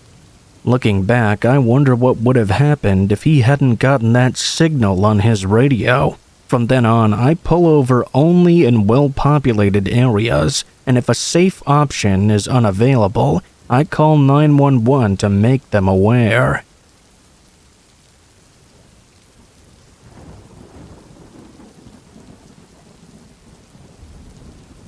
I, a mid-20s woman, went to the local grocery store tonight at around 5 p.m. or so. It's winter and started getting dark by 5 o'clock where I live. I was in an aisle taking my time, deciding between all the options, when this late 30s looking guy with light features, glasses, and a scruffy beard walked up right next to me. He just stood there, but I didn't think much of it or even look at him at first because I figured he must be looking at the same stuff too. After a few seconds, though, I noticed he wasn't moving at all or doing anything, just standing there. I looked over at him to see what he was doing, and he was just staring at me. For half a second, I thought he might say something to me, so I stood there just looking back at him. He didn't say anything or even blink. I just turned and walked away. At this point, I was thinking, okay, that was a little weird, but whatever. Probably just an awkward guy who doesn't know how to talk to women. Not 30 seconds later, though, I was in another aisle when I saw him out of the corner of my eye coming down after me. He was again staring right at me, so again I walked away as fast as I could and went right to the self-checkout. While I was there, I looked over my shoulder, making sure he hadn't slipped in behind me or something. I couldn't see him anywhere around. I started walking out of the store, relieved that I was surely being paranoid. I wasn't ever in any real danger. As I was walking out, though, I decided to look behind me just one more time.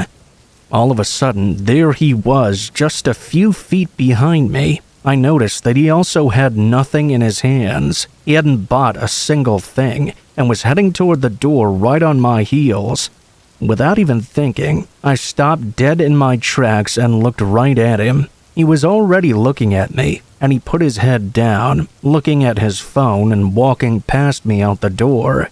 He didn't buy anything. I was so scared at this point that my head was spinning. I didn't know what to do. I could see my car because I'd parked so close to the exit. Thank goodness. I called up my fiancé and sprinted as fast as I could to where my vehicle was. I jumped in and locked the doors and started looking for this guy. I saw him kind of aimlessly walking throughout the parking lot, ducking down behind cars every now and then. He was pretty far away from me at this point, though. I had my fiancé on the line, so I was feeling somewhat safe again. I watched this guy wander around for another few seconds before I got out of there. I have no idea what this guy was doing or what his motive could have been. Maybe he really was just a weird guy who doesn't know how to talk to girls. Or maybe he was someone with dangerous intentions. Maybe he thought I looked like an easy prey for a robbery or something. The thing I really can't wrap my head around is the fact that each time I noticed him, he was just dead-eyed staring at me, not trying to be discreet at all. I would think someone planning something nefarious would try to be at least a little more inconspicuous.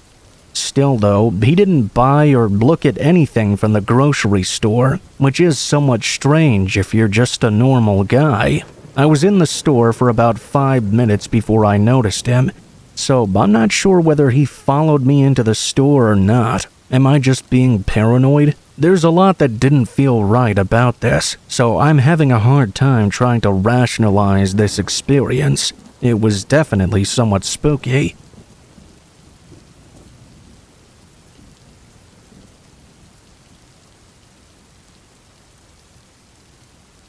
When I was 19, I worked for a company that allocated labor to rural areas of Australia. Basically, you would tell them when you were available and they would send you to a remote farm for a few weeks.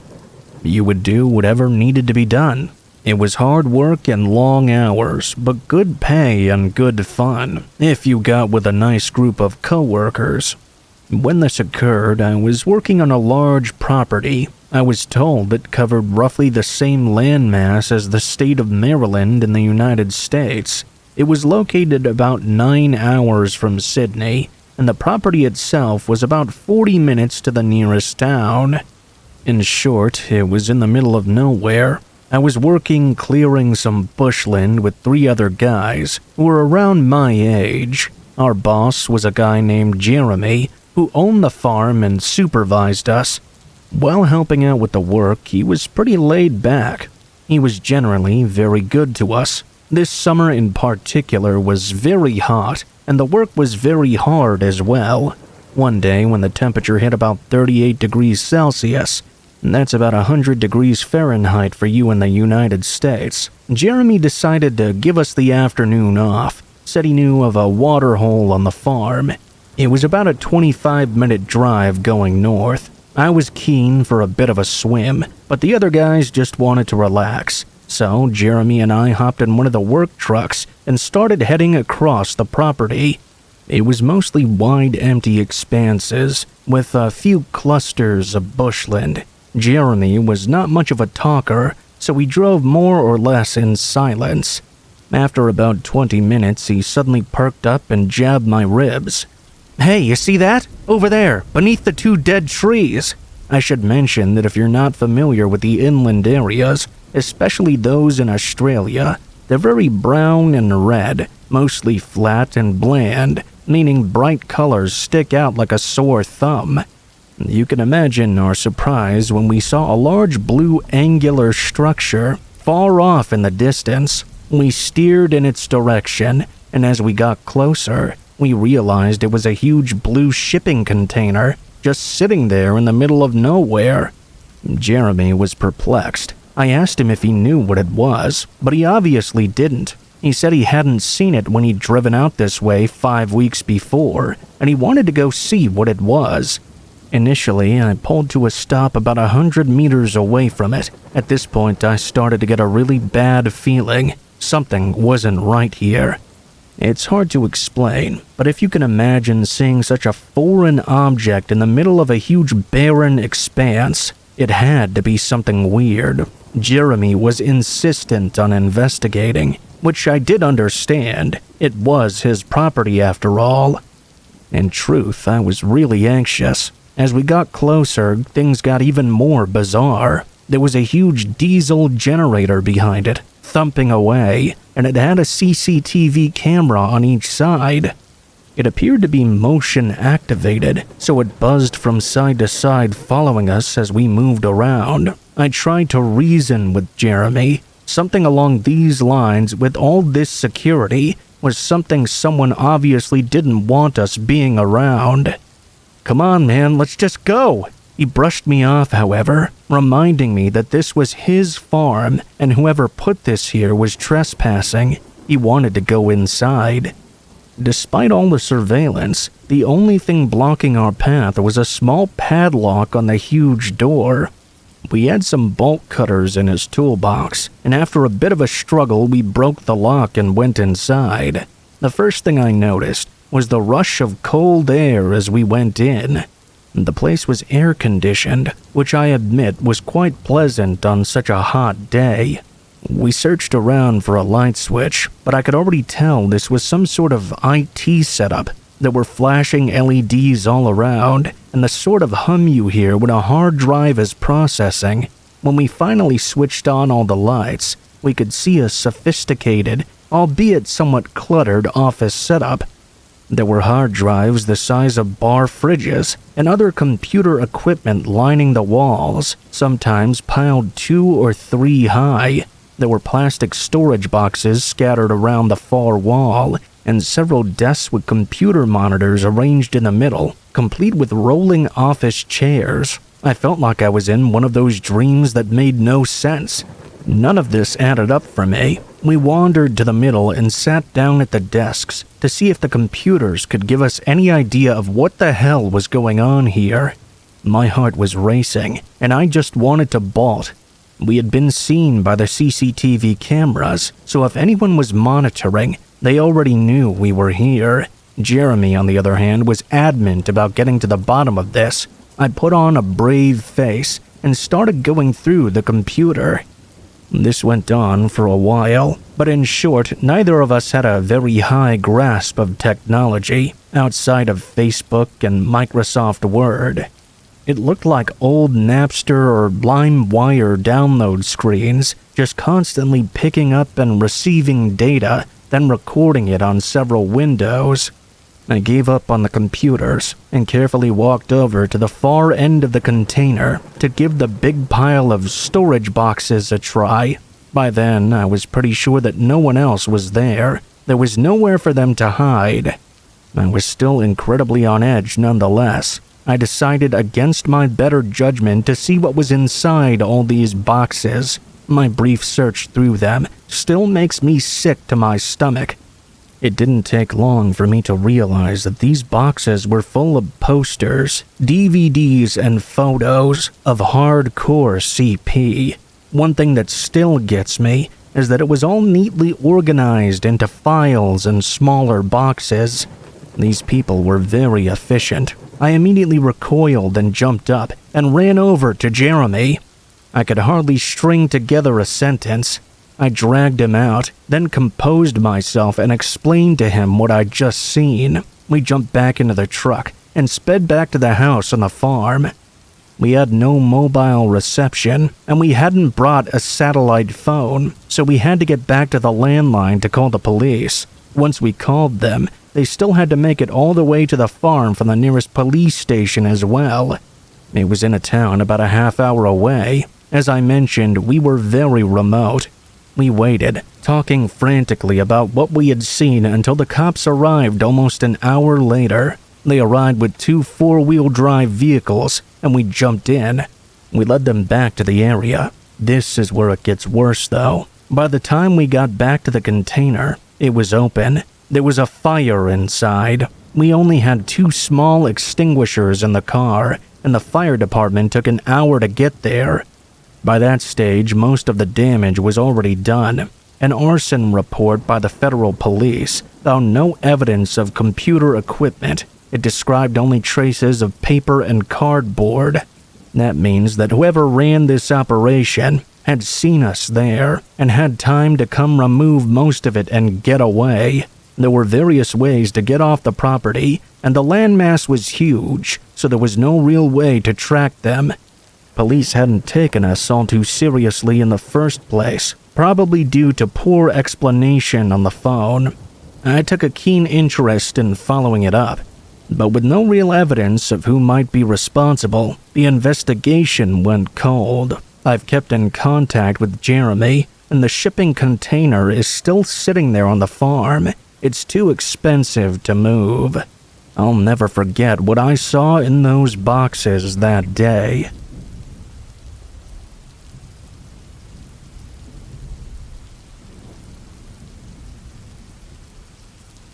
Before I tell my story, let me set the scene. It was a summer of 1996, and I was 15 years old. I grew up in a good neighborhood in a typical Swedish university town with my dad. I was a pretty well-behaved kid, did very good in school, didn't smoke or drink. In fact, I didn't even want to go to any parties. I didn't have a boyfriend at the time either, but I did have a crush on a guy from school. I felt pretty sure he was curious about me too, but I guess we were both shy people. This took place at the end of August, when the light summer nights started to slowly grow darker. The days got shorter, and it was a very hot summer. All of the popular girls were wearing these tight white tops to show off their midriffs, and one day I bought myself one just to try and see what it would be like. I had those silly shoes on too. Looking back now, I wonder if that's the outfit that started it all. I began to start getting notes. They were placed in the basket of my bicycle. Notes with messages like, "I like your style, baby," and "growing into a woman before my eyes, huh?" I didn't tell anyone. I strongly suspected the idiot gang at my school. 2 of them lived close to me, and I thought they were teasing me for changing my style. Teenage logic, I suppose. We've all been there, right? To show them that I didn't care, I wore my new style all the time. One morning, I noticed someone had stepped on the flower and flower beds under several of our windows. I told my dad about it. He was worried that somebody was checking the place out planning to break in, and asked me to turn the alarm on whenever I was alone. Things had gone missing before. Insignificant things, but you never know. My dad owned a rather successful business, and to celebrate the 10-year mark, he wanted to treat his employees to a weekend getaway. He booked a place up north. I was used to being home alone. Sometimes his work demanded that he travel for a week or 2, so it wasn't really a problem. Again, I was a pretty good kid.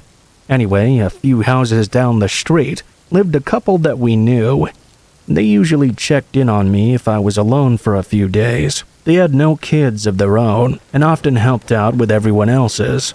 It was on a Saturday that everything really happened. I arrived home very late on my bicycle after having watched Cutthroat Island at a friend's place. I walked in the front door and immediately noticed a draft. It seemed I'd forgotten to close the window before I left. I then noticed the alarm was turned off as well. Had I forgotten that too? I walked through the house into the living room when suddenly Mr. W, the man from down the street, stepped out in front of me. "Hey there, kiddo, did I scare you? I just came to check in on you." I found this very strange, since it was well past 1 a.m. now. He smelled heavily of alcohol. "I'm fine, Mr. W. I'll be going off to bed now." Despite it being a hot summer night, I felt a chill creep down my back. Something told me I was in a dangerous situation. Something about him was off. It was as if he was wearing a mask, as if somebody else was behind those eyes. Not the friendly Mr. W. I had known my entire life. "Wine?" he asked, and nodded in the direction of a bottle. I shook my head. "I don't drink. My dad, you know." I tried to sound normal, but my voice didn't feel like my own. "Oh, come on, you're almost a grown woman now. You can do as you wish." He continued pouring wine into an unwashed glass. "I've been watching you, you know. You've really grown." He kept telling me how beautiful I had become, and how he'd noticed my new clothes, that surely I knew that was an open invitation to men like him. "I'm a nice person. Don't you think I'll be good to you? You can trust me, I'll be real gentle." I started to back toward the front door, but he stopped me by grabbing a hold of my upper arm and pulling me in towards him. "Hey, don't be like that. Nobody likes a tease." When I tried to break free, he laughed. "Oh, you want to play, huh? I can play too." He began to shake me. I felt just how much stronger than me he was. I realized I had to make him let go long enough for me to run. At this point, it was as if I was somebody else. I began saying and doing things I wasn't even aware of until afterward. "Yeah, I like to play," I heard myself say. He smiled and began to caress my hair. He pulled me to my dad's bedroom, and I tried to pretend to be into it. The moment he tossed me down, I said, "Go lock the front door and turn on the alarm first." I tried to look eager and not scared out of my mind. "Okay, don't move a step," he said. He walked away. As he walked away, though, I jumped onto my feet faster than I thought possible. I locked the bedroom door from the inside. My plan, however, did not turn out quite as I had hoped. He had taken me to my dad's bedroom, not my bedroom. My bedroom had a window that led to the roof of the garage. From there, I could have jumped down, but my dad's room had no such escape. It did have a phone, though. My brain had forgotten the number to the police. Remember, this is Sweden. The number is not 911. The only other number I remembered was my dad's work number. When I called it, he answered almost right away. My dad immediately called the cops from his other phone, while I still had him on the line. I heard Mr. W begin trying to pick the lock with a screwdriver, shouting at me and promising to gut me like a fish. My dad also called another neighbor, Mr. K, who used to be in the military. He would often brag about how he would treat any burglar to a trip to the emergency room if he ever got the chance. Mr. K arrived before the police did, and he certainly did not break his promise. The sounds of fighting outside the room were terrible, and I had no idea who was on the winning side. Mr. K was older but very fit, but Mr. W had a weapon. I don't think I even breathed until I heard Mr. K call out to me, "Hey kid, you okay?" I didn't dare leave that room before the police arrived. I was almost unable to move. It was as if my mind had escaped my body. A man who I'd known since childhood had suddenly started to stalk me and planned to use the fact that my dad was out of town to do God knows what to me. I trusted him, and I had been so wrong. I still have trust issues to this day. I spoke to Mr. W's wife once long after this incident. She filed for divorce and told me the reason she refused to have children with him was that deep down she had an inkling that they would not be safe in their home. Mr. W has since passed away, and to be honest, I'm quite glad about that.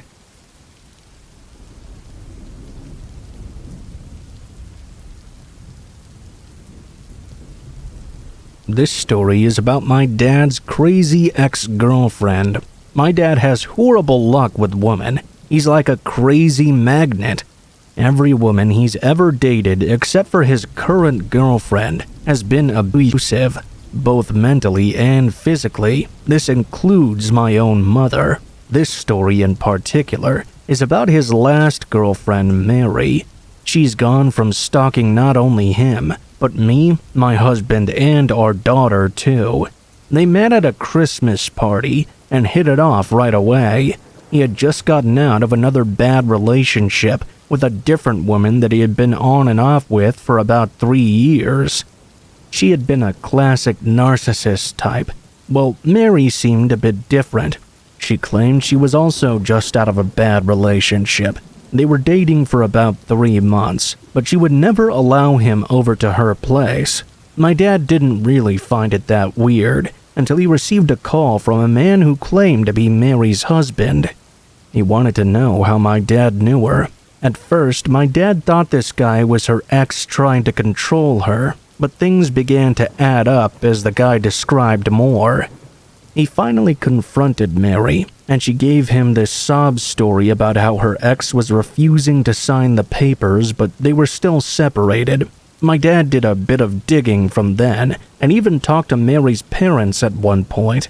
He found out that not only was Mary definitely still married, but was not even separated from her husband. As far as everybody in her life knew, she was very happily married. My dad was just a friend, if she'd even told the person about him. Needless to say, he broke up with her, and that's when she completely lost it. She began showing up to my dad's job, calling in the middle of the night, and texting him hundreds of times a day. All the classic hallmarks of an insane stalker. My dad moved states twice and changed his number several times to try and get away from this insane woman, but she always found him. Love letters would arrive in the mail. She would call saying she was going to find him. Somehow she discovered my phone number, probably sometime after my dad moved. She started messaging me almost as much as she did him. Once I married my husband and my daughter was born, she really went all out. She began sending me presents for her new granddaughter, always wanting me to give her updates. I never replied and sent back the unopened packages or donated the items inside. Everything came to a head when she suddenly arrived at my dad's doorstep one day with a casserole in tow. She handed it over to his roommate and told him she made this because she noticed my dad was losing weight. My dad's roommate tossed it out for him. He didn't want to risk being poisoned since he had just applied for a restraining order. That same night, she showed up at my apartment. It was after 1 a.m. when she started knocking at my door. I was grateful I had sent my toddler to my aunt and uncle's. She left banana bread at my doorstep that we threw out as soon as my husband got home. The very next night, I again left my daughter with my aunt and uncle, just in case she came back. Turns out she did. I started receiving waves of text messages from her as she pounded on my door. She demanded to see her grandchild and wanted to have some girl time with me. That, of course, slowly turned into threats for me to open up the door. Of course, I called the police. While I was on the phone with the dispatcher, my neighbor had already come out, ready to take the woman on. He told her the cops were on the way because his wife had already called them. She quickly disappeared into the park across the street. After that, the cops didn't find her that night, but my dad's restraining order was granted. We've since moved across the state, but she still messages me from time to time, asking to know how my dad is or what my daughter is up to. I never answer, but I do save all the messages, just in case I have to file my own restraining order one day.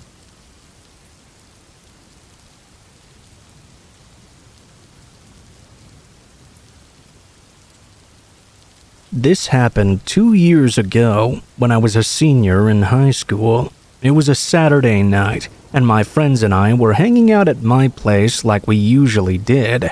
At around 11:30, my two friends, who I'll call Mike and Steve, said they were just about ready to head back home.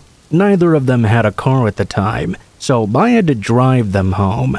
I'd done this several times before. I always dropped Mike off first because he lived a little bit further away, and getting to Mike's house from mine was pretty simple. It was a relatively straight shot. I then dropped off Steve on my way back. That night, we were about halfway to Mike's when we hit a red light at an intersection. We were in the middle lane when this silver sedan pulled up right next to us in the right lane, which allowed you to either go straight or turn right. When the light turned green, we both started to go. The sedan suddenly cut us off, causing me to slam on the brakes. The driver kept going, and I laid on the horn. What the fuck is this guy's problem? We were driving behind the sedan for a little while, and eventually ended up at another red light. There were 2 lanes at this intersection, so I pulled up into the left lane. Our vehicles were now parallel. The driver in the sedan looked to be about our age. He rolled his window down and began flipping us off. At this point, I became furious and rolled down my own window. "Hey, why don't you learn to drive, you jackass?" I started giving him the finger as well. So did Mike, who was sitting up front. Steve, who was a pretty chill guy, just sat back and enjoyed the show. As Mike and I were getting into it with the guy, he started asking us if we wanted to have a fight, which I thought was hilarious. There were 3 of us and 1 of him. The light finally changed, and this time we were in front of him. That's when the intensity of the situation changed completely. The sedan got so close that his bumper was practically touching mine. He also flipped on his high beams and began swerving the car like some kind of lunatic. I was horrified he would ram into the back, causing us to crash. I started to speed up, hoping to gain some distance, but he tailed me no matter how fast I went. Meanwhile, Mike and Steve were understandably freaking out. This went on for about 2 or 3 minutes. He stayed right on our tail and kept swerving. When the shoulder got wider, he quickly sped up and went around us, then veered into our lane, cutting us off a second time. This guy was insane. I slammed on the brakes going about 50 miles per hour. I don't know how I managed to miss him, as I pulled over, sped off down the road, and actually cut somebody else off at the next intersection. After that, he seemed to have disappeared. The 3 of us were pretty shaken up. That was the first time in my life that I ever encountered anyone who was that unhinged. It was probably a good thing that we didn't end up fighting, because he probably would have been one of those guys who bites your nose off or something. Nothing else happened the rest of the way to Mike's. The whole time I looked behind us, just to make sure we weren't being followed. Thankfully, we never saw that crazy guy again.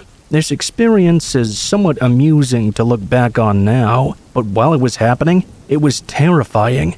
At any moment, he could have rammed into us, causing me to lose control of the vehicle and crash. The way he swerved into our lane indicated he clearly had no regard for our safety, or even his own. I've never antagonized another driver like that since, and I'd advise you all to avoid doing that as well. You never know when the person behind the wheel is a complete lunatic.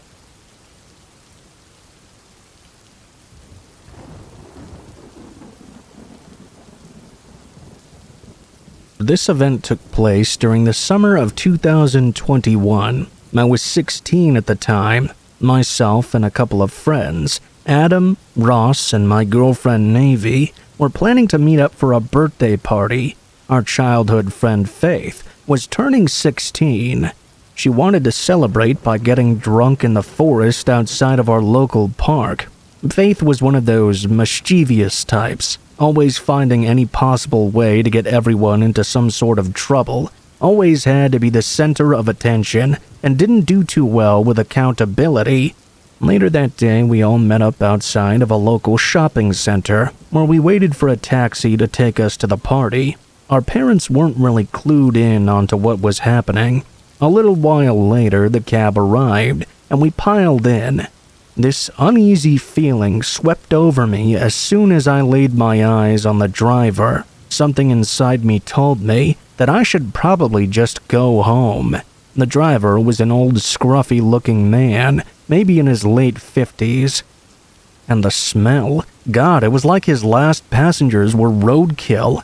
I awkwardly looked at my friends talking amongst each other, completely oblivious. I tried my best not to look uncomfortable.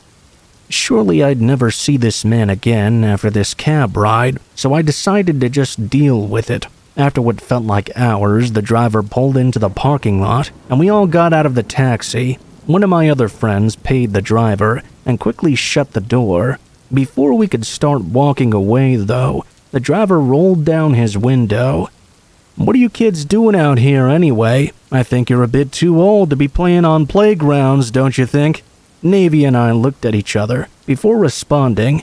"It's our friend's birthday today, so we're just out here celebrating in the woods." I saw Faith looking at me and smirking, and I knew she was going to say something stupid. Before she could get a word out, though, my friend quickly cut in.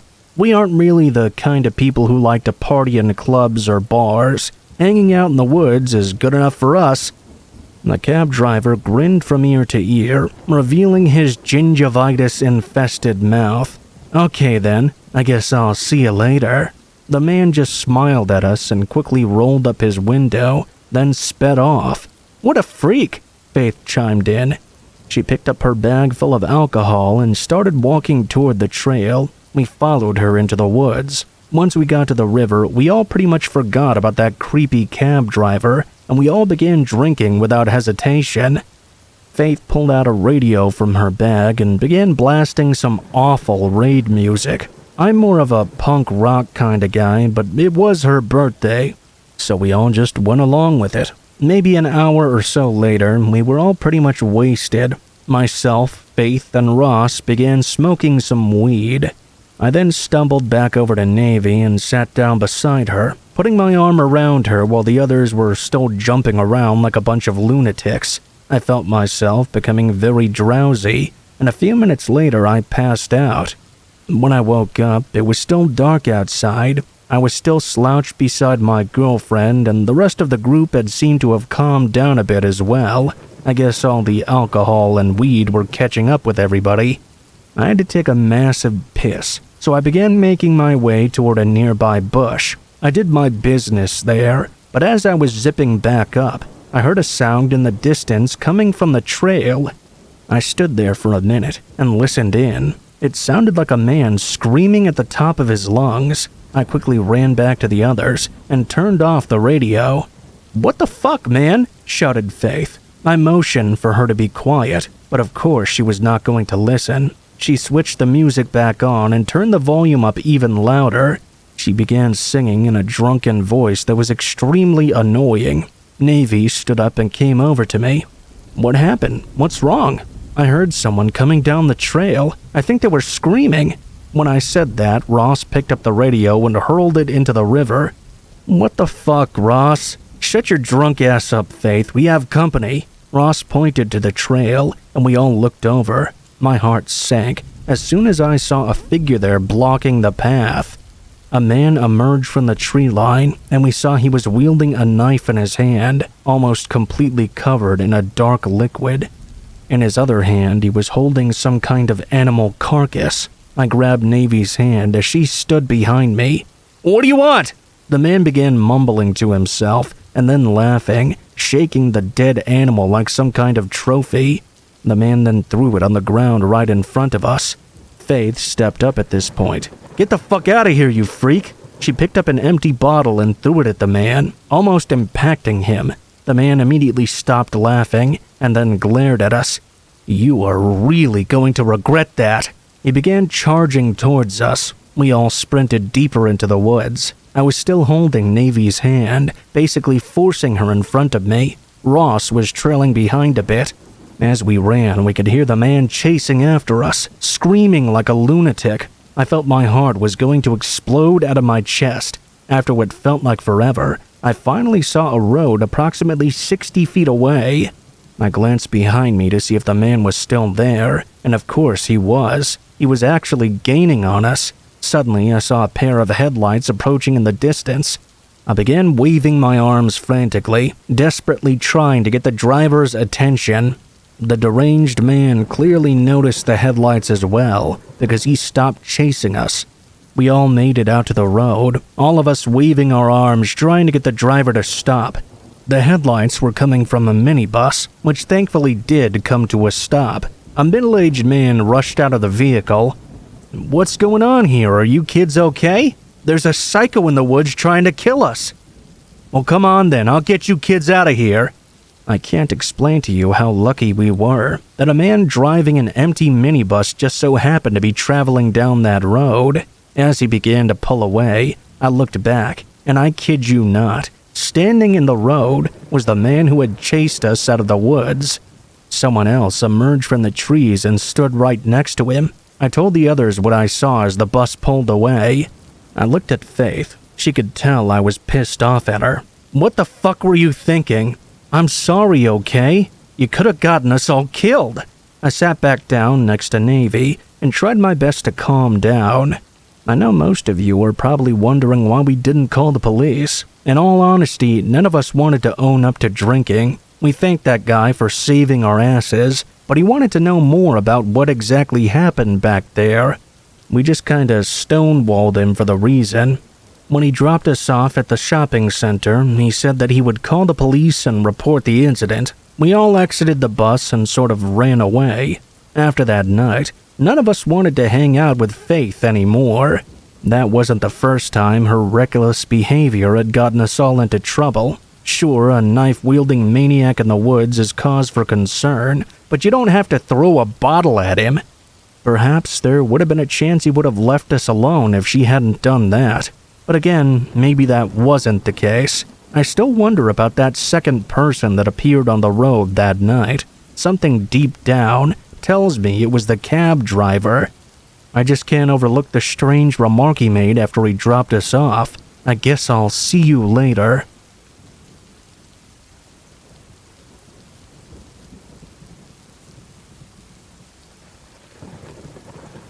This happened about 7 or 8 years ago, but it still gives me the creeps when I think back on it. I used to live by the waterside, near a train station. I was out one night with some work colleagues. We all had a little get-together after work that turned into a little bit of an all-night session. I took the train home. I used to leave my bike chained up at the station because I used to cycle to and from the station home. I used to ride my bike down a path near the waterside. That was the route I took that night. The same route I always took. But after that night, I never went out that late again. Down there, roughly halfway along the waterside promenade, was a bench. It was opposite to an elementary school, and I decided to stop there for a while and smoke a cigarette, try and sober up a little. I always liked the promenade because it had great lighting even at night. It just felt like the safest route home. It was summer and the days were still really hot and humid. The nights weren't really much better. The heat just seemed to linger in the air. It was really unpleasant some nights. I looked out onto the water while smoking, and after a few moments I noticed something strange. It felt as if someone was watching me. I felt eyes on my back. I turned around and faced the school, but there was no one there. I wondered if I was just imagining things, maybe a little drunker than I thought I was. Something inside me, though, told me I was not overreacting.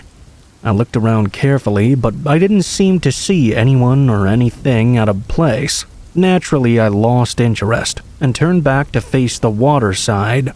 When I turned back, I saw something, though.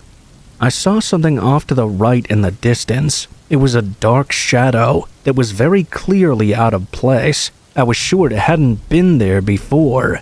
The shadow was in the shape of a person's figure, but the outlines were all wrong.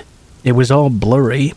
At the same time I saw the shadow, a horrible stench seemed to drift toward me. It smelled like something rotten, left to stew in the water. A bit like sewage, maybe. The shadow began coming my way. I was horrified. I watched it get closer and closer. I was frozen with fear and a strange kind of amazement. I sat on the bench watching, just completely not believing my eyes. The only thing that brought me back to my senses was when the ash from my lit cigarette fell onto my work trousers. I realized that whatever this was approaching me, it was clearly a threat. Realizing that made me shoot up to my feet and run. I didn't even care about my bike. I just wanted to get away from this thing. I desperately searched for a place of light and shelter. I managed to find a nearby convenience store and ran inside there. I stayed there until I managed to calm down. I remember hiding in the bathroom for so long that a member of staff knocked on the toilet door to ask if I was still alive. I left and went home without further incident. I thought about getting my bike back, but I couldn't face going back down to the waterside again. I woke up the following morning having overslept. The quickest route to the train station was via that waterside promenade. In the morning light with a slightly more sober head, I thought about the possibility I could have just imagined all that. Maybe it was some kind of strange dream or drunken hallucination. I approached the route to work with some confidence in this. I was also interested in checking if my bike was still there or not. I didn't think it would be. When I got close to the school, though, I realized that miraculously it was. It was right where I had left it. I was certain it would have been gone, but I was glad to see it. As I got closer, though, I noticed something was a little off about it. It looked like it had been dredged through a riverbed. It was covered in sludge, grime, and dirt, and smelled horrible. It barely even looked like my bike. I knew it was, though, because I recognized the stickers on it. The strangest thing was that in some places it appeared to have been rusted or corroded as well. I know that doesn't happen overnight. This made no sense to me. I loved that bike. Did someone throw it in the water and someone else fish it out or something? It was left in the exact spot where I'd left it, though. I really doubted all of this. I still needed to get to work and I was late. I didn't have a faster method available, so I grabbed up some pocket tissues and wiped it down. The smell was horrible, but I still needed to arrive to work on time. I parked the bike at the station like I always did, but I didn't bother chaining it up. I thought that nobody would even want to steal it. When I got back after work, it wasn't there. I guess someone actually did. Probably some homeless guy, but whatever. I was gonna sell it or scrap it anyway. Here's where things get a little bit weird and probably somewhat of a coincidence, but still creepy nonetheless. A few days later, I read in the local news that a homeless man had passed away. They found my bike nearby.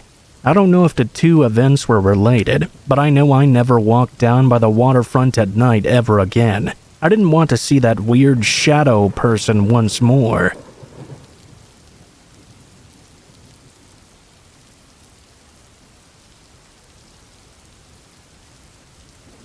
I was working in a convenience store, 19 years old, single mom. Luckily this day I was not alone.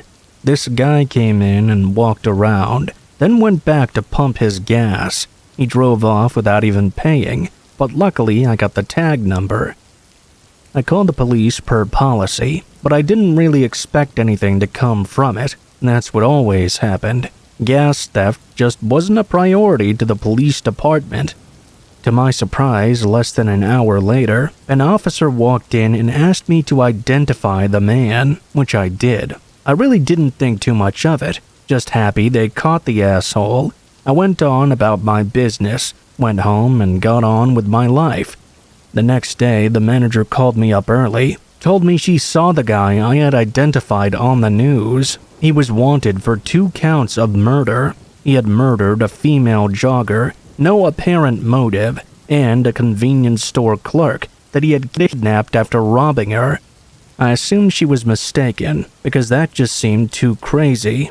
Something I did helping catch a murderer just seemed unlikely. Later that day, the officer came by, though, and told me it was all true.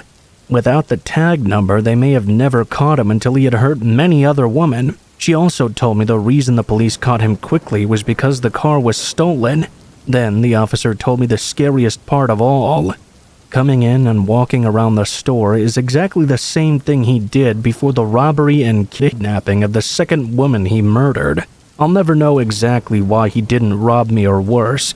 I assume it was because my manager was there with me, which was unusual. I'm just grateful for whatever the reason was. This was early 2003 or so, and I'm in a small southern city, so it's doubtful I'll be able to find information online, but I'll try to check.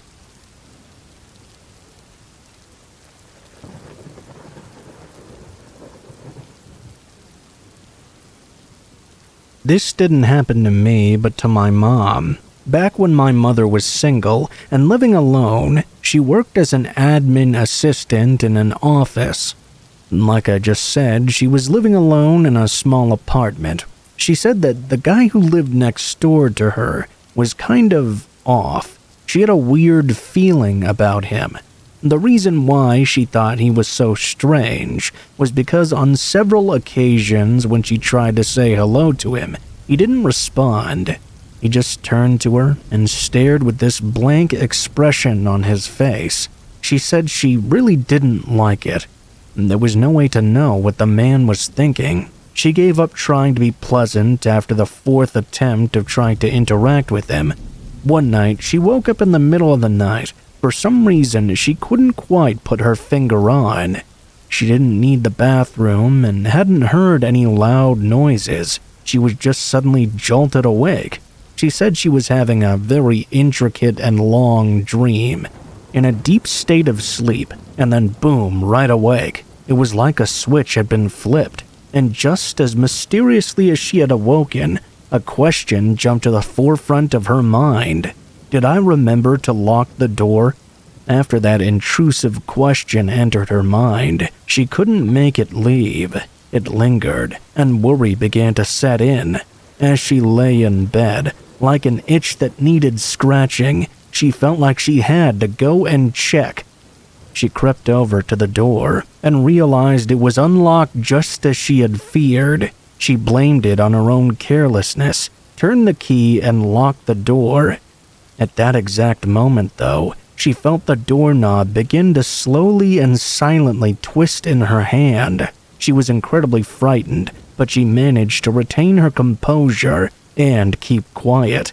She had only just turned the key in the door, and had she hesitated a single second longer, the other person on the other side would have been opening an unlocked door right now. She put her eye up to the peephole and saw the figure of a familiar man outside. She recognized him instantly as that neighbor next door. She covered her mouth as the doorknob began to slowly turn back and forth again. A few agonizing moments crawled by before her neighbor gave up trying to open the door. He stood there for a while, staring at it, before walking away. Now, my mom has a trusting sort of nature, so she decided she would put this down as her neighbor making an honest mistake.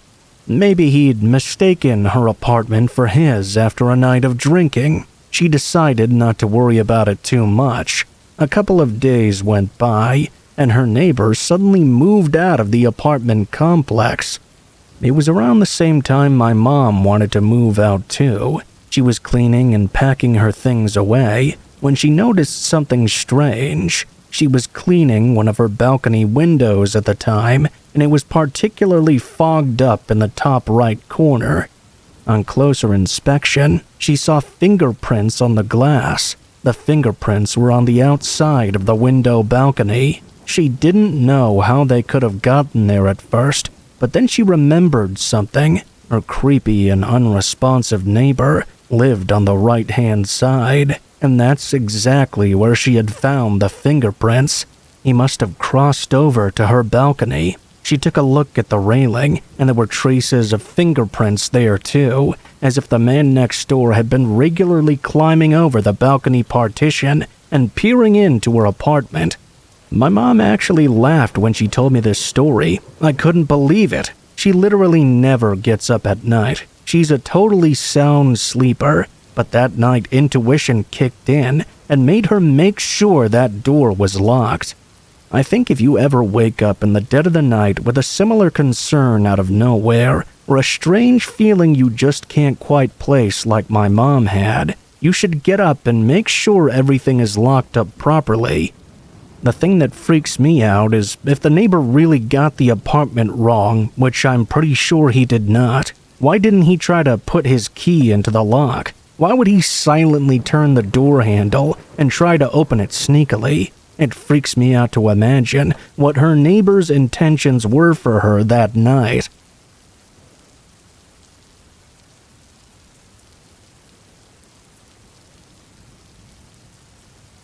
This story happened when I was 12 years old. I'm a woman and 25 now. The story I'm about to tell you might not be as scary as some others you may have heard before, but for me and my parents, it was a nightmare. I remember it was a Saturday night at around 9 or 10 p.m. during the summertime. I owned one dog at the time, and his name was Benny. My parents decided that night that they felt like going for a walk around the block with Benny and asked me whether or not I wanted to join them. I said no. I wanted to play some games on my PC. My parents were okay with leaving me alone for a little bit, since they wouldn't take any longer than 20 minutes tops. My parents got dressed and left the house, and I logged into PWI, or Perfect World International. I looked around in my guild and global chat to see if anyone was on. For whatever reason, no one appeared to be playing at that moment. I decided to go and join my parents since nobody else was online. I got dressed up and ran out after them. They weren't that far away yet. We all met up together and went to leave. I'd like to mention that I lived in an apartment building that had 10 floors, and we lived on the very first one. You had the basement of the building and then the first row of apartments. Basically, right as you enter, you're already facing them. I lived in the very first one. I always remember really hating that, because whenever someone would pass by our door, we would hear them at any time of day or night. Whoever was lurking in the night, you could hear whatever they were doing. It was somewhat eerie. Anyway, we got on our way. Our door had 3 keyholes and a steel bar that would block the door from the inside. The bar covered half the door.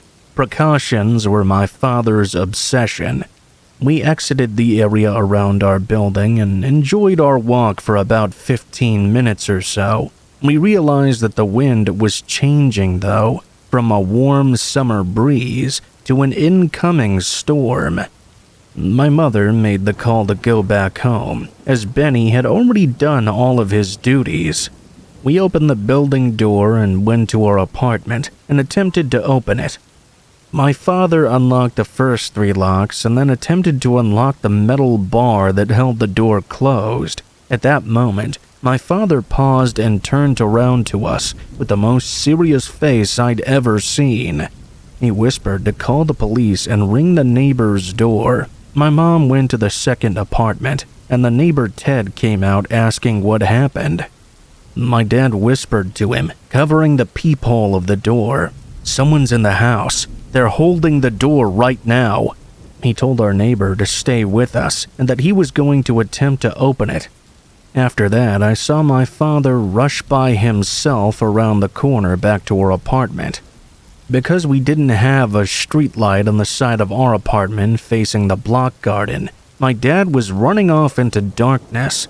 I snuck outside too, waiting to hear if he got into any trouble. He's my dad, don't judge me. As soon as I got out there, I could hear him yelling, "Hey, who the hell do you think you are? I'm calling the police!" At the same time, I saw the rest of my family entering Ted's apartment. Eventually, we went back inside our own apartment. In just the 15 minutes while we were walking home, they had made a complete mess of our home. All of our shelves and wardrobes had been pulled out, and our clothes were scattered all over. Benny's dry food was scattered all over the floor. What scared me the most, though, was how organized they were. I say that because after seeing the disaster that was left behind, we knew it was impossible for just one person to hold the door and do all of this. The thieves had placed everything they wanted to steal neatly packed and ready in our living room. They'd placed our laptops, one of our TVs, my father's collection of coins, our phones, our wallets, even my father's camera. We came home before they had enough time to grab all of it, so they just settled with taking some of my mom's jewelry and some pocket money. After seeing this, for some reason, my silly child mind told me to rush to my room and check on my piggy bank. I always saved up money from whatever chores I did. It wasn't much, but it was my work and savings at that time. When I entered the room, I saw the bars covering my windows had been cut open, and my window was broken as well. That was how they'd entered. They came in through my room. My room is the only room facing the side of the building, and the one most secluded from view. Needless to say, I never felt safe in my own room again, which I had to live in for the next 10 years of my life. When the police arrived, they started throwing this white dust around. I guess it was fingerprint dust, though. They took pictures and took our statements. They were unable to catch the home invaders, but they were able to tell that this was an invasion, not the only one in our neighborhood either. During that month, many other homes had been broken into, one of them even being a home of a cop. They told us the attackers analyzed their victims and learned their schedules. They always knew where the children's rooms were and seemed to always enter through the children's windows. All of the families they attacked had children. It seemed they didn't expect us to return so soon and panicked, hence one of them holding the door closed with his body so the others could flee. One of those people was who my dad was shouting at, probably the one holding the door escaping last through my broken window. I don't know what would have happened to me if I didn't change my mind and give up on playing games. I probably would have come face to face with these invaders. I'm happy I didn't, though, and I hope to God that I never have to meet with them.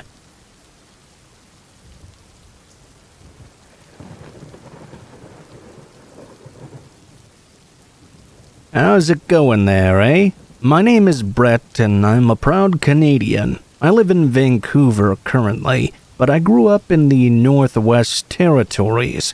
To give you an idea of how secluded the entire area is, the biggest city out there is Yellowknife, which has a population of about 20,000.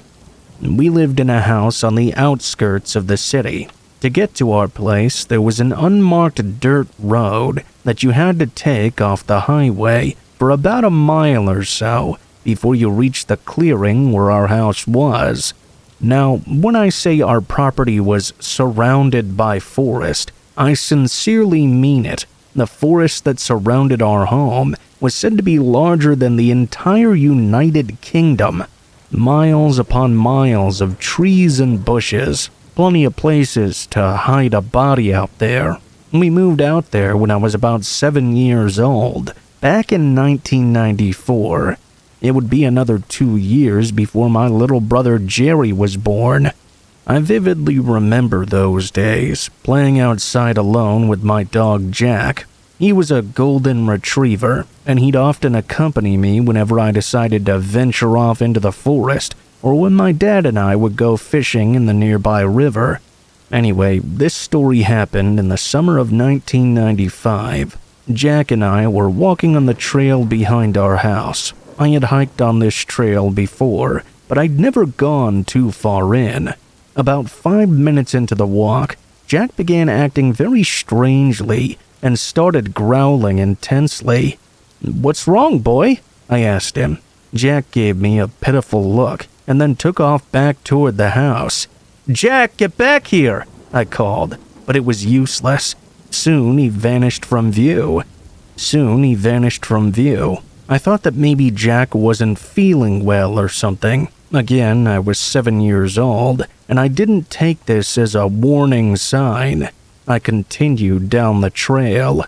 After a few more minutes, though, I decided to turn around. I didn't want to go in too far without Jack to accompany me. I picked up a stick and drew a big X into the ground, thinking that when I came back, I would know exactly how far I had gone before stopping. I turned around, and that's when I saw something very unusual. About 20 yards away from the trail, hidden amongst the trees, was a girl about my age. She had long, dark hair that was covering her face, and she was wearing a long white and blue dress. Hello, who are you?" The girl didn't respond. She pointed to the ground beside her before skipping off into the forest. I just stood there completely stunned. We were the only family who lived out here. In all of my time living there, I had never seen anyone roaming the forest, not even one time. At the time, I wasn't that scared. I was more confused than anything. I snapped out of my trance and approached the spot where I had seen the girl. What had she been pointing at? I knelt down and brushed away some dead leaves, and that's when I saw what looked like a shoe sticking out of the ground. With my hands, I began digging until I could pull it out. It was an old sneaker, definitely child size. Here's what was going through my head at the time. Maybe the girl lost a pair of shoes while she was out here, and if I found them, I could take them back to my mom, and we could figure out who that girl was and give them back to her. I thought I might find another shoe if I dug a little deeper, so I stood over the tiny hole I had made and began clearing away a bit more dirt. My hands felt something solid. Thinking it had to be a second shoe, I started digging around it. Whatever it was, it definitely wasn't shaped like a shoe, though. I cleared the last layer of dirt over this object, and what I saw made me stop in my tracks. I got up and backed away as I looked down at a pair of hollow eye sockets that stared up at me from the dirt. I had just unearthed a human skull. I ran back to my house, crying my eyes out. I immediately ran to my mother, who was in the kitchen, and told her what I'd seen. She didn't believe me at first, but said she would tell my dad as soon as he got back from work. The next day, I showed my father where I had seen the girl. I stayed on the trail while he checked out the hole I had dug. After taking a look, he walked back and said we had to go back home right now and call the police. About 2 hours later, several police cars pulled into our driveway. They didn't tell me at the time, but I would find out years later that they dug up from that spot the skeletal remains of a girl who'd been missing for over 15 years. I told my parents and the officer I spoke to about the girl I'd seen in the woods that day, but everyone dismissed my claims as just my imagination. It's normal for kids to embellish the truth sometimes. I swore that this was not one of those times, though. I wouldn't have started digging at that spot if it wasn't for the girl I'd seen pointing to it. I don't know what happened that day, but I believe personally that what I saw was her spirit waiting for someone to discover her remains. Finally, after 15 years, her family could have some closure.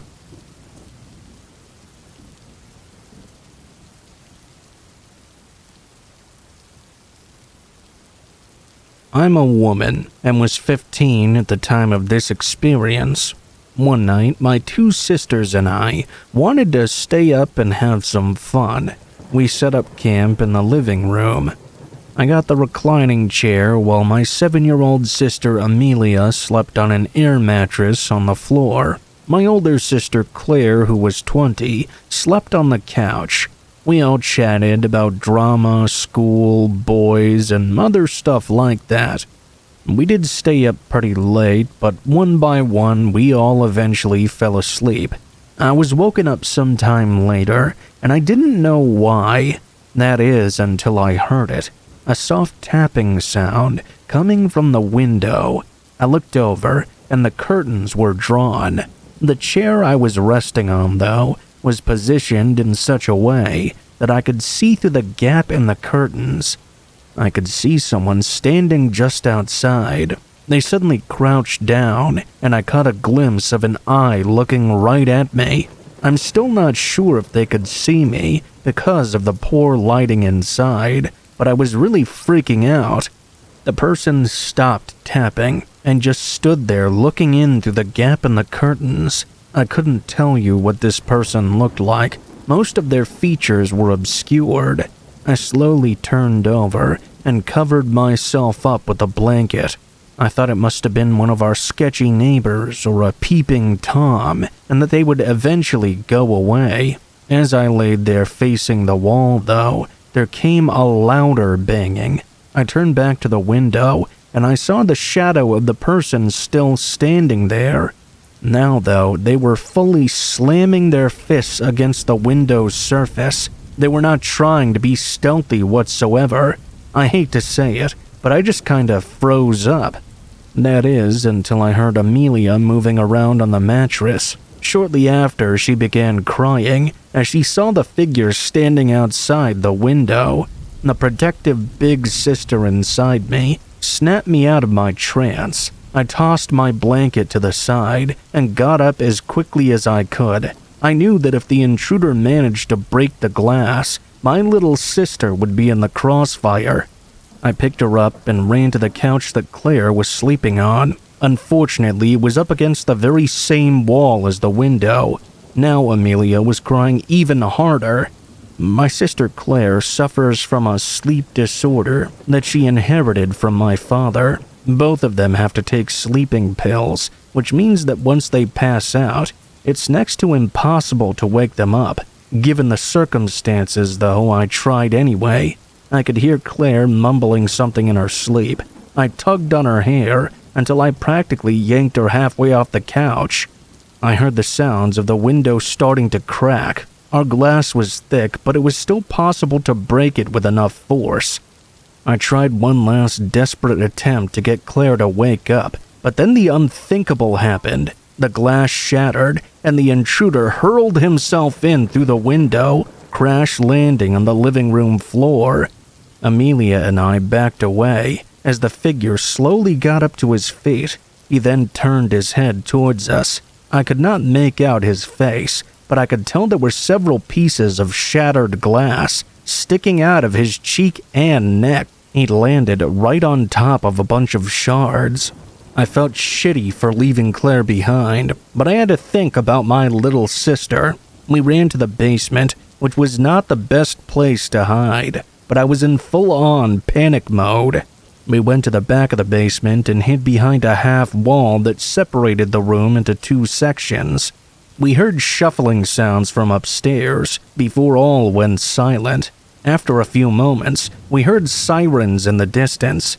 A few minutes later, two cops opened the basement door. Claire had been injured by the broken glass, but otherwise she was okay. The intruder unfortunately managed to slip away before the cops arrived.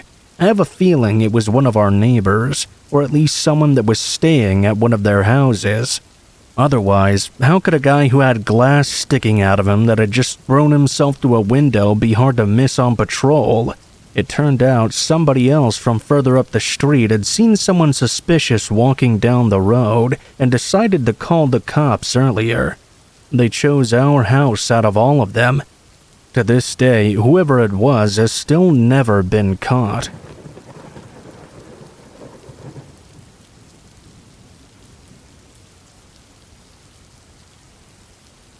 This took place in my small hometown in Texas, which isn't too far away from Austin. It happened when I was about 5 years old. This was back in the early 80s, and crime in our town was slim to none. It wasn't uncommon for kids to wait in the car while our parents went into the grocery store or gas station.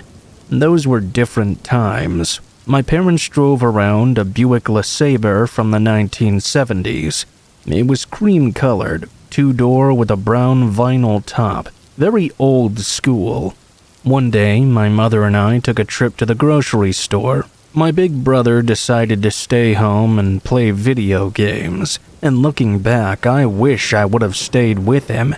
When we got to the store, I decided to wait in the car. My mom lowered the windows a little more than halfway down before she left.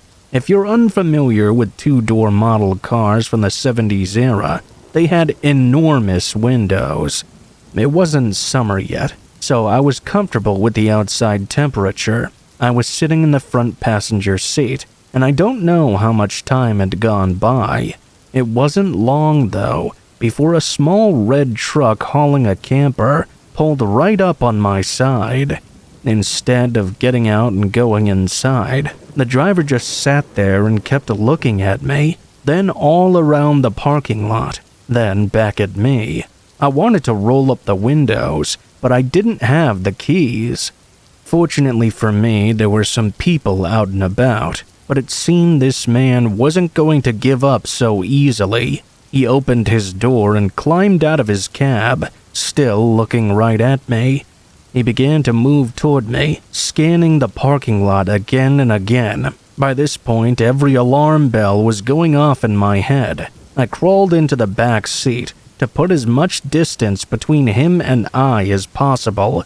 If he was going to break into the car and snatch me up, I wanted to make it as difficult for him as I could. Hopefully someone would see him, though, and intervene. Not bad thinking for a 5-year-old. My heart was pounding. I knew that either one of two things was going to happen. This man was going to get me, or I was going to get away. Even with the windows more than halfway down, I knew it would be a real struggle for him to try and pull me through them. If he managed to unlock the door and open it, I decided I would try and escape through the opposite door. As soon as the man reached the passenger window, I saw my mom emerging from the store. I opened the door and bolted toward her. As soon as I got to her, I saw the truck hauling ass out of the parking lot. If it hadn't been for my mom showing up when she did, or those cheesy educational videos about stranger danger that they showed at my school, I may not have made it.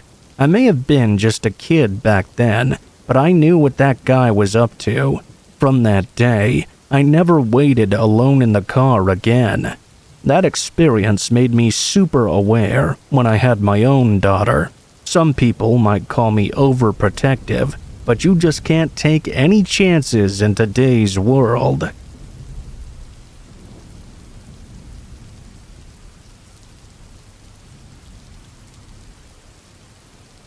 There are only a few moments in your life that will shake you to your core, leaving you completely traumatized. This story is one of such occurrences. This took place in my home country of India in the winter of 2020. I was 19 years old. Due to ongoing lockdowns that were happening at the time, some of my close friends and I decided to meet up for a small party. After discussing it with the group, we agreed that the party would be held at my best friend's house. Her name is Anita, by the way. Anita's mother welcomed us with dinner and a bottle of wine for a Christmassy sort of celebration. Later on, we were watching a movie, having a pretty good time, but Anita's inebriation was becoming noticeable. How could just a small amount of wine do that? She must have been a major lightweight, I thought. Turns out that each time she went to the bathroom, she had been secretly drinking some rum she had kept hidden away. I guess she didn't want to share with the rest of us. After a while, Anita got a call from her boyfriend and went out to the balcony to talk. Even with the movie sounds, we could hear her cursing violently about something. She then stumbled back into the room. We all looked at her a bit worried. Anita seemed to be staring at me with a certain look that could almost be described as hatred. A moment later, that look vanished, and she smiled as happy as ever. "Is everything okay, Anita?" "Oh, it's nothing. My boyfriend was supposed to meet me tomorrow, but turns out he won't be able to make it." "Oh, that's too bad. Why don't you come watch the rest of the movie with us?" As we watched the movie, though, I saw that out of the corner of my eye, Anita was staring at me with the most hateful look possible. I concluded that it must just be a consequence of her being severely drunk. Oh boy, was I wrong. After the movie, she requested that I stay over. since I was her best friend. The others all left, and now it was just me and Anita. After some girly conversations, we both went to bed. I don't know how long I'd been sleeping for, but suddenly I woke up to a searing pain in the left side of my chest. For a moment, I thought I was having a heart attack. I felt my chest though, and I soon realized exactly what had just happened. I was bleeding. I had been stabbed in the chest. Before I could even scream, she clamped my mouth shut and started whispering in my ear, "My piece of shit boyfriend has a thing for you. I hate you so much." She raised the knife in her hand for a second time, but this time I blocked it with my own hand. That resulted in her stabbing right through my left palm. Thankfully, I was much bigger than Anita, so I pushed her off me with all the strength I could muster and screamed at the top of my lungs. There was a big struggle, but I was able to relatively subdue her.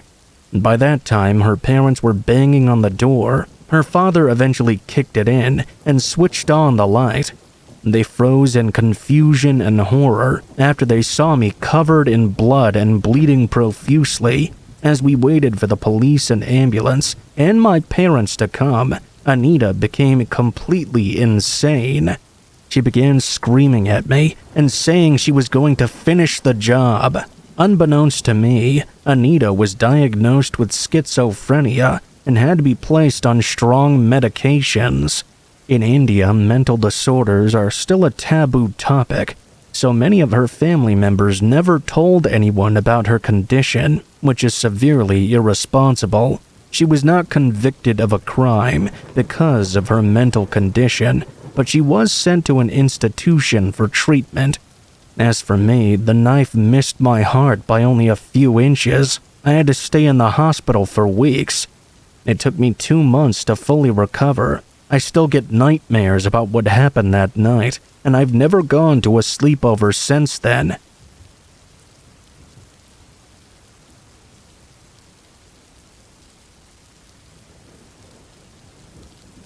This didn't happen to me. This is my mother's experience. I'll give you some background before we get into the incident.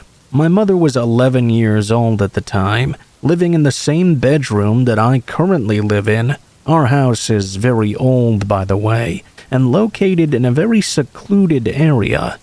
The nearest neighbor is at least 5 miles away. The bedroom faces the backyard, which is inaccessible from the front yard unless you scale a metal fence. Now on to the night in question. I'll tell the rest of the story from my mother's perspective. One night, at about 2 a.m., I was sleeping in my bedroom when I was woken up by the sound of scratching on my window. It sounded like the branches from a nearby tree were rubbing up against the screen of it. I tried to just ignore it, but the noise persisted and kept happening in intervals, with about 10 seconds in between them. As I began to wake up fully, I realized something very unsettling. There were no trees or bushes by my window. There were some along the other side of my home, but not where my room was. That's when I decided to get out of bed and take a look at what was going on here. I stood there listening, terrified to discover what was behind the blinds. I gathered up as much courage as possible and yanked the blinds back. A tall figure stood on the other side, wearing a Jason Voorhees hockey mask. I was frozen in fear. I noticed the knife in the man's hand, which is what he had been rubbing up against the screen. We looked at each other for what felt like hours, before suddenly the man turned around and ran away, vanishing into the forest. Once I snapped out of my shocked trance, I screamed bloody murder and ran to go get my father. He ran outside with a shotgun and tried to find the man, but he was obviously long gone. I still have no idea if it was just a prank or if this guy planned on entering the home and lost his nerve once he saw me. Keep in mind, our house is in the middle of nowhere, so the implication is that either some lunatic was wandering around the forest in a hockey mask, or someone had traveled a very, very long distance just to play a prank and run away. Needless to say, this shook us up for quite a while. If someone was indeed watching our house, there were plenty of places for them to hide and scope us out. Thankfully, though, nothing like that ever happened again.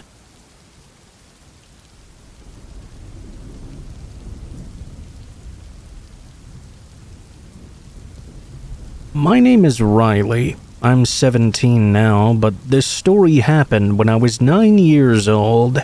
I was on a camping trip with my sister Lynn, who was 10, and my cousin Joanne, who was also 9. My grandparents were real camping enthusiasts, so they wanted to take us all on our first camping trip. I had very bad separation anxiety from my mom when I was growing up, and this was my first time going somewhere without her. I wasn't exactly too happy about the entire thing. Luckily, we were only going to be gone for 3 days. The site had about 150 lots to set up camp at. The day we got there were about 15 of the lots taken up. We went there 2 weeks after school started, so it wasn't really that busy. The first night we got to the campground, Lynn, Joanne, and I went on a walk around the entire campsite, while our grandparents set up the trailer. On our walk, we saw a white kitten sitting on the gravel just looking up at us. We all tried to pet it, but it ran off down a side trail that we hadn't noticed before. We followed it, and it brought us to a small abandoned playground behind the trees. I'm not kidding you. It looked just like a site out of Silent Hill. There was a tall metal slide, 4 swings, and a jungle gym. 2 of those pig and horse seesaws, too. We didn't want to miss out on dinner, so we noted the eerie playground's location and returned to the camper. The next day, we went down to the lake and swam a bit until around 5 p.m. After we ate dinner, we were all sitting outside the camper, just chilling around. That's when Lynn popped up in her seat and said, "Hey, why don't we go check out that playground we saw yesterday?" Joanne and I thought it was a good idea. It was the perfect temperature out that night. Not too hot, but not too cold either. We put on our shoes and made our way to the old playground. It took us about 5 minutes to get halfway there, since this campground had long trails, and we weren't really in a big hurry. We all suddenly stopped. We saw that same white kitten sitting on the path. We got real quiet as to not scare it off, but then we heard a twig snap behind us. We all looked back to see a woman there. She had curly brown hair. We didn't feel like sticking around someone that we didn't know, so we kept walking without saying anything to her. I looked back every few minutes to see her following us. We ended up making it to the playground and hung out there for about an hour or so. We were on the swing sets, and there was a 6-foot fence on the back side of the playground with a lake on the other side. We were all enjoying the view of the water and sunset when we heard another twig breaking somewhere off in the forest. We all stopped swinging, trying to see if there was anyone nearby. I ended up looking toward the slide and saw that same person from earlier hiding underneath it. To say I was startled is an understatement. I told Lynn and Joanne that we should start heading back to the camper right now. It was getting quite dark out. I agreed, but I didn't mention the girl hiding under the slide.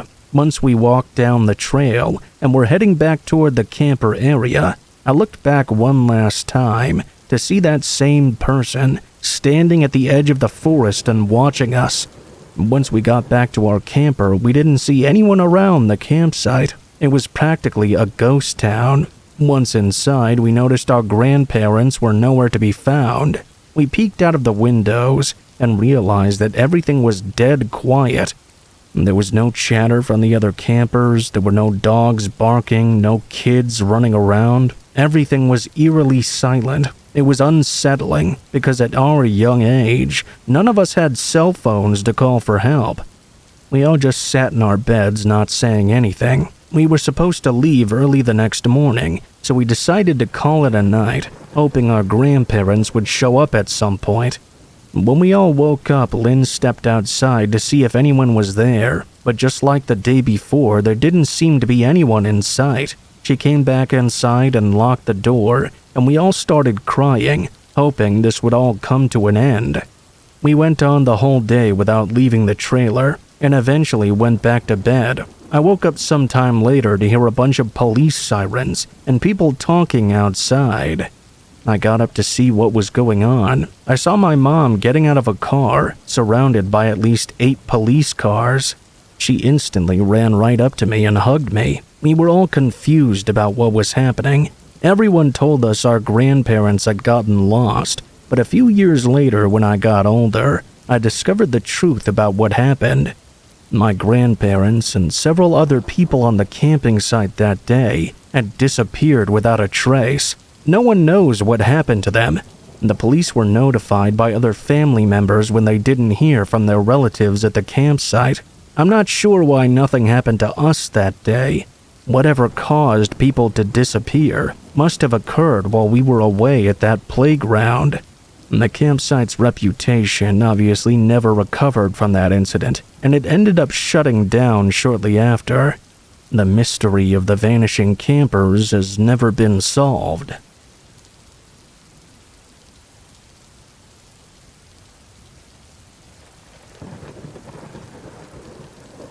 2 weeks ago, I wanted to take a walk around town after I got off work. I had about an hour of sunlight left, and I wanted to be home to do some housework before it got dark. It was about at the midway point when I saw someone following me, a man wearing work gloves, sunglasses, and a ball cap. It didn't really concern me at first, because sometimes I would see other people during my walks, even around this time. It was still quite warm out though, so I thought it was strange that he was wearing so much. During my walks, I would sometimes take photos of the sky, or interesting tree formations, all that scenic kind of stuff. While I was snapping a photo of the evening sky, I noticed that the man had also stopped and was watching me as I took the picture. I tried to be positive and thought that perhaps he was also admiring the view or something. I continued on, but I deliberately slowed down. The man did the same, and I felt my heart begin to beat faster. I didn't want to panic though. The area I live in is quite rural, surrounded by forests on all sides. Plenty of places to ambush someone. But on the other hand, it was the kind of place where people left their bikes unlocked and their front doors wide open. It was refreshing for me when I first moved there, although since I arrived things changed. I'd noticed a lot of new faces showing up, like the man that happened to be following me on this night. It seems the more populated this place became, the more crime took place. I quickly made my way through a cluster of trees and burst out onto another street. I saw a few people out and about, so I felt a bit safer. I looked behind me, though, and saw the man walking through the trees, nonplussed about everything. Seeing him so calmly chasing after me frightened me, but I knew I needed to keep my composure and ask someone else for assistance. He continued to tail me as I went down a few side streets. Eventually, I stopped at a community pond. Soon, my pursuer emerged. There was no mistaking it. He didn't just happen to be walking down the same streets I was, and I was just being paranoid or something. He was specifically targeting me. I was on the other side of the pond as he approached. He never took his eyes off me. To my surprise, he took a seat on a park bench that was next to the pond. I was barely holding it together. I left the pond area, making sure I took another path to avoid the man. Soon, I found myself outside one of the only restaurants in town. During all the commotion, I had forgotten this place was nearby. I saw 2 women out walking their dogs, and I ran over to them and asked them for help. I explained everything to them. At that very point, the man came around the corner. When he spotted me, he casually strolled toward me. I stayed behind the two women, and one of them spoke directly to him. "Hey, are you bothering this woman? You better leave her alone, weirdo." The man didn't even try to interact. He simply walked right past us and disappeared down the street. Afterward, I accompanied the two women as they walked their dogs. Turned out they were going by my place anyways. I never did see that man around town again. I avoided going for walks around town after work for the remainder of my time there. There's no telling what would have happened to me if I hadn't been vigilant that night. What did he want from me? Why was he so calm and calculated? What did he plan on doing to me? These are all frightening thoughts that occupy my mind. I'm considering taking self-defense courses, just in case something like this ever happens again.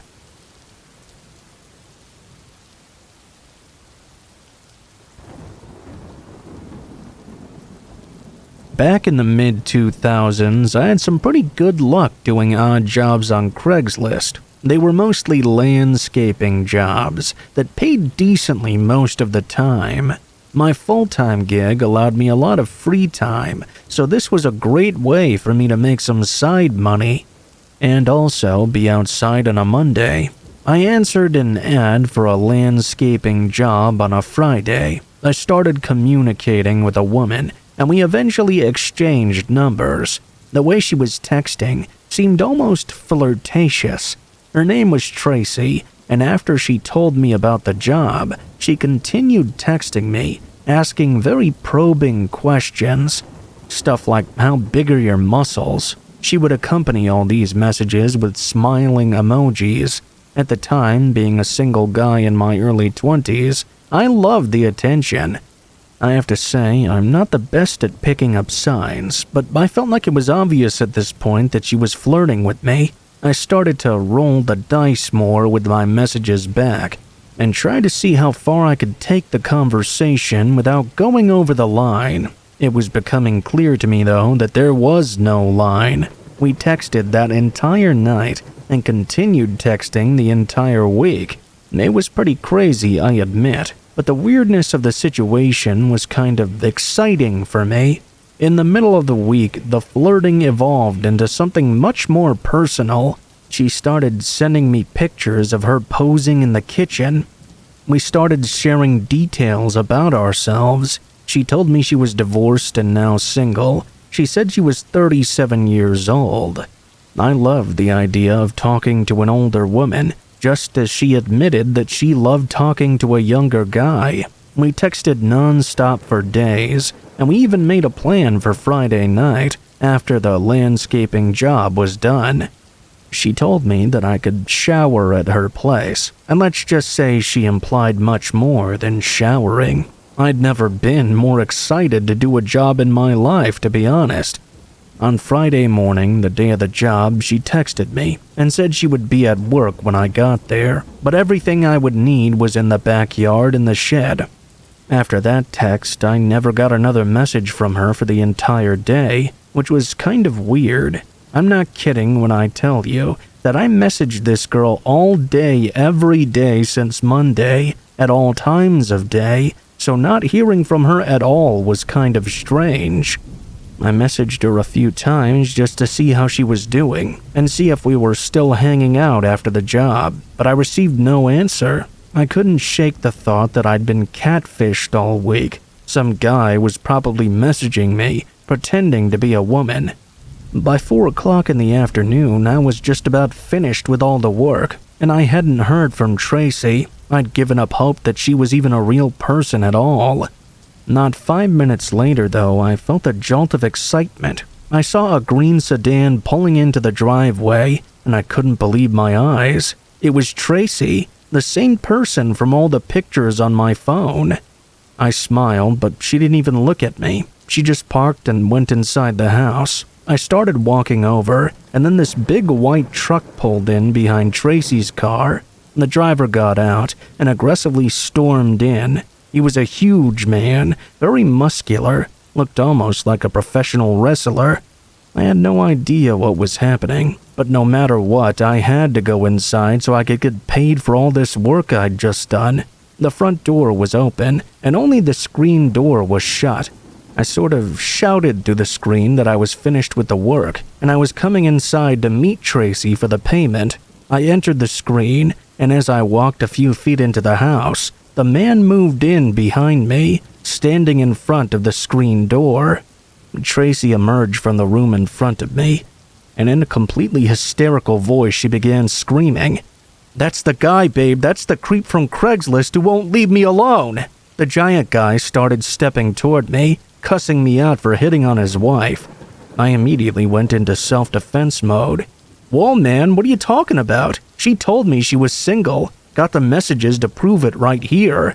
The guy paused for a moment, looking at me. I could hear Tracy shouting from behind me that I was a liar. The man started to get heated and began yelling at her too. Before I knew it, I was in the middle of an argument I didn't want to be in. Tracy continued to call me a liar, among many other things. At the same time, she was yelling at the large man. Tracy's husband effortlessly pushed me out of the way and made his way toward her. When he was just a few inches away, she pulled from behind her back one of those meat tenderizers, like a spiked mallet thing that some people might have in their kitchen. She struck the man in the head. It must have been a pretty good shot, because he fell over instantly. He tried to get up off his knees but couldn't. He just stood there clutching his head in pain. I shouted, asking if the man was okay, but he wasn't saying anything.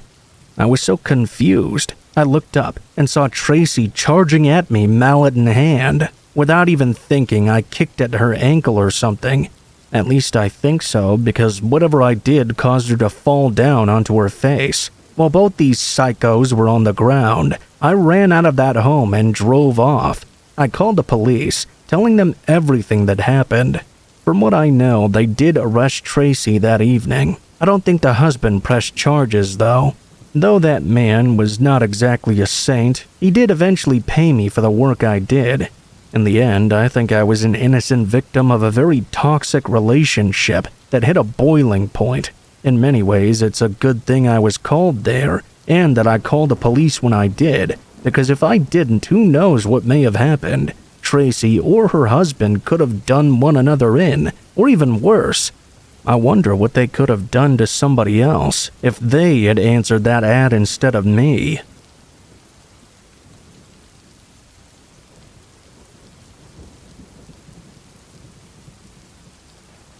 This happened a long time ago, in the late 1990s when I was 19. I moved from Oregon to Florida to be with my boyfriend at the time. Don't ever do that, by the way. I was thinking white sand beaches and Mickey Mouse, but instead I got the swamp, bugs, and dirt roads. It was such a huge shock to the system. We lived in a small town called Hawthorne, just outside of Gainesville. Don't ever go there, by the way. It was very small, had one stoplight and 4 stores, which were Dollar General, Steve's Market, Eckerd's Pharmacy, and Sonny's Barbecue. I got a job at the now defunct Eckerd's in the middle of town. It was right next to the grocery store, so everybody shopped there. After about 3 months or so of working there, I walked in to start my shift one day when the manager suddenly pulled me into his office. Laid out on his desk were 30 to 40 unopened letters, all addressed by hand to me. "Would you happen to know who's writing you all these letters?" I have no idea." "Here, why don't you read one?" I picked a cheerful-looking yellow one. Inside were 2 handwritten letters and a magazine cutout of a woman with blonde hair just like me. My manager watched on as I read the letter. I skipped around a lot out of confusion, trying to figure out why I was in this room right now. From what I could gather, it was mostly someone imagining what spending time with me would be like. A lot of it was, of course, sexual in nature. There were descriptions and comments about my hair, about washing it, smelling it. Something about moonlight as well. Some sentences were highlighted, while others were underlined. My first thought was, am I getting fired? My manager then asked me, do you know this David Elrod? Yeah, I think so. He's a regular who comes in a couple times a week to pick up some Diet Coke and medication for his mom. David was in his late 20s, a tall, lanky guy with thick glasses and frizzy blonde hair, obviously very socially awkward, possibly even mentally challenged. On rare occasions, he would attempt to make small talk as I rang up his soda. Once or twice, he would linger at the cash register or stare at me, but I figured he just had poor social skills. Harmless compared to some other people I'd met in Florida. I didn't really pay him any mind. That was until that day at the manager's office. I knew as soon as my manager asked that he must be the one writing all these letters. I remembered a strange encounter I'd had with him about 2 weeks prior while working. He'd come up behind me, grabbed my hair, and began to caress it. I had to remove it from his hands, and he apologized. It was weird, but no harm done, really. I went right back to work. After telling my manager this, he informed me the customer was going to be banned from the store. It was a strange day, to say the least. 2 hours after I got back home from my non-shift at work that day, there was a knock at the door. I looked out the window to see what resembled a full SWAT team. What the fuck? I saw men in tactical gear, brandishing weapons. There were 2 men dressed in suits, and several uniformed cops as well. In what seemed like slow motion at the time, I opened the door. An officer held up a few oddly familiar-looking letters. "Excuse me, can we come in and talk to you about these?" Realizing everyone in town must know about this by now, I felt so embarrassed. I just wanted to pass the fuck out. I didn't even know this guy. We sat on my couch, and the officer began to speak. Out of the corner of my eye, I could see my boyfriend shooting me dirty looks from the bedroom. The officer mentioned they got the letters from the pharmacy and were attempting to issue a trespassing notice against David. The officers had confronted him at his residence. Apparently, he was not happy about that. He insisted for over 45 minutes about how this was all just a big mistake, that I wanted this to happen. He was very combative and persistent. They were considering pursuing stalking charges. It turns out the story gets even more strange and horrifying. The officer continued. You need to be made aware of something. David killed his mother when he was 12 years old. He was released from a juvenile psychiatric facility less than 4 years ago, and we found some very disturbing materials at his home. We believe he's been following you for quite some time. His mom had been dead for years, and he was coming to my store and telling me he was picking up her medication. I remember he would often say that Diet Coke was his mom's favorite drink. David was arrested the next day for stalking after he was found lingering in the Eckerd's parking lot. The last thing I ever heard about him was that he was readmitted to the psychiatric hospital, at least temporarily. I didn't have a chance to read all the letters in full before they were entered into some vault of evidence. They never explained to me what exactly the nature was of the disturbing material they found in his home, so I never had the full scale of what exactly was happening to me. My boyfriend at the time was a huge dick about the whole thing, so I moved back to Oregon about a week later. Besides, who wants to hang around when Norman Bates in real life is so fixated on you?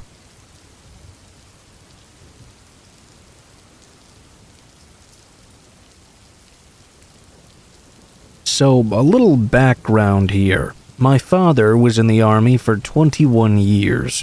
He retired and we moved to a very small town in Central Florida. He got bored after a couple of years, and even though we didn't need the money between his retirement pension and my mom making what she did as a bookkeeper, he wanted to go back to work anyway. He started working at various gas stations, and with this being a small town, the owners didn't care if I came there and helped him out, stocking the coolers or even running the register, just as long as I didn't sell any beer or smokes. This took place in the year 1990. I remember the date well because it was shortly after my 15th birthday. I had just gotten my learner's permit. He would let me drive him to and from work, just to let me get some experience on the road both night and day. I was sitting at my usual spot at the table that was set up along the windows, reading a book with my feet propped up and a Mountain Dew nearby. I would generally spend most of the evenings that way, reading books and getting up to run the register every now and then.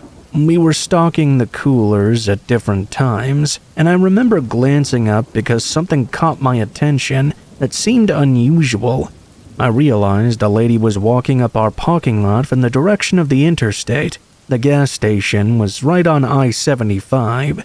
This in itself was very strange, because in this location, as you can imagine, we didn't get many people walking here. Definitely not walking from the direction of the interstate.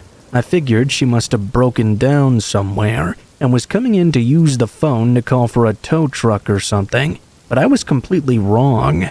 She came into the store and just kind of looked around for a few minutes. I remember getting this strange and creepy feeling about her. She walked up to the counter and started telling my dad a story. She had gotten stranded and needed a ride to the town just north of us.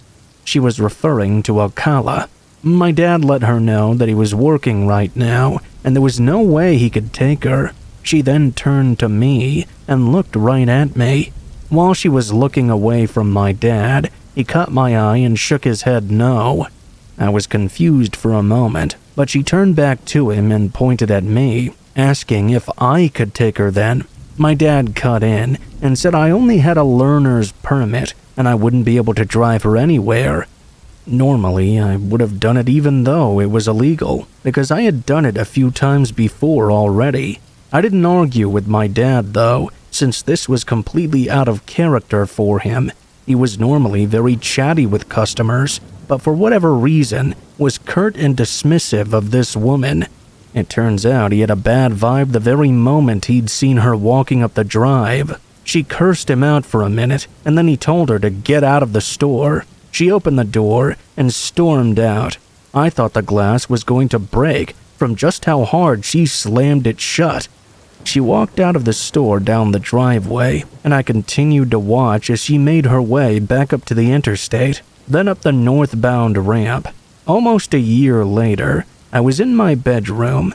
It was less than a week before my 16th birthday. I heard my dad yelling from the living room, "Son, get your ass in here and look at this." I quickly ran to the living room and saw my dad pointing at the TV. I looked at the mugshot of a lady on screen, and I remembered that lady who had been in the store. Turns out I had almost given a ride to Eileen Warnos, who was later convicted of being a serial murderer and then put to death. I still have nightmares about what could have happened if I had given her a ride.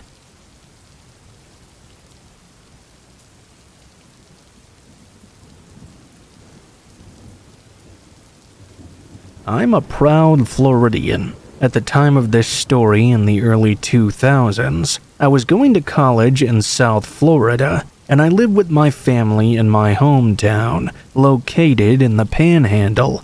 It's about a 7-hour drive up through Central Florida to get between my school and my home, so I mostly just went home for the holidays. It was the Thanksgiving of my junior year, and I was excited that I had been able to rearrange my midterms to be able to leave campus 3 days ahead of everyone else. I was expecting to beat the masses of traffic, and I was hoping for a quick trip back home. My roommates wanted to have one last meal together before we all left for break, so we met up at the campus dining hall around 4 p.m. or so. I set off on my journey at around 5:30. At 10 p.m., I was a little more than halfway there. I always stopped at this mom-and-pop kind of diner by the side of the highway to grab some food and use the restroom, and call my dad and let him know I was okay. I didn't have a cell phone back then. Well, I hadn't been through here since summer, and unfortunately that place had gone out of business. I was bummed out that I wasn't going to be able to get any food. I just kept on going. There wasn't really much built up around there at the time. I saw signs for a rest stop, and of all places on God's green earth, some bumfuck town called Alachua. I went and parked directly under the streetlight for safety, and used the facilities to call my dad on the payphone. I didn't see anyone else there except for an exhausted-looking woman who asked me for some directions. She said she was with her husband and 2 small children, and they had made a wrong turn trying to get to Disney. Alachua is about 150 miles from Disney World. I left the rest area and was walking back to my car when I noticed a beat-up unmarked bluish-gray work van parked very close to the driver's side door. I thought to myself, yeah, okay, that's pretty weird. Of course, it had Florida tags on it, so it couldn't have been the lady I just talked to before. I distinctly remember she said she was from Virginia. I turned around and hightailed it back to the rest stop, promptly running into some middle-aged guy who had 2 little boys with him. Turns out that was his wife I had just spoken to before. She emerged from the bathroom about a second later, and I told the man what was going on with the mysterious van and how I didn't know what to do. He said he would go check it out. He left the kids with his wife and walked up to the driver's side door of the van. He stood there for a moment before speaking. His voice awkwardly quivered, but I could hear him yelling from where we were standing. "Excuse me, gentlemen, we've already called the police, so I'm going to have to politely suggest you get out of here." He ran back to us, grabbed his wife and kids, and pointed at me. "You, come on, let's get in the car right now." We all ran back to his car together. I was very confused, now sitting in the back seat of a stranger's SUV, while he went and used the payphone to call the police. Meanwhile, the van pulled out of there. I had never seen someone get the fuck out of a place quite like those guys got out of there that day. They ran up onto the curb on their way out and burned rubber. It was almost comical. The cops got there, and I found out what really happened. The man went to go check out the van, and he could see inside pretty well because I'd parked underneath the streetlight. The first thing he noticed was that all the seats except for the driver's seat had been removed. There was someone sitting in the driver's seat, and another guy hiding in the back with a tarp laid out, and a bunch of random tools back there. Neither of the men were reading a newspaper or a map or doing anything like that. Apparently, they were both just sitting there waiting for me to return to my car. Makes me sick just thinking about it.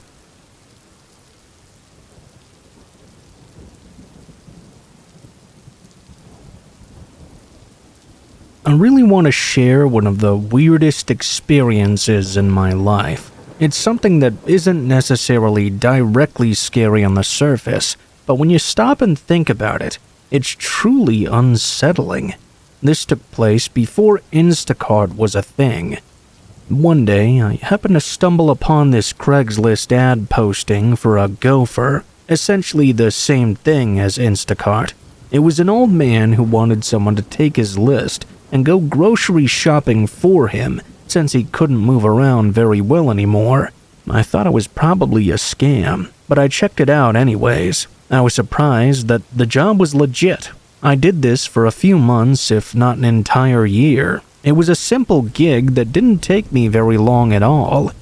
I would drive down to the old man's house, grab his list and cash, and do his shopping for him. Without knowing anything about me, this old guy would just hand me his cash every week and trusted that I would return with exactly what he wanted. Lucky for him, I'm a pretty trustworthy guy. I would grab his groceries and he would pay me $200 when I would return. Easiest money I'd ever made in my entire life. One spring day, I showed up to the man's house on Tuesday afternoon, just like I'd done every week for a long time. The man seemed very tense though, much more so than usual. The man was grumpy and a little strange, but not really tense or paranoid. On this day, though, he kept checking out the windows and was frantically pacing around the house with his cane. I kept asking the man if he was all right, and he would just tell me to shut up and mind my own business. I swear I could hear him saying under his breath, they're coming for me." I'm honestly not sure if that's what he was saying, though. It got to the point where I was practically begging him to just give me the list so I could go grab his stuff, but he was too distracted to do so. After 5 minutes of watching the man pace around, he finally shouted for me to come to the kitchen. All of a sudden, his demeanor had completely changed. He looked sad and regretful. In a very soft voice, he spoke to me. "You've been a good and kind helper over these past few months. When you come back, I'm gonna give you a bonus. You've become sorta like my best friend, kiddo." It made me sad to hear something like that. After dealing with this guy for as long as I had, it was clear he didn't have any family or friends. I soon forgot about that sadness when I started thinking about the bonus he had mentioned. I thanked him, grabbed the list, and made my way to the door. Just as I was about to leave, the man shouted for me to wait. I turned around, and as he limped down the hall, he extended his hand to me for a handshake. I smiled and shook his hand, and then left. The entire time I was at the store, I was trying to figure out what exactly was going on here. The man very clearly was not acting like himself, and his affectionate actions toward me were pretty out of character for this grumpy old guy. I spent 30 minutes at the store, and as I was turning onto the street where the old man lived, I was stopped by the police. They told me the road was now closed off.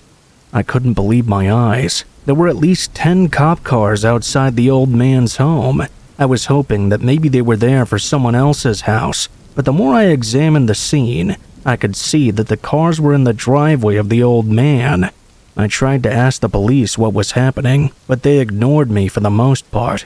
I pulled over and stood at the police barricade, trying to catch a glimpse of what was going on. While I was standing there, 2 cops were escorting the old man out of the house in handcuffs and placing him in the back of a squad car. I started to get more erratic and told the cops I was working for that old man and I needed to know what was going on. Instead of giving me any information, the police were more concerned with how I knew the old man in the first place. After some back and forth, I got nowhere with the police. To this day, I have no idea what the man did. When I looked up his name, nothing comes up, so clearly the old man had given me a fake name or something. What's really frustrating about this is that this is one of those cases that had virtually no coverage in my hometown. With all the excitement about gangs and things like that, some old man getting arrested really didn't make the news. I was telling a friend of mine the story recently, and he told me I could schedule a meeting with the police to find out who he was and what he'd done. I guess technically they have to give me that information, but honestly, I don't even know if that's true. I'm just going by what my friend told me at the time. At the time of writing this, I haven't followed through with that, and I haven't found out what he did either. Since then, I've tried to think back to those visits to his home, and anything about the house that could have given me a clue. The house was plain for the most part. There wasn't a lot of clutter, and it was mostly neat, other than that old man smell. This is horrible to say, but I'm pretty sure the old man is dead by now. What do you think he did?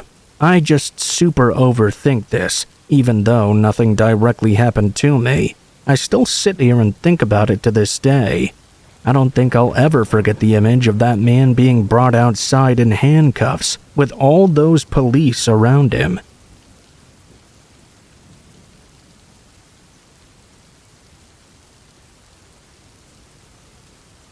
I got my first job when I was 15, and back then we barely made anything per hour.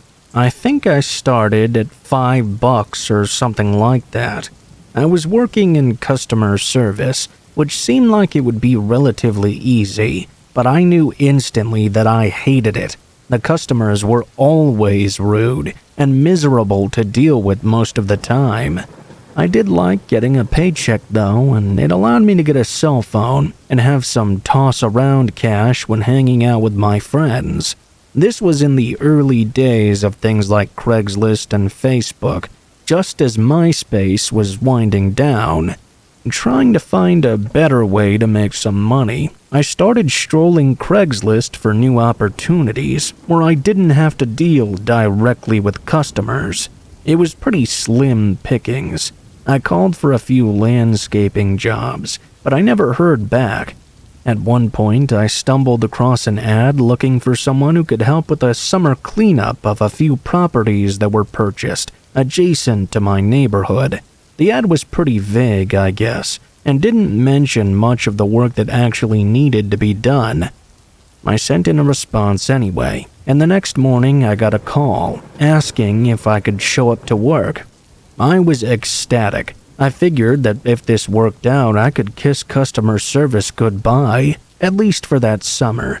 I arrived at a property that was a little overgrown and a little shady from all the trees around. I walked to a door that I assumed was the front door and was eventually greeted by this guy who introduced himself as Chip. He had a smile almost like the Grinch, crooked yellow teeth, and absolutely rancid breath. It was honestly one of the worst things I've ever smelled. I can still see his smile in my mind to this day. Anyway, this guy Chip started giving me a tour of the grounds and outlined some of the work that needed to be done. Some outdoor maintenance, tree trimming, chopping wood. He wanted me to start with interior cleaning. I remember him taking me down a narrow flight of stairs into a basement. It was one room and completely square.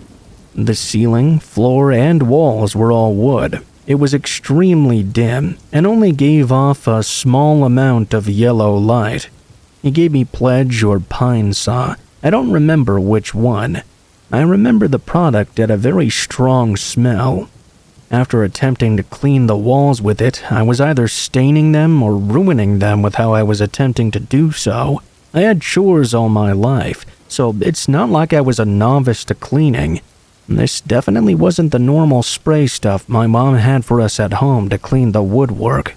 After what I think was about 2 hours of cleaning, I took a quick seat to wipe down the sweat from my head and take a sip of water. As I sat on the floor, I looked up the stairway that was barely illuminated. I thought I saw a dog or something laying at the top of the stairs. I wiped off my glasses and squinted up the stairs to see if I could make out what it was. I just couldn't do so from where I was. I got up and walked closer, and as I did, I saw it was that Chip guy laying down on the floor with a blank expression. As I got closer, I called out, "Is that you?" The blank stare immediately turned into a grotesque smile, and then he whispered something like, "Whoops, you caught me," followed by a quiet laugh. I decided to do some of the outdoors work, to not be in such an enclosed space. Everything was going fine, but I kept getting a weird feeling, recalling that very strange moment. Yes, it was extremely weird, and I probably should have just gotten out of there, but I was a teenage kid at the time, and I was a really big kid. I really didn't think I had too many worries. I was just here for the money. While I was outside, this Chip guy would be out there too, having a cigarette and staring at me. Or if he wasn't outside, every so often I would look at one of the windows, and the blinds would suddenly be moving. I started to pretend like I was looking the other way, but I had my eyes fixated on the window. I could see his head poking through the curtains looking at me, and what I was doing. The day was about half over, give or take. He asked if I could clean another basement, similar to the one I had done before. I didn't really want to. I was pretty freaked out the last time. I also felt like I was destroying this guy's wooden walls and floors with whatever it is he had given me. I followed him to where he said I needed to go anyway. As we got to the staircase, he stepped to the side and said something like, "There you go." This basement was completely pitch black. I could barely see the stairs I'd be walking down. I asked him if there was some light or something, because I couldn't see anything.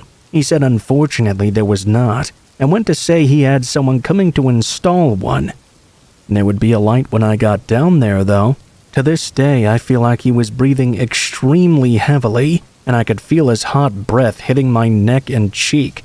I took a few steps toward the stairs and felt his breathing suddenly stop. He was getting so excited and nervous. I quickly grabbed my phone like I was getting a call and took a few steps back. I headed toward the door to go outside and did a fake phone call. Chip stared at me with his hands on his hips. I looked at him and said, "Hey, I'm really sorry. I got a family emergency and I gotta go." He was passive-aggressive and short with me. I knew at that moment there was no chance in hell I was going back. I went back to my customer service job, where even though I had to deal with people's crap, it was pretty easy work and not quite so creepy. About halfway through the summer, I remember I was eating dinner in the living room after getting out of work while my parents were watching the news. I heard a report about a stalking incident, which also led to an attempted breaking and entering. I hated the news and thought nothing of it, but then I heard the anchor mention a name. It was that Chip guy's name. I immediately threw my plate down and asked them to turn it up. Sure enough, it was him. It was his complete full name, and I could not believe it. My parents asked why I was all of a sudden so interested in the news, and I gave them some stupid fake answer so I didn't make them worried. To this day, I wonder what would have happened if I continued working with that Chip guy. He was clearly some type of predator, with those charges of stalking and breaking and entering. Anyways, I now work from home, so I don't have to deal with customers or any bosses that creep me out the way that guy did.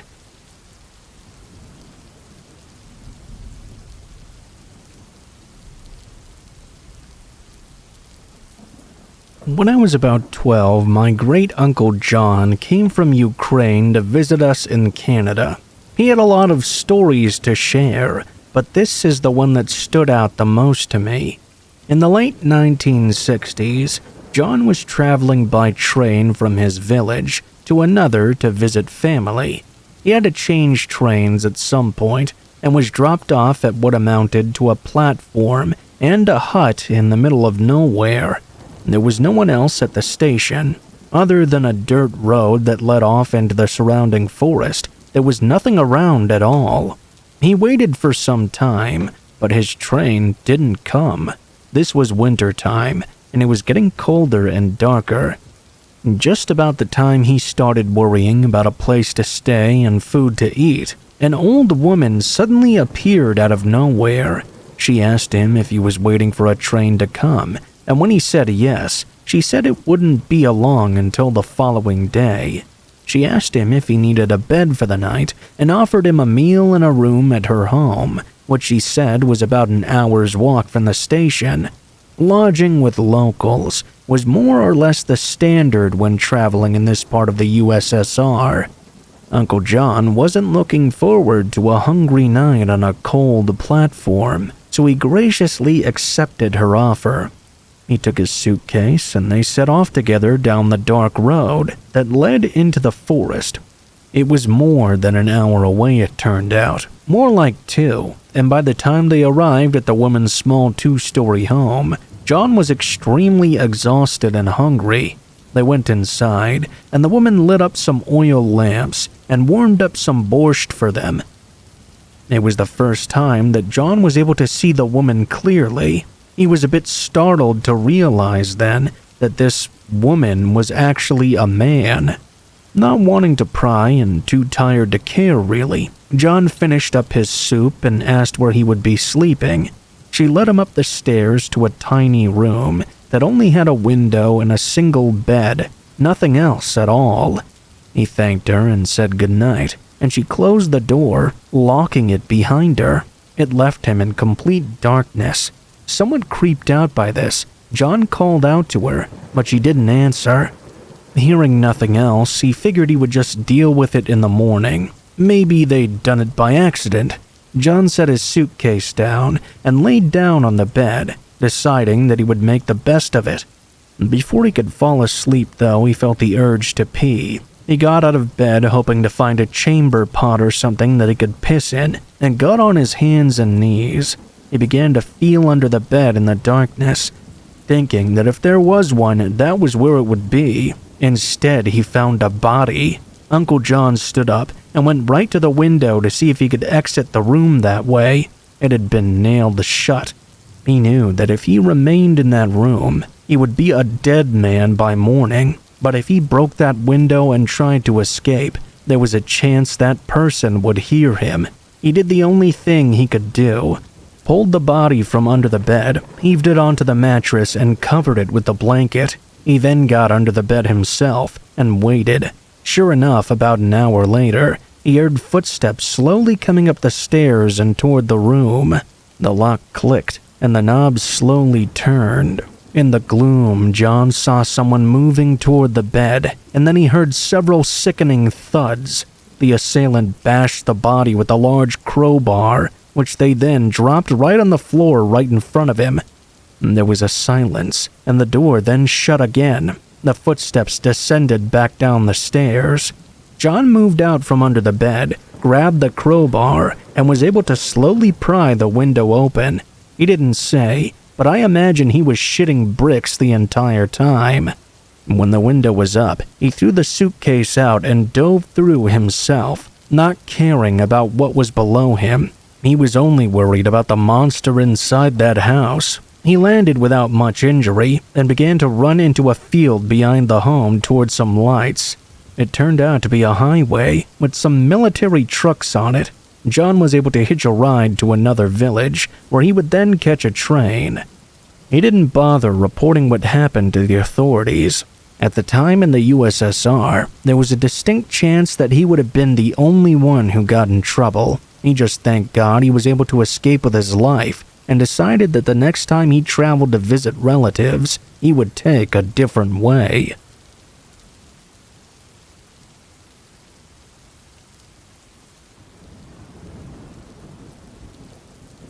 This happened 2 summers ago, while I was house-sitting out in California for an older couple I had met at a conference for work. It seemed like a dream scenario. The couple wanted to go vacationing in Hawaii for 2 weeks, but didn't want to board their cats. I've been chatting with them about wanting to visit California again. I loved it the first time I went, and we figured that we could mutually benefit one another if I came out and house sat for them. I flew out there, and they showed me around for a few days. They taught me how to care for their cats. There were 2 of them. One was extremely shy, and I barely ever saw them, which will be important later. They also showed me how to take care of their plants as well, and gave me access to their house and cars. These people were very generous. Before I knew it, I had dropped them off at the airport, and I was on my own. At first, it was a dream vacation. I was staying in Oakland and making forays into San Francisco, Sonoma, and Monterey. I was ultra content with the world. I was so enamored by the area that I actually started looking into taking some steps to relocate out there. One day, about halfway through my final week there, when I got back to the house this time, I felt very odd, almost like I shouldn't go back inside. I tried to shake it off and went inside anyway. Because it was getting late, I needed to feed the cats. Once I was inside, I forced myself to ignore this off feeling. I made myself some dinner and fed the cats, then went to bed. I was shocked to find that the shy cat was hiding underneath my bed and crying. This was the first time that I'd ever seen her up close the entire time I was staying there. She'd never once left the host's bedroom. Again, I ignored this weird feeling I had. I assumed she must have decided that I was okay to be around. Shortly after I went to bed, however, I decided to lock my bedroom door that night. I remember about halfway through it, I thought I could hear someone walking around in the gravel outside my window. After listening for a bit, though, I didn't seem to be hearing anything else. I went back to sleep. The morning after, I still felt a bit odd, but I kept up with my plans for the day. I drove out to a small music festival happening in Sonoma. I then went clothes shopping after. Overall, it had been a great day. When I got back to the house, though, I found the front door had been locked in such a way that I hadn't left it. Basically, my hosts never locked the deadbolt, only the lower locks, and that's the only locks my key worked on, so I never messed with the deadbolt at all. It was definitely locked this time, though. I had to call my hosts and find the hidden key, which, to their credit, safety-wise, was buried a whole foot underneath a bush outside. It most definitely had not been unearthed for quite some time. I used it to get inside. When I was in there, I kept the key with me just in case it happened again. It did, but with a different door. This time, I stepped out into the garage to grab something, and when I turned around to go back inside, the door was suddenly shut and locked. I could use my normal key on that door, but I was still pretty bewildered. I was trying to come up with some way the cats could be locking me out of the house or something, but I was coming up empty. I decided I simply didn't understand how the locks worked. I wrote it off and started double-checking whenever I left the house or went into the garage. That night when I went to bed, the awful feeling of unease was still there. So was the shy cat, who was clearly unhappy to see me but also refused to leave my room. I ended up locking my bedroom door and went to sleep. The next morning I felt awful. I was nauseous and my body was aching. I had no desire to leave the house that day. I decided to stay in and do some Netflix. This vacation stay was 2 full weeks, so I didn't feel like I was in a hurry to get all my touristy things in. As the day went on, I started feeling that wrongness again. It morphed into feeling incredibly watched somewhere around mid-afternoon. It got to the point where I was so uneasy feeling that I needed to get out of the house for a bit. I was getting low on food anyway, so I went to the local grocery store and bought a few items I thought wouldn't upset my stomach. As I started to leave the checkout, the cashier said a generic, "Have a great evening." I just instantly burst into tears, shocking both myself and the cashier. I just had this sudden intrusive thought that might be the last person to ever say something like that to me. When I got to the car, I was still crying, and my entire body didn't want me to drive back. How could I not, though? It's not like I could neglect those cats. I ended up driving back, parked in the driveway, and convinced myself after half an hour to just go open the front door. Once I did that, I thought I would get over it, and maybe go inside and at least feed the cats, maybe get a hotel room after or something. My body physically would not let me inside. It was like I was stuck in the entryway. I yelled into the house, saying that I'd already called the police and they were on their way. In panicked logic, I figured that if anyone was there, that would surely make them leave. The second I finished saying they were almost here, the light in the master bedroom turned on.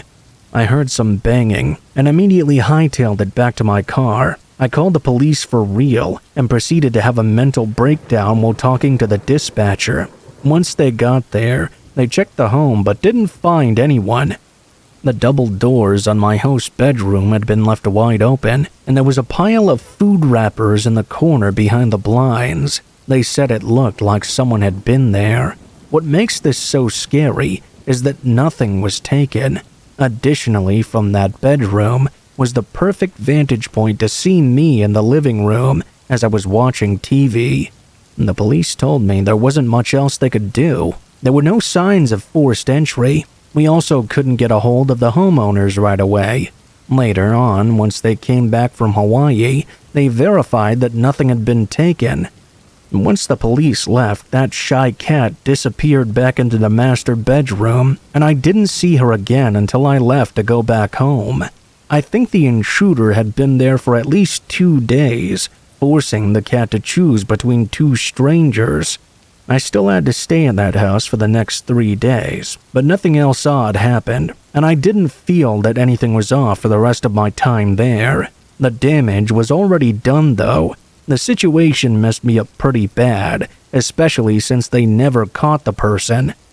Since that vacation, I've never felt completely safe in a home without doing a complete search before bed. I'm extremely glad I trusted my instincts. I guess I'd rather have some residual anxiety than be dead.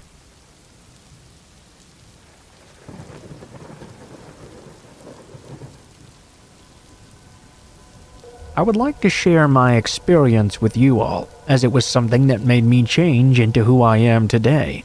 Some info just before that though.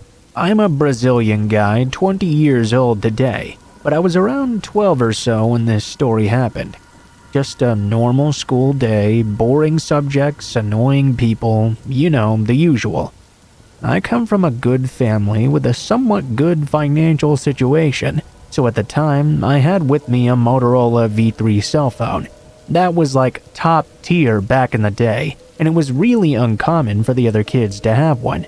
Every day after school, it would take a while for my father to pick me up with his car, which used to be a silver Mariva. That was also the same car he would drive me to school with.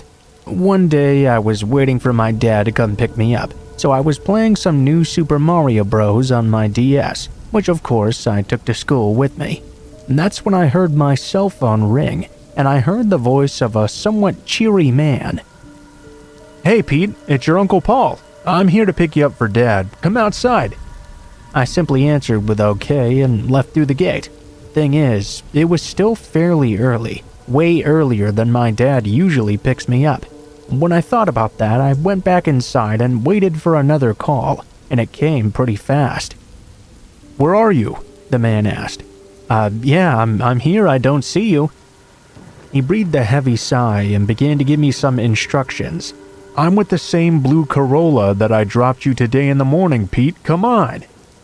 He hung up. He was getting impatient. My 12-year-old brain processed what was happening and connected the dots. The thing is, I had no uncles with a name that started with P.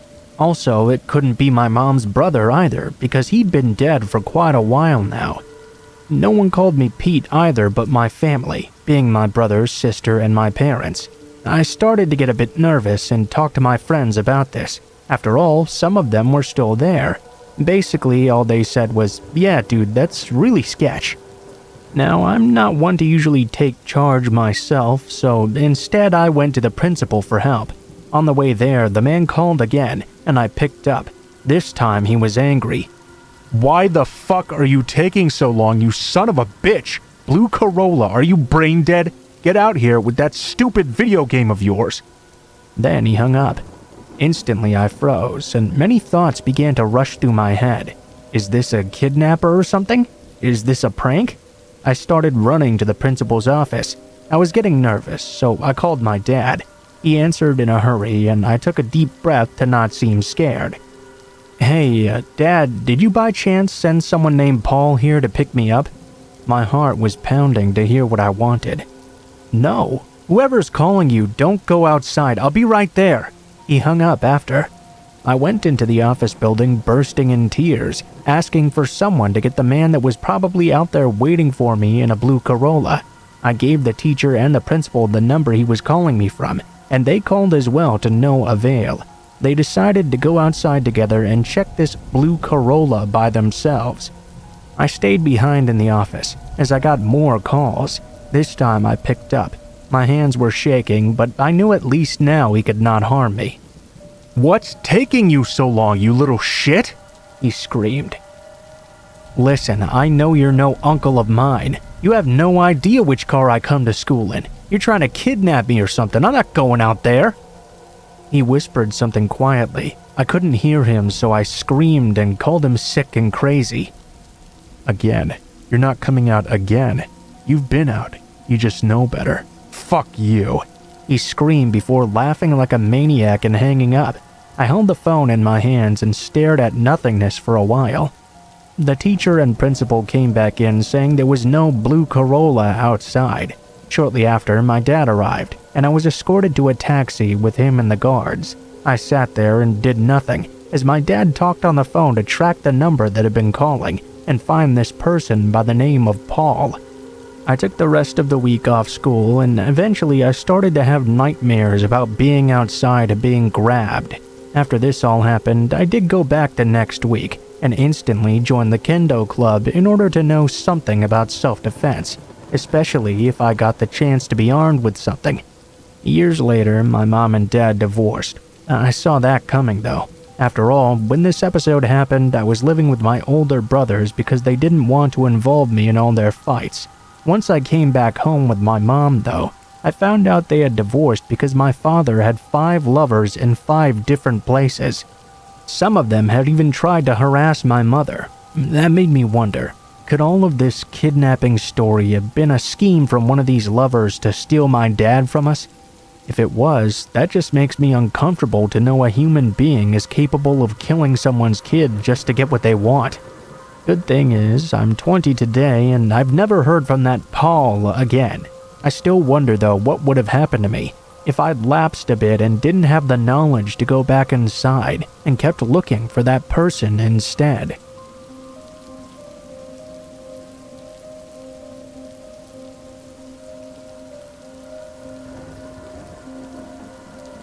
From 2006 to 2008, I was a student at a university in England, studying paramedic science. This course was a 2-year fast track into becoming a qualified paramedic and EMT. The course involved placements at various points throughout both years. First, we spent an evening/night in a dispatcher's. I'll never forget some of those calls, like a man waking up in bed next to his wife only to find she died during the night. Next, we were stationed with the patient transport service, taking patients to their hospital appointments when they couldn't get there alone. And finally, after waiting a good 6 months for the opportunity, it was time to spend a prolonged placement with the 999 crews. You could choose a couple of preferred locations, and I was fortunate enough to be given the ambulance station close to my own home. Because of this, I moved back to my parents' home that winter for a full term, leaving my university buddies behind. In hindsight, I really wish I hadn't. The station was in Buxton, Derbyshire. Google Map it, it's middle of nowhere territory.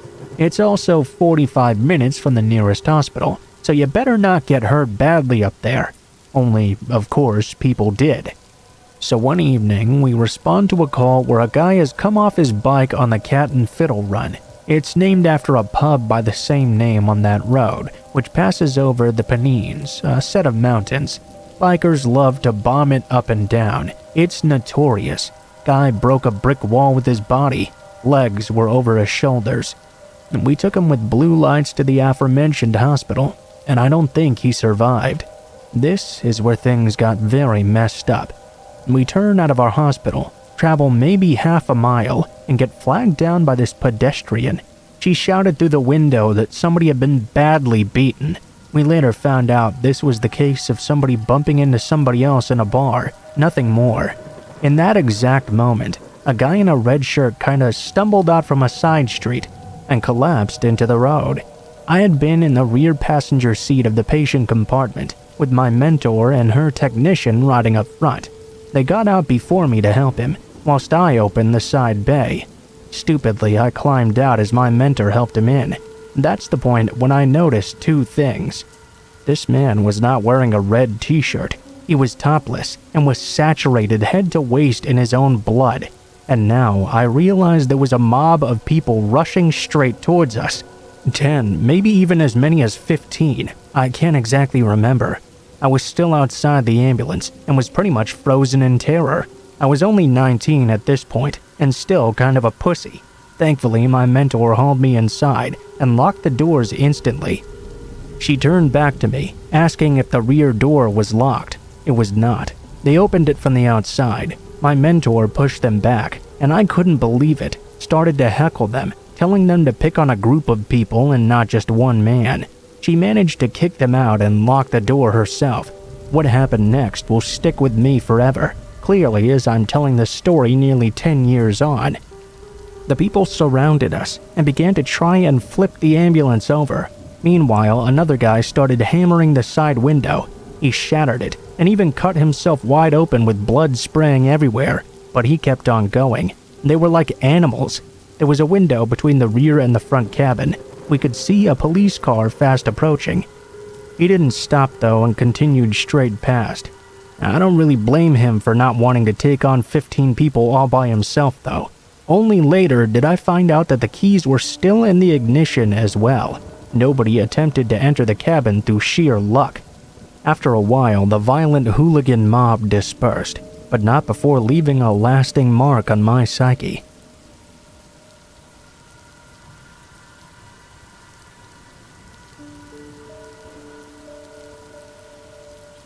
You ever have one of those older brothers who likes to pull mean pranks on you and tries to scare you to death? You know the type I'm talking about surely. The kind of brother who tries to convince you a monster is under your bed or the boogeyman lives inside your closet. Do you know anyone who had an older brother like that? Well, I didn't have one. I had a younger brother who was like that. My little brother Tommy was not only 3 years younger than me, but also a very tiny thing.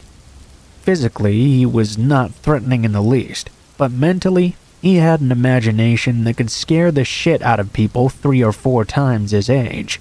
The worst thing he ever tried to do to me happened when we lived in a house in a new subdivision.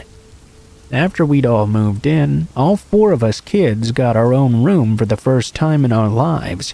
Being the second oldest, I got the second choice of bedrooms. The room that I picked was not only the second biggest, but also had another feature I really enjoyed. It was very unique to the other rooms in the house. There was this trap door in the closet that led underneath the house. It was actually kind of weird, but I thought it was really neat. This trap door led to what you might call a crawlspace, I suppose. It wasn't really shallow enough that you would have to crawl in it, though. A human being could very easily stand straight up and underneath the house with nary a problem. My brother Tommy just loved the idea of that trapdoor. He was actually quite mad at me for getting what he felt like was the most interesting feature in the entire house.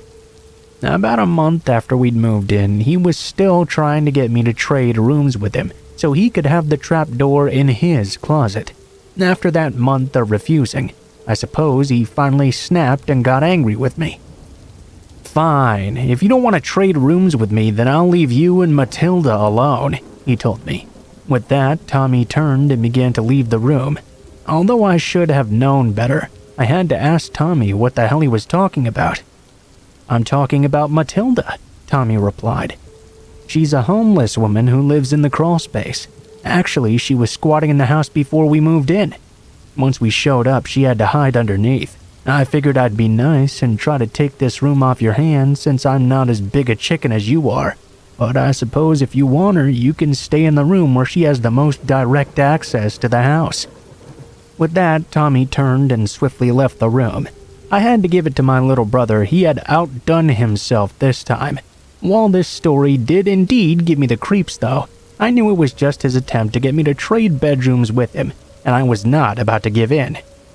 Well, Tommy didn't give in either. He began to taunt me on a daily basis about this Matilda lady.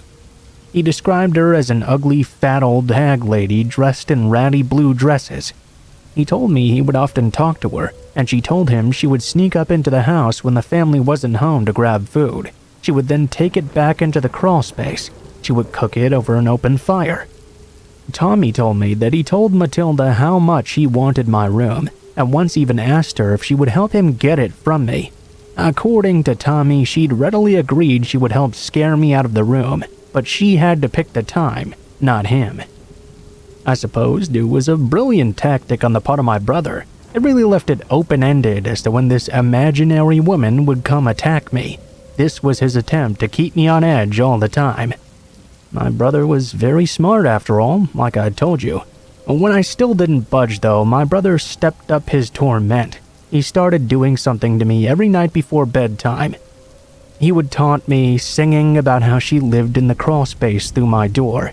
Even though I really didn't believe him, it did unnerve me as I laid there in bed. I would always sneak a glance over at that closet and that trap door. As I went to sleep, I heard the voice of my little brother in my head, as he whispered over and over about how she lived in the crawlspace. My brother's head games did begin to work, but I still didn't want to give in to him. In fact, it just had the opposite effect. I was even more determined to resist. It kinda made me mad he'd found such an effective way to get into my head. About a week after my brother had his little taunts, he came to my room again and was bugging me once more about Matilda. Right in the middle of his little game, though, we suddenly heard a noise. Tommy froze up and then slowly turned and looked over to the trap door. "What the hell?" he asked, fear appearing on his face for the first time maybe in his life. The moment he said it, I looked over and saw the trap door begin to lift up a bit. Tommy jumped and I scrambled up onto my bed. "Holy shit, what the fuck?" Tommy screamed and jumped up with me. "Oh my god, that must be Matilda," I shouted. He looked at me confused. "Dude, what the hell are you talking about? You know I made that up just to get this room, right?" I looked over to Tommy, then back over to the now lifting trap door. "Well, then what the hell is that?" Before either of us could answer, the trap door banged again. Tommy ran to the other side of the bedroom and cowered in fear. My little brother, the king of horror, cowered away in the corner. "Tommy, I'm gonna go check it out, okay?" I told my little brother as I hopped off the bed. I slowly and cautiously began to walk over to the trap door.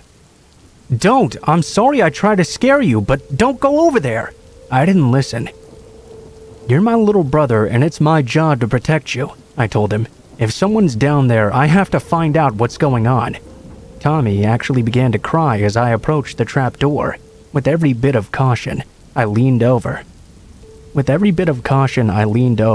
I slowly reached my hand out in order to grab the brass ring on top of the door and pull that trap door open. As I did so, the door was thrust open in my hands.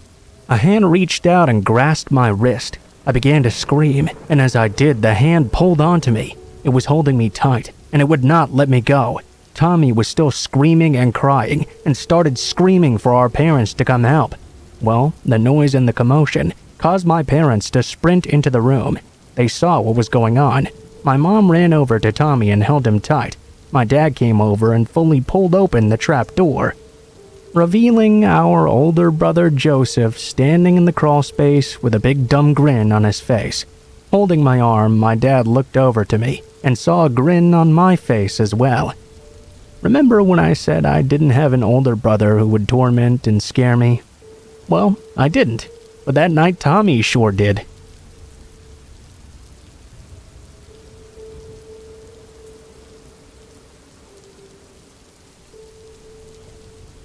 I recently moved to Colorado because I've always heard such stories about its beauty, and I've always been a really big fan of nature. Well, the fact that they legalized pot in the past few years really didn't hurt either, but that's kind of beside the point. I honestly had never seen the Rocky Mountains before, and I wanted to experience all the wonders of nature that John Denver was so ecstatic about that he had to write all those songs. Well, I wasn't disappointed.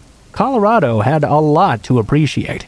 In addition to the mountains and forests and everything else, I also noticed that Colorado has a lot of tunnels as well. I mean, I suppose it does make sense. When you have so many mountains, you have to have a lot of tunnels too. I was particularly fascinated, however, with the train tunnels. Unlike car tunnels, train tunnels are not particularly well lit, and they're only really thin enough for the train to go through.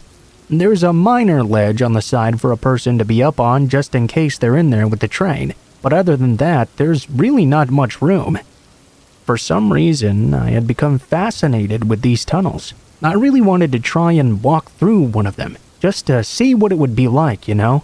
They were very old, looking like they had been constructed in the 19th century for all I knew. I just found them really fascinating. Now, before I go any further, I need to tell you what happens. This story has nothing to do with the actual train.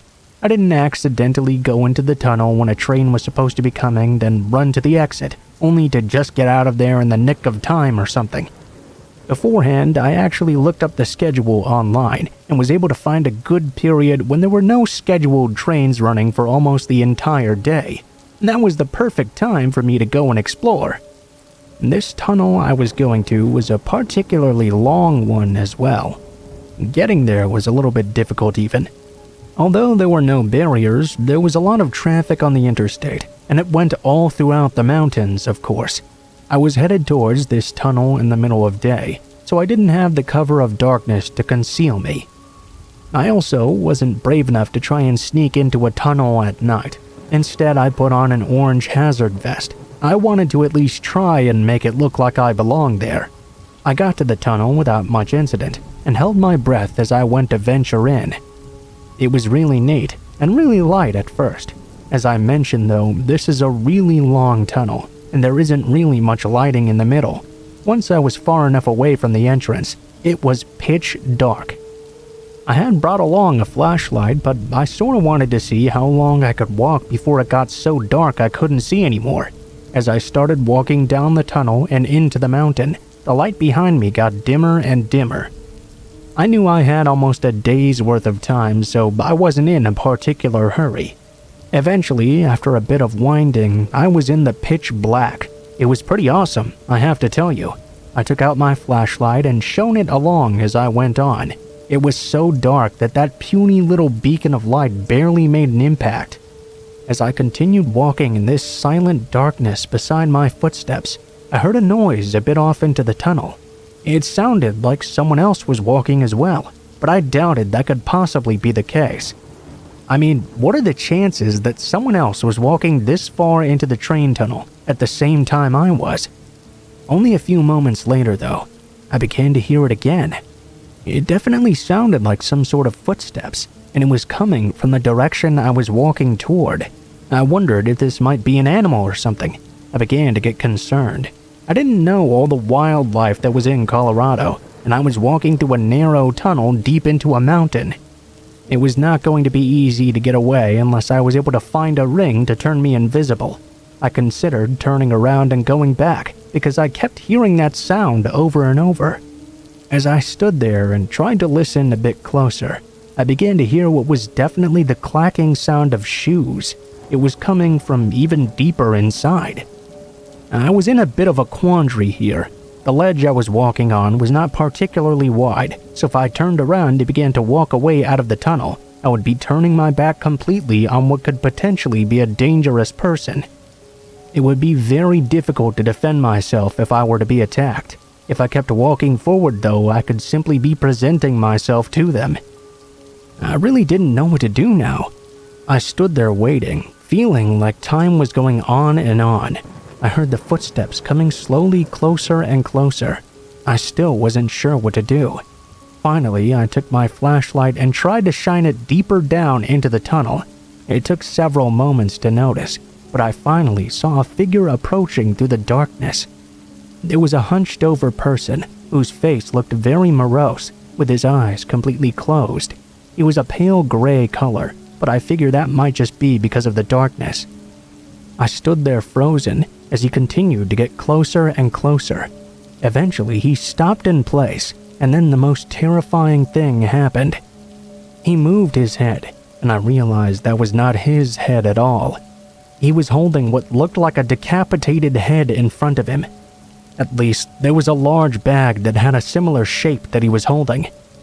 He smiled at me with his eyes still closed and called out, "Hey, you want to join my head collection?" I turned around and booked it out of that tunnel like you would not believe. I have no idea if the man tried to follow me, but even if he did, he was much smaller and older than I was. I really doubted he would be able to keep up. In that moment, I didn't particularly care either. I just ran and didn't stop until I not only reached the end of the tunnel, but sprinted through the opening, got to my car, and drove off onto the interstate. I really don't know what the hell that was, or how that man seemed to get a human head, but I know I'll never go wandering into train tunnels ever again.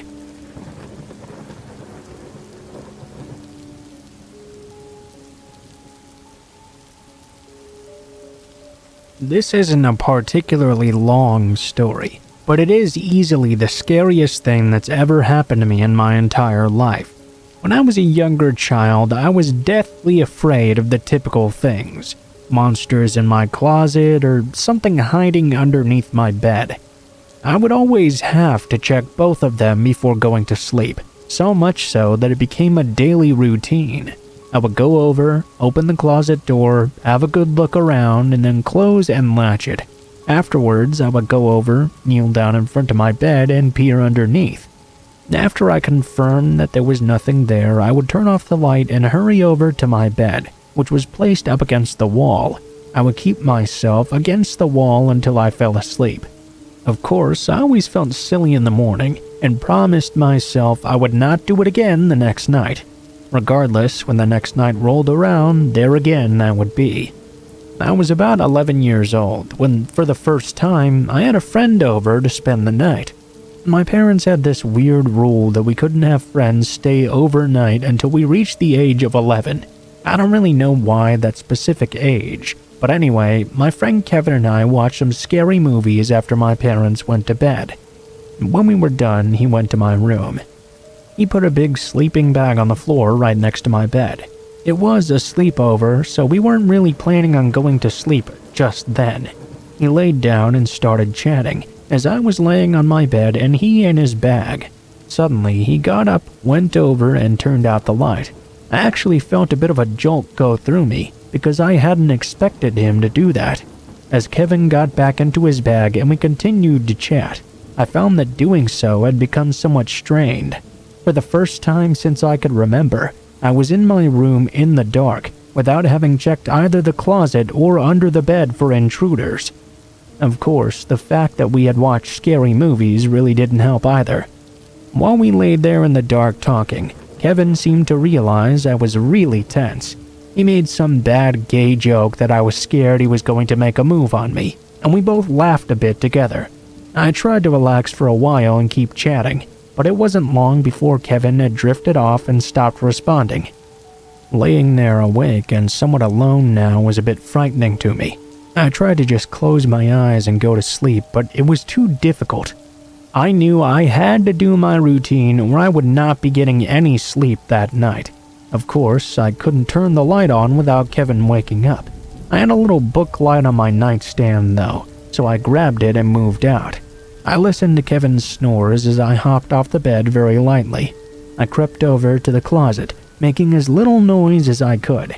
I turned the doorknob very slowly until I heard it click open. Opening it a bit, I shone the book light into it and confirmed it was indeed empty.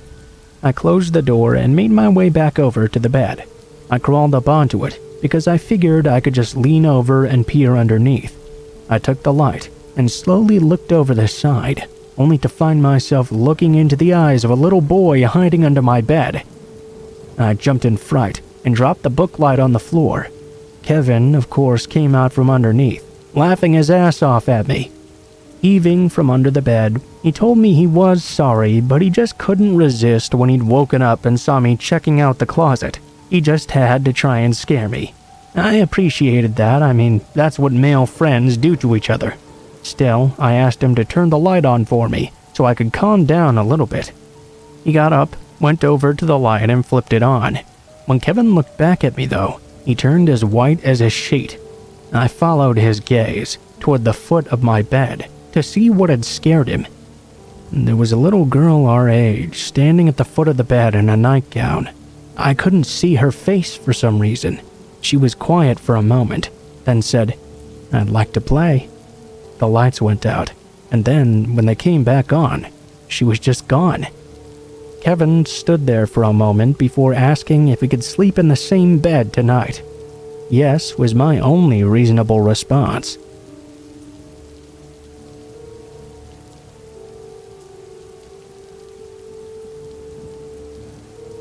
I'd woken up in the middle of the night, but I wasn't quite sure why yet.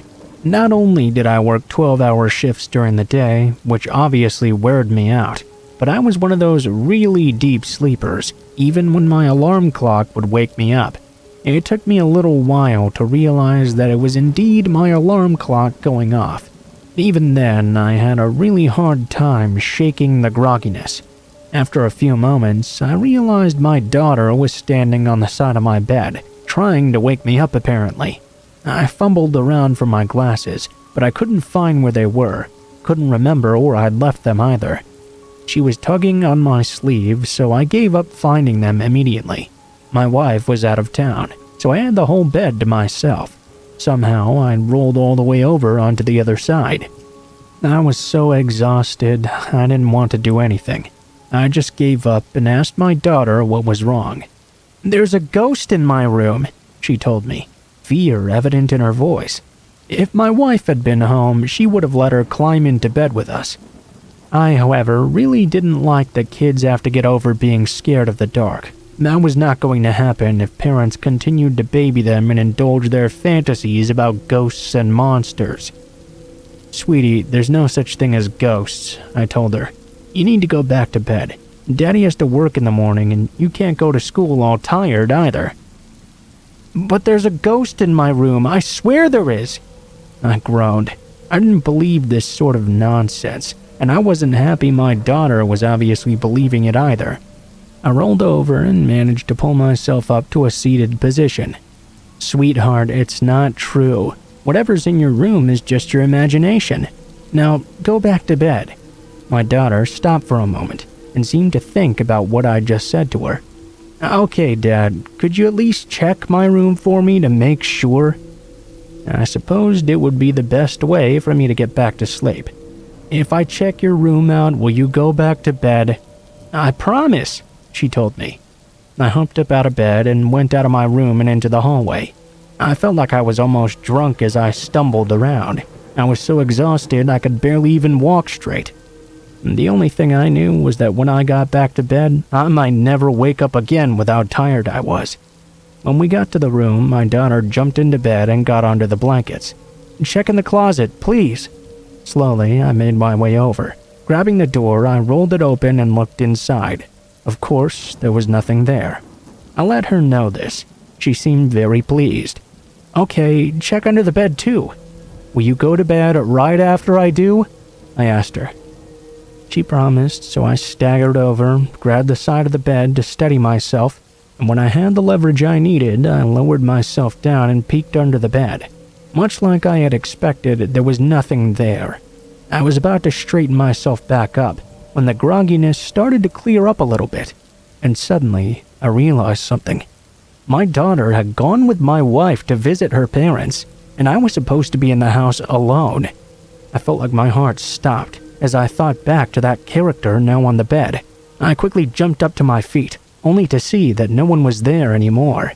Nervous now and just a little bit scared, I jumped away. I half expected someone to reach out and grab my leg or something. Shakily, I made my way back to my bedroom. I turned all the lights on, because I'll admit, I was pretty scared. I repeated the same routine I'd done in my daughter's room. Checked under my bed, in the closet. I checked everywhere else as well. Nothing to be found. I slept with the light on that night. When my wife got home, I told her what had happened, and she got a pretty good chuckle out of making fun of me. Now, whenever my daughter comes to my room claiming she's seen a ghost or a monster, I just let her crawl into bed with me.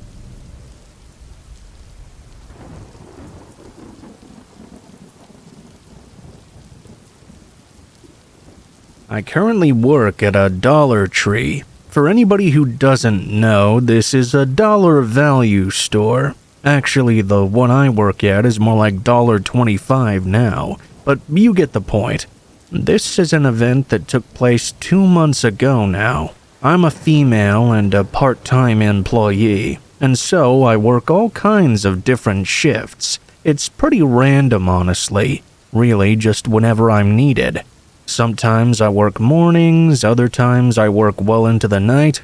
I'm also trained to do multiple things in the store, like be a cashier, stocking the shelves, and various other tasks as well. One day, I was working a Saturday shift. I think I was working from 1 p.m. to 9 p.m. or so. When I got to work, I was the cashier for a while, but that was only for the first couple of hours. For the next part of my shift, we had 2 other employees working, so they manned the registers, while I went and did some other tasks. We were a little bit busy, but the store wasn't too crowded or anything. I remember that around 4 p.m. or so, I had a very bad interaction with the man who had entered the store. I had been stalking a shelf in the back for about 5 minutes. I started to walk away when I was done, and as I was walking down an aisle near the back corner, there was a man just waiting there. I didn't really notice him until he stopped me when I was walking past. He said he needed help with something, and that it wouldn't take long. Before long, though, the man started to say many inappropriate things to me. It started with him basically trying to pick me up, but I wasn't interested. I tried to shake it off, but the man continued talking. It was making me feel a bit uncomfortable. I told him to stop with all the bullshit. The man was pretty short, had dark hair, and was somewhat skinny, so I didn't feel like I was in too much danger. There were also many other people around, and my coworkers were there as well. I started walking away from the guy now that I knew he was just wasting my time, but he began to follow me. He was walking and still talking, but he was much more quiet now. He was telling me not to walk away from him and asking me what my problem was. Even as I went over to my other coworkers, the man continued to harass me. I told the man to stop louder now and told him to leave me alone. When he didn't go away, my coworker finally got involved. At this point, the man finally left and walked out the store. I was glad that he was gone now. Every now and then we would get some really strange customers, but I'd never dealt with someone that persistent before. After that, I just went right back to work like nothing happened and continued on for the next few hours. Everything was going pretty smoothly, actually. I went back to the cashier for a couple of hours at some point, and me and the other employees switched back and forth. I was almost off now and had less than an hour left to go in my shift. It was 8-something at night. The store was much quieter now. I headed to organize some shelves. One thing about our store is that many of the shelves get extremely disorganized throughout the day. Don't know why people do this, but I sort of enjoy reorganizing everything and making it look as nice and presentable as possible. Something I really only get the opportunity to do when the store is really quiet, though. I walked to the back corner of the store and everything seemed to be empty. There were a lot of things needing to be organized, so I started working. I was maybe 2 or 3 minutes in when I heard a strange noise off to my right. There were these 2 large boxes in the aisle. I'm not sure exactly what had been in them. Maybe a bunch of toy balls or something like that. As I looked over, I couldn't believe my eyes when I saw that same man from earlier suddenly emerge from within one of those boxes. He had been hiding inside of it for who knows how long. Before I could even react, the man jumped out of the box while staring right at me and proceeded to charge toward me. I moved away. This guy had to be insane or something. He backed me into the complete corner of the store. I asked the man what he was doing, but he wouldn't say anything. He just kept moving in closer. There were a bunch of baskets stacked nearby. I grabbed one of them as the man got within 5 feet of me and used it as a shield against him in case he kept coming closer. He got within a few feet, and I swung the basket at him. I told him loudly to leave me alone, and he told me to shut up and be quiet. I was hoping that I was loud enough that my coworker could hear me. The man was standing there with just this shopping basket between us. He asked me to leave the store with him. Obviously, I said no. As he continued trying to coax me, I heard my coworker approaching. When she entered the aisle, the man actually had the audacity to tell her to go away. My coworker threatened to call the police, and the man began to step away from me and towards my coworker. I backed her up, and the man, feeling overwhelmed, finally turned tail and walked out of the store. He walked along the sidewalk out front and disappeared out of sight. We were both worried he would come back, or that he was simply waiting outside for us to get off work. My coworker watched by the door, and I went around the store and checked. I realized there were no other shoppers inside. We decided to lock the doors and close up early just to be safe. We also called the police. They came out and we told them everything about this guy. They looked around a little bit, but he was long gone. After that, both of us went home. We reported the man to our other coworkers, and he was permanently banned from the store. Luckily, I haven't seen him since then, and I'm really hoping he never comes back either.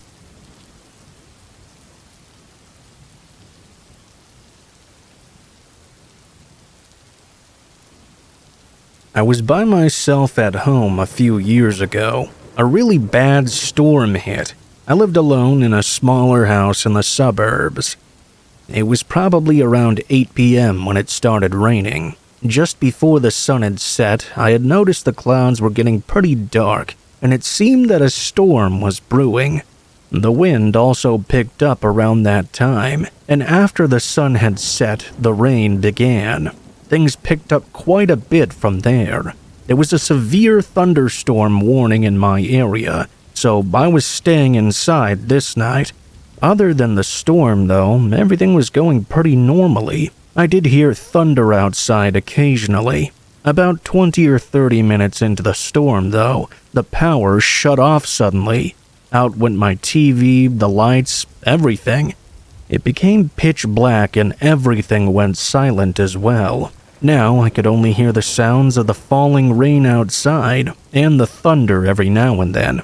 It wasn't uncommon for the power to go out in a really bad storm. It had happened multiple times over the year that I had lived there. Usually it wouldn't be out for too long, maybe a couple hours at most. I went on my phone for a while because I couldn't do much else. At one point I went over to the front window and just looked outside, watching the storm rain down. The water was coming down very heavily. I could see my entire front yard, parts of the streets, and a couple of neighbors' houses getting really pelted. As I sat there, looking out the front window for quite a while, at some point I noticed someone just walking down the street. This was quite odd, because the area he was walking down had no sidewalk. It was also weird to see somebody walking in such a heavy thunderstorm. The person was wearing a dark black rain jacket and appeared to be a man. I couldn't tell very well, though. He walked down the street in front of my home and seemed to pass it. I left the window and sat back down on the couch. For the next 10 minutes, I was just on my phone, sitting on the couch in the living room.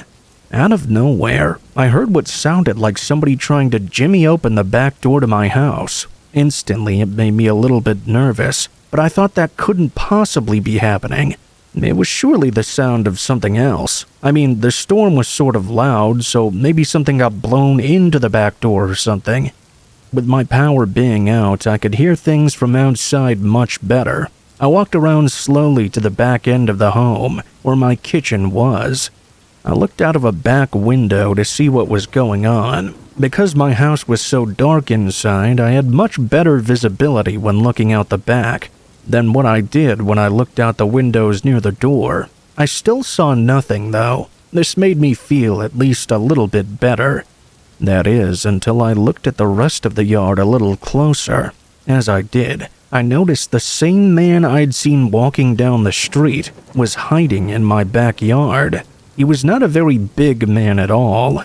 He was at the far side near the fence, crouched down in the corner of the yard. It appeared as though he was going to try to sneak into my next-door neighbor's backyard. I had no idea who this guy was or what he was doing.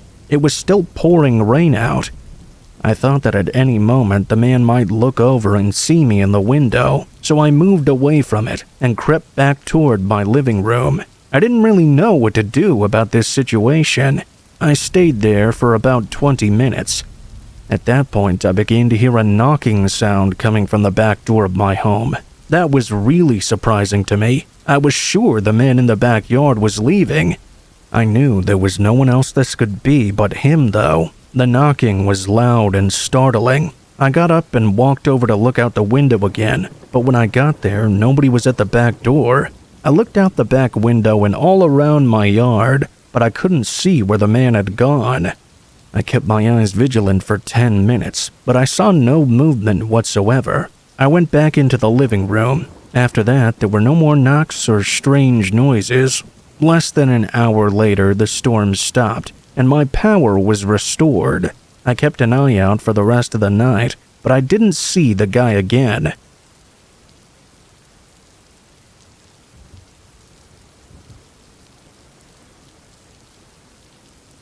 A couple of years ago, a group of friends and I planned a camping trip in Yellowstone Park. The four of us had been camping multiple times in national parks before, but never one the size of Yellowstone. It was going to be close to a week-long trip of sightseeing and enjoying nature. We had planned everything out well the first couple days of the trip, determining where we would be camping, places to see. After those first couple days, though, we didn't really have much of a plan. We decided that part of the adventure was just going to be a spontaneous activity, going wherever interested us. The first part of the trip went very well. We saw a lot of popular tourist attractions and had fun. Hanging out at night together around our campsite was so enjoyable. Towards the end of the trip, however, we were looking for a campsite to camp for the night, and were having a hard time finding one. This was at the stage of our trip where nothing was planned. It was already dark out, late at night, and every campground in the nearby area we visited was already full. They didn't have any room for us. Eventually, we drove past an open lot area that had some scattered fire pits created with stones. It looked like a good spot to camp at. The area wasn't online and didn't show up as a named campsite on Google Maps, but people had clearly camped here before. The area was empty and we didn't see anyone else, so we decided to set up camp there for the night. We had to set up the tent in the dark with just flashlights to guide our way. It was already late, unlike our other nights of the trip, so we didn't really hang out at all. We just crawled into the tent and fell asleep. Relatively quickly, I was woken up in the middle of the night. My friends had shaken me awake and were quietly whispering that something seemed off. Immediately, I understood what they were talking about because from the woods surrounding our campsite, there were a strange number of bird-like noises being made. It was still in the middle of the night and nowhere near close to the morning, so there really shouldn't have been so many birds calling out. It seemed there were multiple different types of bird sounds every couple of minutes. As a group, we agreed quietly, and without turning on any sort of light to exit our tent and check it out, we left and ended up huddling beside our car, which was nearby. We had used the headlights to help us set up our tent earlier, as we waited for our eyes to adjust to the darkness and notice if we could see anything. The bird sounds began to get closer. All of a sudden, they stopped altogether. We knew that these sounds were not normal. It had to be someone communicating with each other somehow, as they had been coming from the direction of the woods. It only took a quick non-verbal look at each other to decide that getting in the car would be the smartest thing to do right now. We scrambled to get in, and then turned on the engine. What we saw running out of the woods towards us was a line of humans. I call them humans because I couldn't even tell if they were men or women. They were so dirty and feral looking. We drove out of there as fast as we could. We saw even more people on the opposite side of the wood line when our headlights illuminated that direction. We drove through the night, all the way until we made it out of Yellowstone Park. We abandoned our tent, since all of us had our important valuables we needed stored in the car. None of us can really determine or remember exactly what area of the park we were in, but it definitely wasn't near a populated campground. We agreed to cut our camping trip a bit short after that, and just buy a hotel for the last night. We didn't go camping together again for a very long time after that scary night in Yellowstone.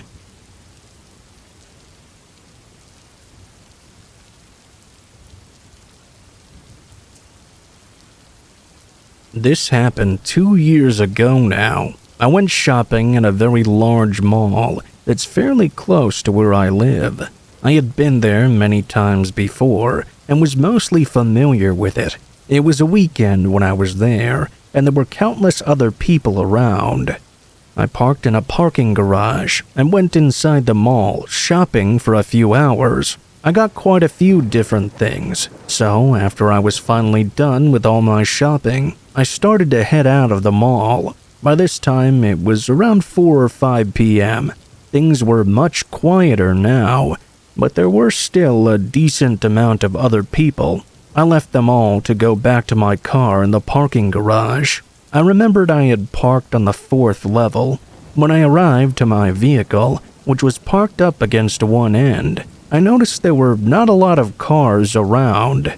I also noticed something on my vehicle that seemed strange. As I walked closer, I realized there were what appeared to be multiple photographs, all taped to my car. Some were on the windshield, others were on the side window.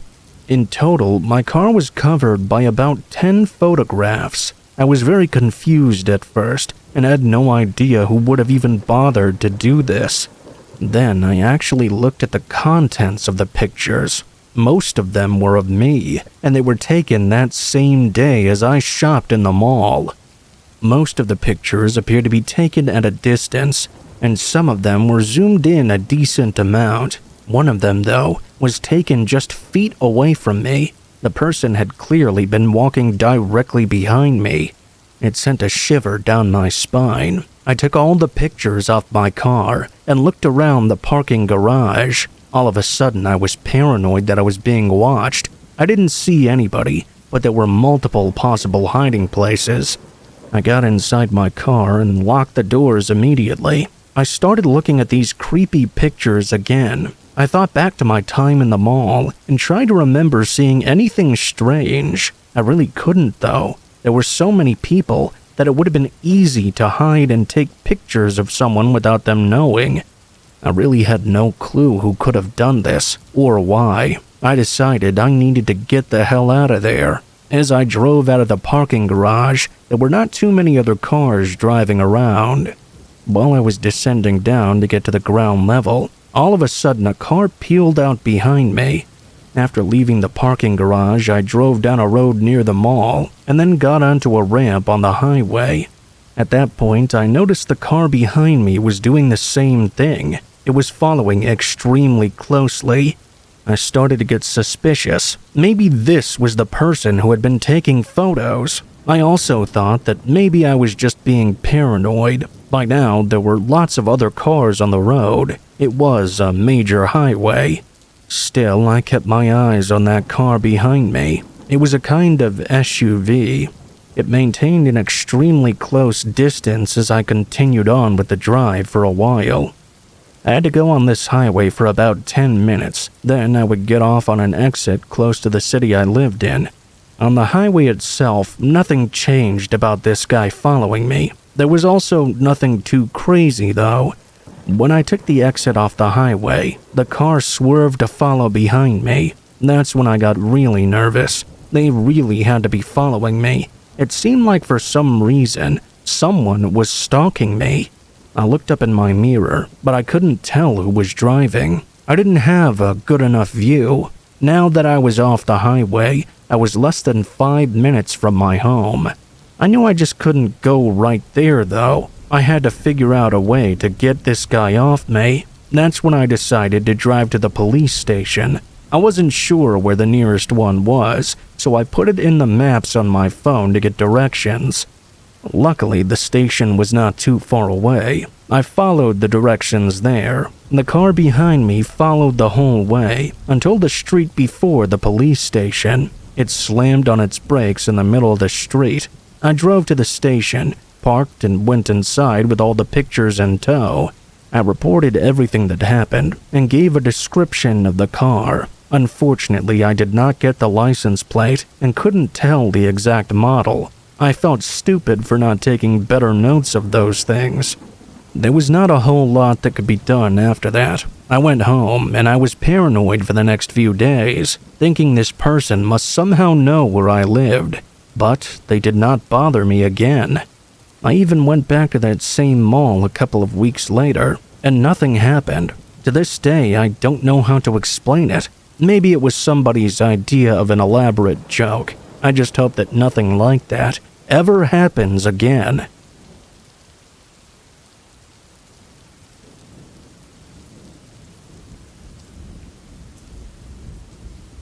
Back during my childhood, I lived in a neighborhood that had a bunch of kids who were close to my age. We all lived in the same city block. It was an ideal situation for us. After school, we would all get together and play some sort of game outside. Oftentimes, the games would include things like wiffle ball, football, some sort of tag, or other things like that. One day after school, the 6 of us who were outside that day decided to play sardines. The game Sardines is basically like hide and seek, except only one person hides, and then the rest of the group has to split up and try to find them. I ended up being the one who got to hide first. As a group, we had decided to make the game more fun by expanding the boundaries of where we were allowed to hide. Normally, we would only play on our city block, but we expanded it to include the next block over as well. Once the rules had been debated and made clear, I was given 3 full minutes to hide. I sprinted off toward the neighboring block, looking for a good place. I ended up deciding on hiding in the driveway of a yard that had a lot of low-hanging trees growing in it. I found a good spot behind the trash can near the alley that had branches hanging down and covering most of the area. I had only been hiding for a couple of minutes when I heard a soft voice suddenly speak behind me. "Hey, what are you doing?" It was an older gentleman, crouched over and seemingly picking some weeds in the garden. He was about 30 feet behind me.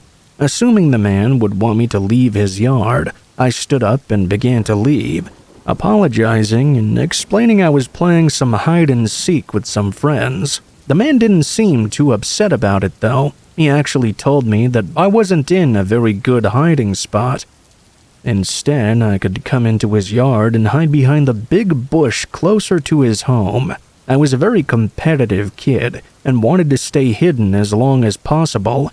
I agreed and quickly ran in and squatted down behind the big bush in his yard. Instead of going back to picking weeds, the older man went into his house through the back door. Only a few moments later, he leaned out the back door and called out to me. He said that I should come into his house. Then I could watch my friends run by his kitchen window none the wiser. I was pretty young, but I was still old enough to know not to go into a stranger's home. The man kept urging me, saying it would be so funny to watch my friends not be able to find me. He didn't stop trying to persuade me. At this point, I was getting a little nervous. His voice had risen in volume a little bit, and he was clearly getting a bit irritated, pestering me to come inside with him. I decided to get up and move back toward my hiding spot in his driveway, away from his home. When I got up to leave, he took a couple quick steps toward me, still telling me to come inside. Fully frightened now, I ditched the game and sprinted out of his yard back towards my friend's home, where we'd originally began playing. It took a little bit to get all 6 of us back in the same area, and we ended up just playing some wiffle ball for the rest of the evening. I told my parents that night about the man and how adamant he was of getting me inside his home. My parents banned me from going anywhere near his house again, as well as from playing the game Sardines. I'm glad that my parents educated me well when I was younger, and I was smart enough to know not to go into that strange man's house. Maybe the old man's intentions weren't as bad as I suspect, but it was extremely suspicious just how persistent he was on getting me to go inside his home.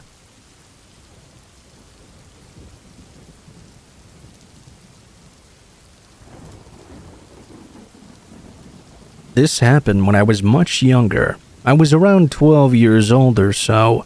I remember that when I was growing up, we had a house that had a really big backyard. It was so large that there were several acres of dense woods beyond our little open area. We would often have all kinds of animals pass through the backyard, but by far the kind that we would see the most were deer. I would also go into the backyard all the time because I was a pretty active kid and enjoyed being outdoors. I didn't ever go very far into the woods because it was so dense and large. It would be easy to get lost, and we didn't have any actual paths back there. One evening, I was out in the backyard, waiting to be called in for dinner. The sun was almost setting, and I remember hearing a noise at the edge of the woods. I looked over and saw a deer standing there. We made eye contact for a moment. The deer stared at me for several seconds before turning and moving back further in. Curious, I wanted to see where it was going, so I followed the deer a little bit. I got to the edge of the woods and saw the deer about 50 feet further in. I then noticed there was another one. I started to move farther and farther into the woods, trying to be careful not to startle the deer. They seemed to be moving away from me anyways, though. I ended up going in pretty deep and following them. The deer had completely disappeared by then, but for some reason I still wanted to see them. Eventually, I gave up and started to head back. By now, I was pretty far out and was surrounded by trees. Plus, it was getting dark outside. I was making my way back when I heard another sound coming from behind me. Figuring it was just another deer, I turned around and looked. I saw a bush being moved about 30 to 40 feet away from me. I thought it had to be an animal. The split second I saw the bush moving, though, it didn't look like it. I kept watching and saw a man emerge from behind it and slip behind a tree. He was so fast that I didn't get a good look at him. It was enough to tell that I didn't know the man, though. It appeared to be some random guy, not one of the neighbors. Nobody that was supposed to be in our yard, certainly.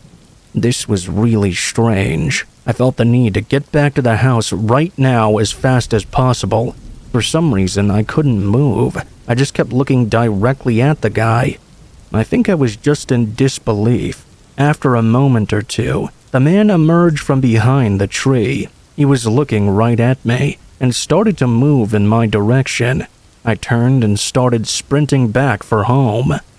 I ran probably as fast as I had ever run before. I didn't bother to look back and see where the man was at this point. Soon, I was luckily able to make it back to the open part of our backyard. I kept running and made it inside. I locked the door and then found my parents. I told them about the suspicious man. We then looked out all the windows. The man was nowhere to be seen. He must have stayed within the woods. My dad went outside to look around and even went a short ways into the woods.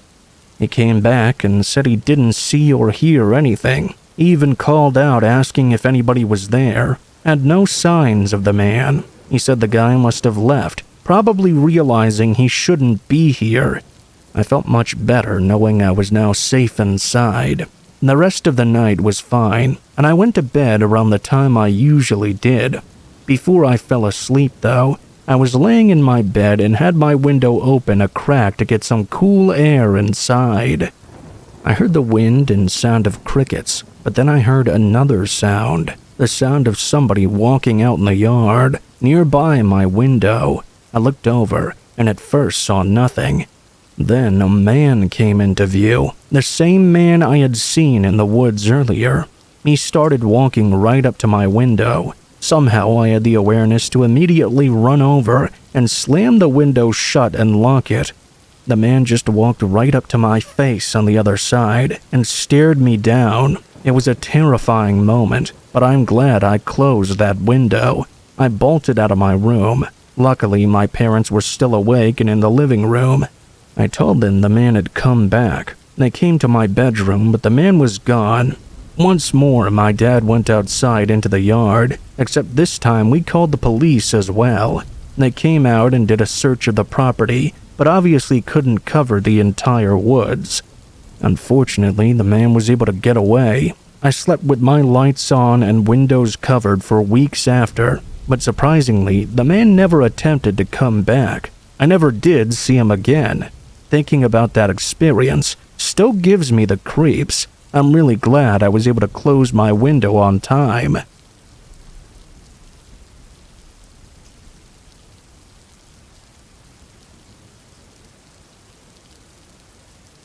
For the last couple years, I've been working at a liquor store. Recently, the management has decided to expand our business by offering a liquor delivery service as well.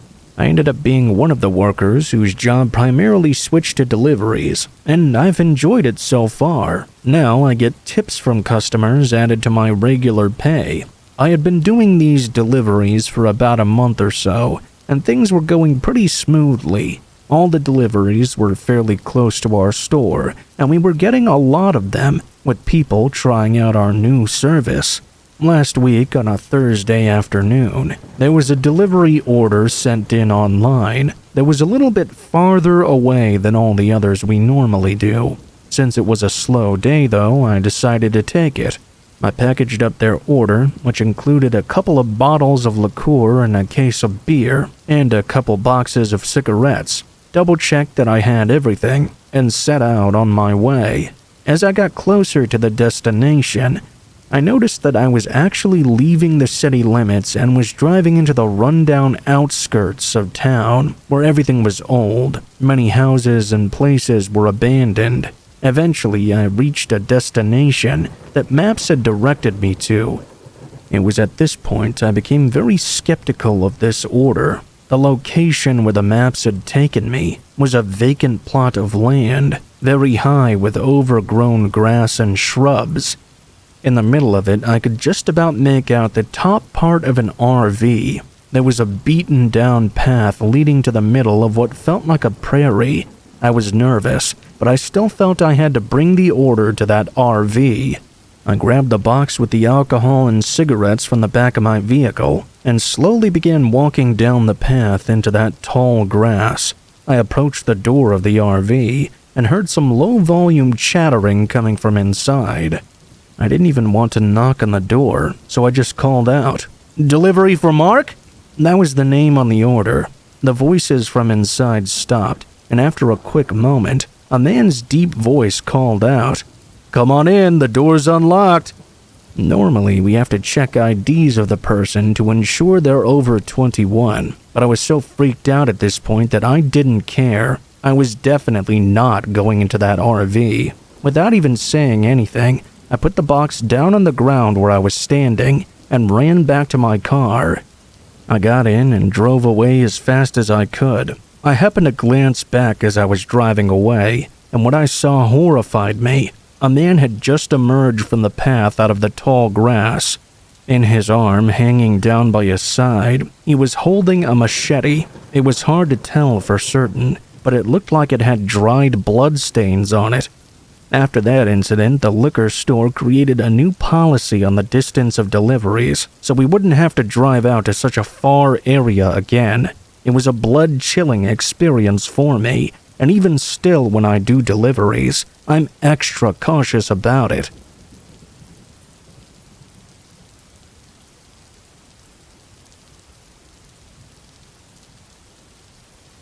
Back when I was in high school, I remember that my friends and I found this secret room inside of the school.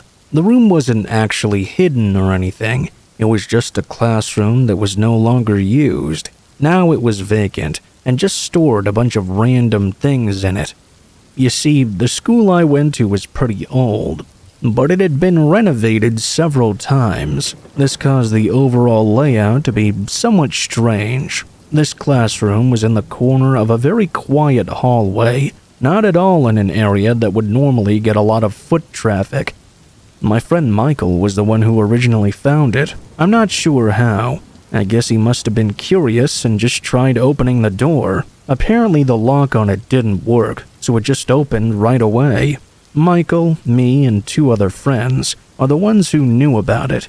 We had a bit of a friend group and went in. It was interesting to see all of the stuff in there. It had things from over 10 years ago, old assignments from various teachers, old equipment, box TVs on those stands with wheels, old whiteboards as well. The room had desks scattered about and various books. It was quite cluttered. It had carpeted floors, surprisingly. My friends and I would occasionally go into this room and hang out before school, between classes, during lunch, any other random time, really.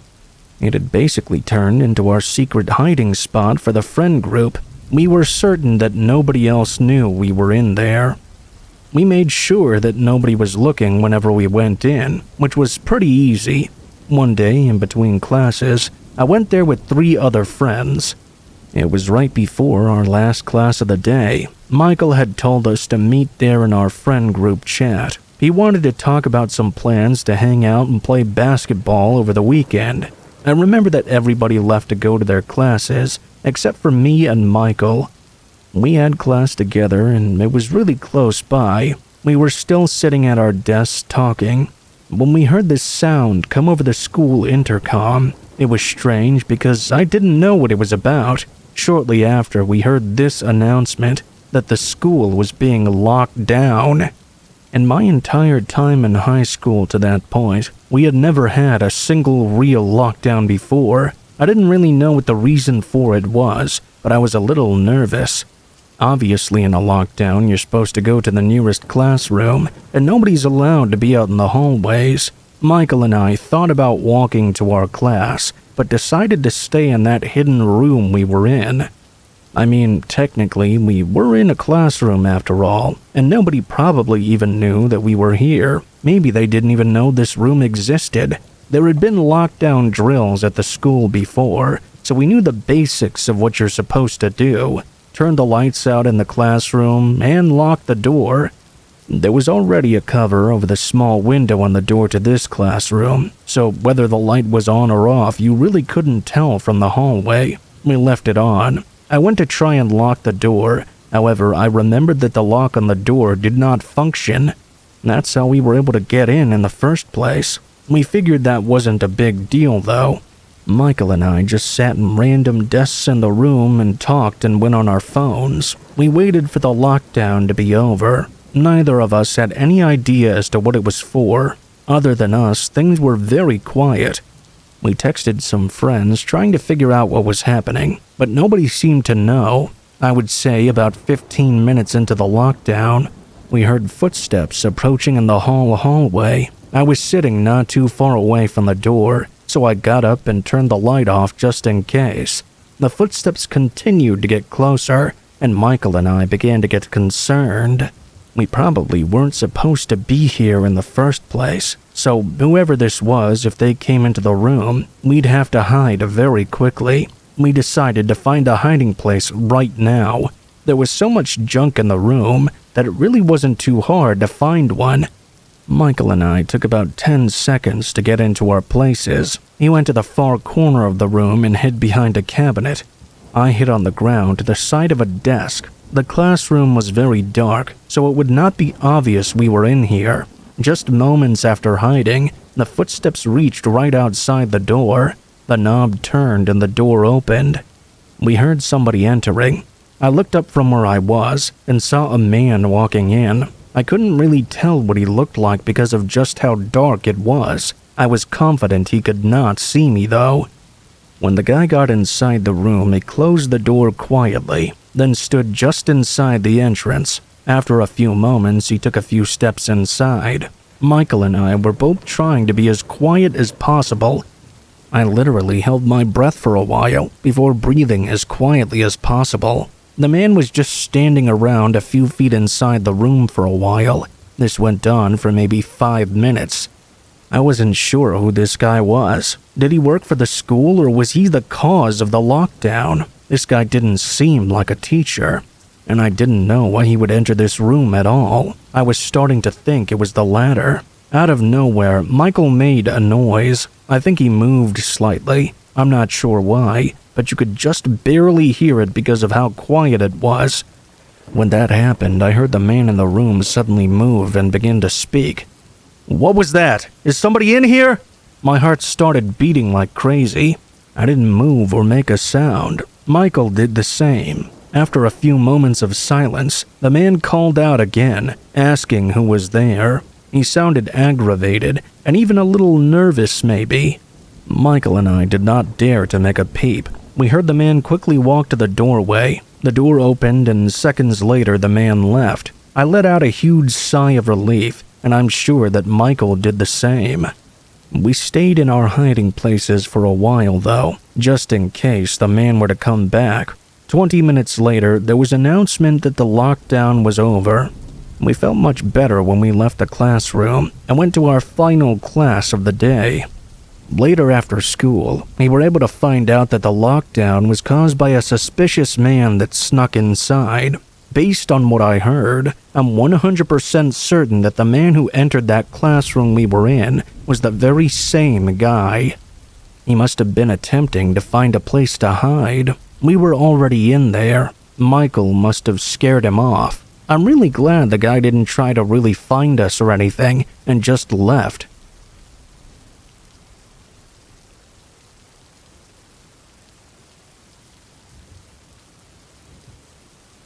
This scary situation happened to me many summers ago. At the time, I was living in low-income housing, funded by the government.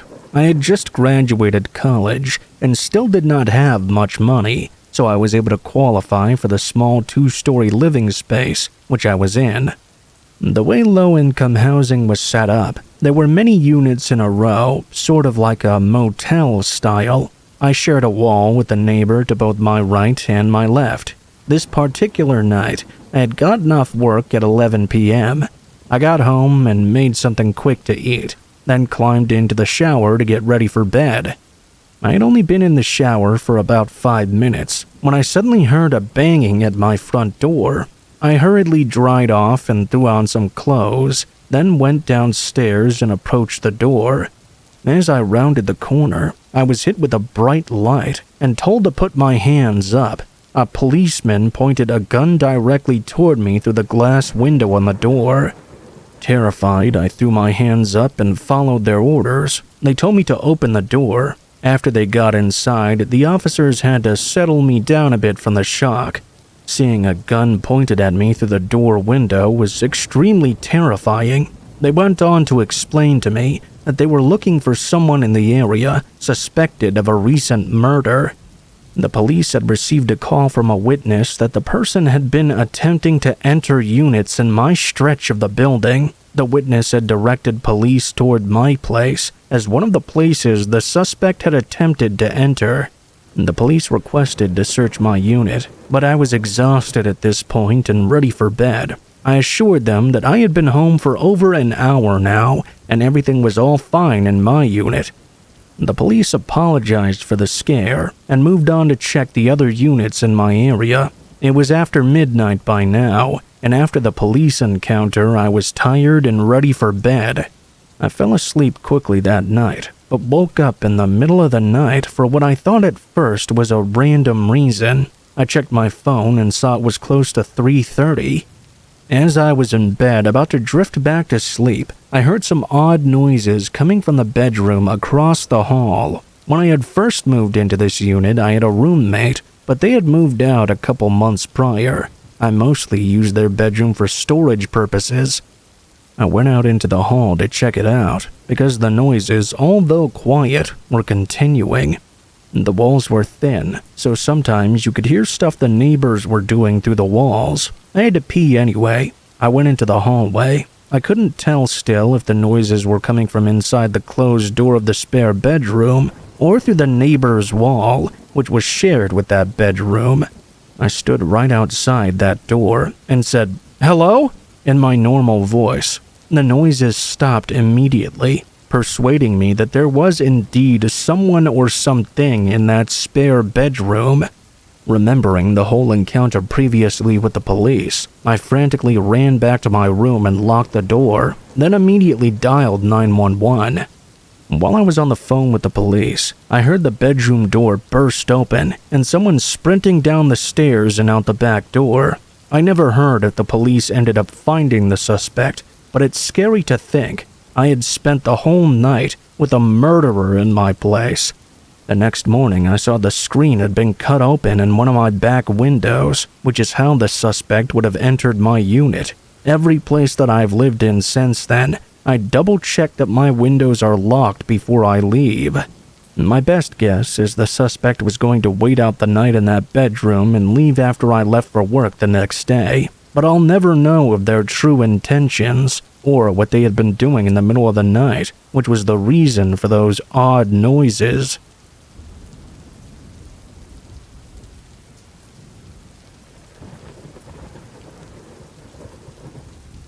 When I was a kid, we lived a little bit out in the country. I was 12 at the time of this story, and would often be out in the front yard or driveway. Our yard was big, and the driveway was long. I was always playing basketball or something like that. One afternoon, as I was toward the end of the driveway where a hoop was, I was practicing when out of nowhere, I began hearing this music playing in the distance.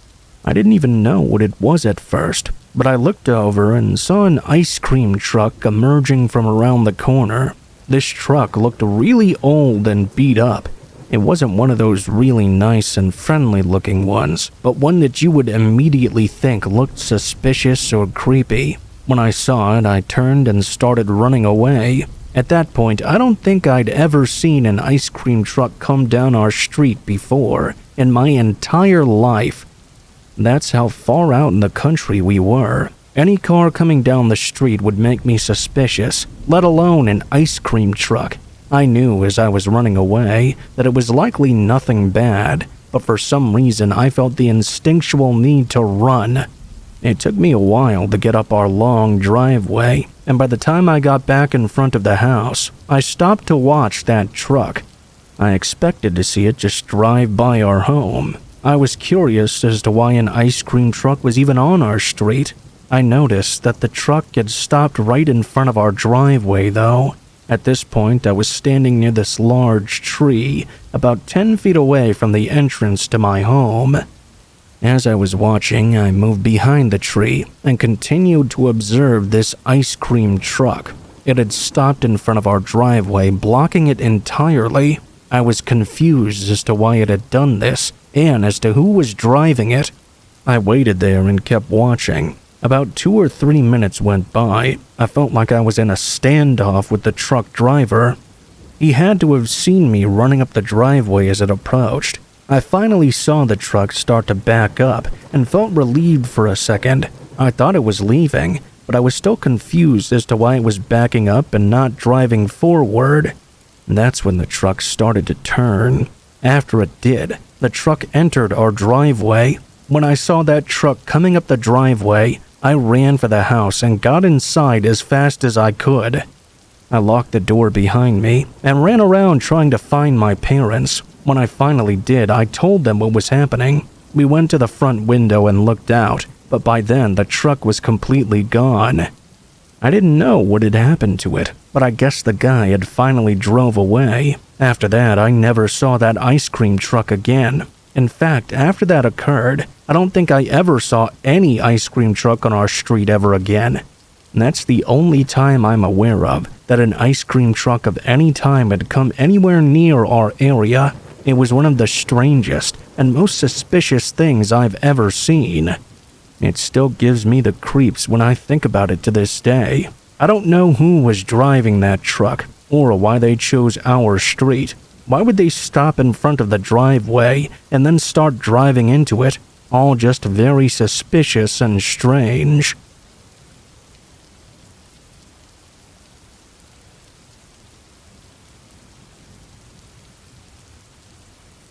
In December of 2015, I was making a north-to-south cross-country drive through the Midwestern United States.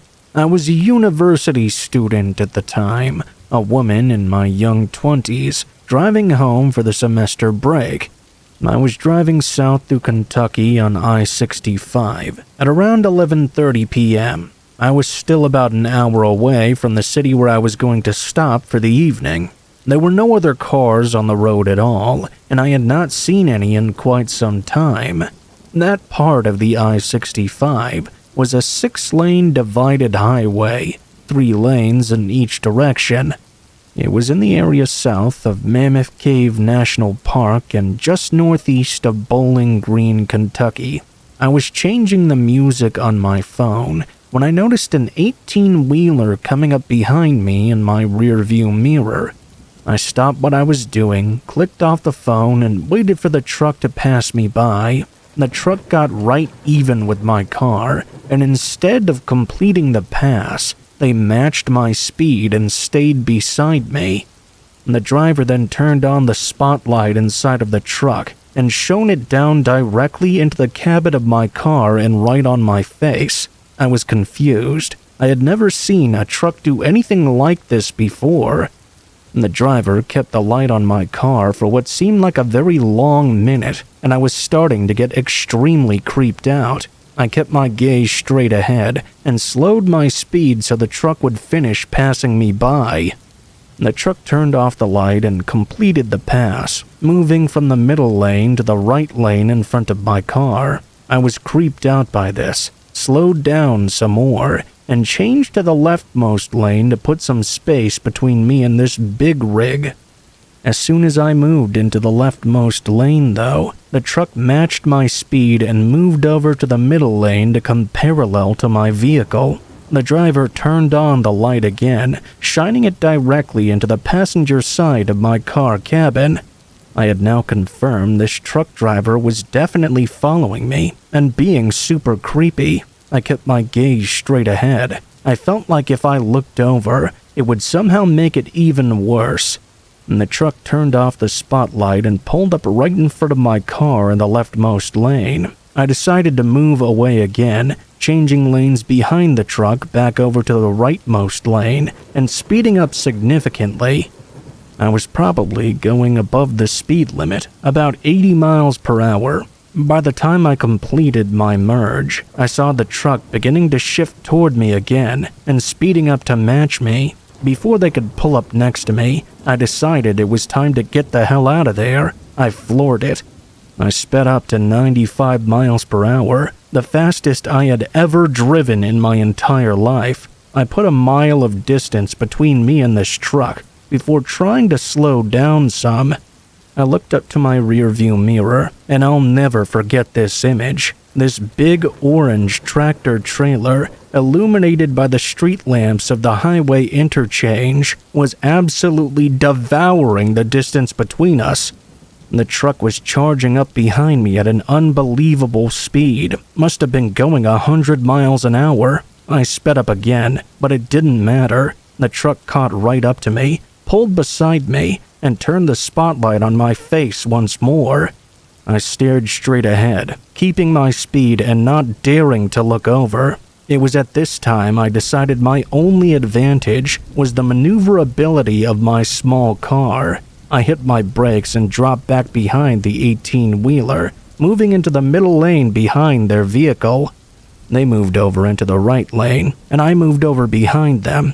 I decided to stay right behind this truck in its blind spot so they couldn't find me. I saw a sign for an exit nearby and decided this is how I would make my escape.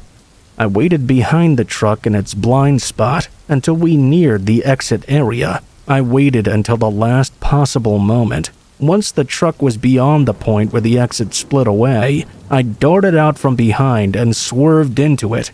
Thoroughly shaken, I wondered how far away from the interstate I should go and if the truck would come back looking for me. I ended up just pulling into a Wendy's right by the interstate.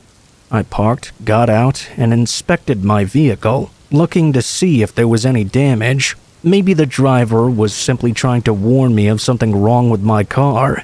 There was nothing wrong at all. I waited at the Wendy's for a little while to make sure the truck was really gone. I then got back onto the interstate and continued to my hotel. After the break, when I drove back to school, I did not use I-65 again.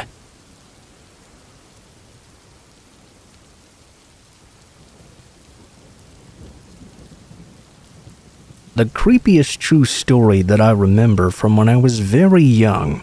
We had a nice old man neighbor, probably in his 70s or early 80s, that lived right across the street from us. Had a big, beautiful black lab. His name was Lee, and her name was Booger. She was the nicest dog ever. We used to see Lee out on his porch all the time or in his yard. We would always say hi, and sometimes my dad would go and have some beers with him later in the evening. Really nice guy. Anyway, then came this hot summer, and I mean really hot, 110 degrees for at least a month. In Michigan, that's ridiculous. We didn't see Lee out on his porch or in the yard for a couple of days. We figured he was probably staying inside with the AC, being as he was an older fella. We went to visit my aunt for 3 days after that, because she was awesome and had a pool. When we came back, my dad went to visit Lee. I just remember everyone being really upset when he returned. Not just an old man died upset. My dad was vomiting in the grass when he came back, even an hour later. He wouldn't talk about what he had seen, even to my mom. I know he gave a statement to the police, and I remember seeing them taking Lee's dog away. I was crying because Booger was such a nice dog, and I wanted to keep her if Lee had passed away. I didn't understand what happened at the time. It wasn't until I was older that my dad opened up to me about it. He was drunk when he did. He needed to get it off his chest. He had never even told my mother. He said that when he'd gone into that house, the smell was horrible. Thick, oily, like you could almost feel it coating your mouth. The first thing he noticed was the lights all being off and all the flies. There were flies all over. Lee wasn't anywhere to be seen right off the bat, so my dad looked around the house. He got into the hallway when he heard a weird noise in the back bedroom, a repeating noise. At first, he thought it was a clicking noise, but as he got closer, it started to sound more wet. He opened the door to the back bedroom, and the stink hit him in the face like a ton of bricks. He almost passed out from the strength of the stench. He threw up right there in the doorway before he even got the chance to look. As he did look over, there was Lee in his bed, or what was left of him. His head and shoulders were still intact, sure, but from the chest down, my dad said he was missing most of his flesh, entirely gone. The dog still had her muzzle buried in him and was working on chewing a hole through his legs. The dog didn't even stop or notice him. He slammed the door and booked it home.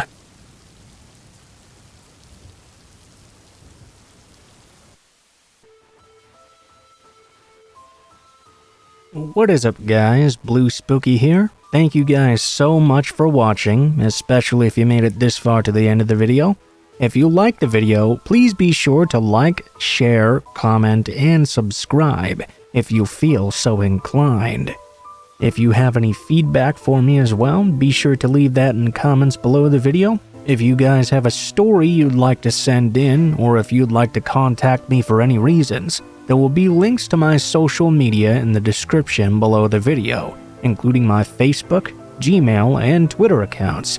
Go ahead and send me a message on any of those, and I'll try to get to you as soon as possible.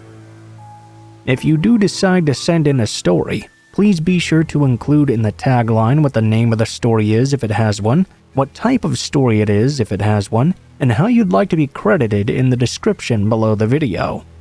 Please make sure to include as much detail as you feel comfortable with, and try to use as much proper grammar as possible to make sure you have the highest chance of appearing in a future video.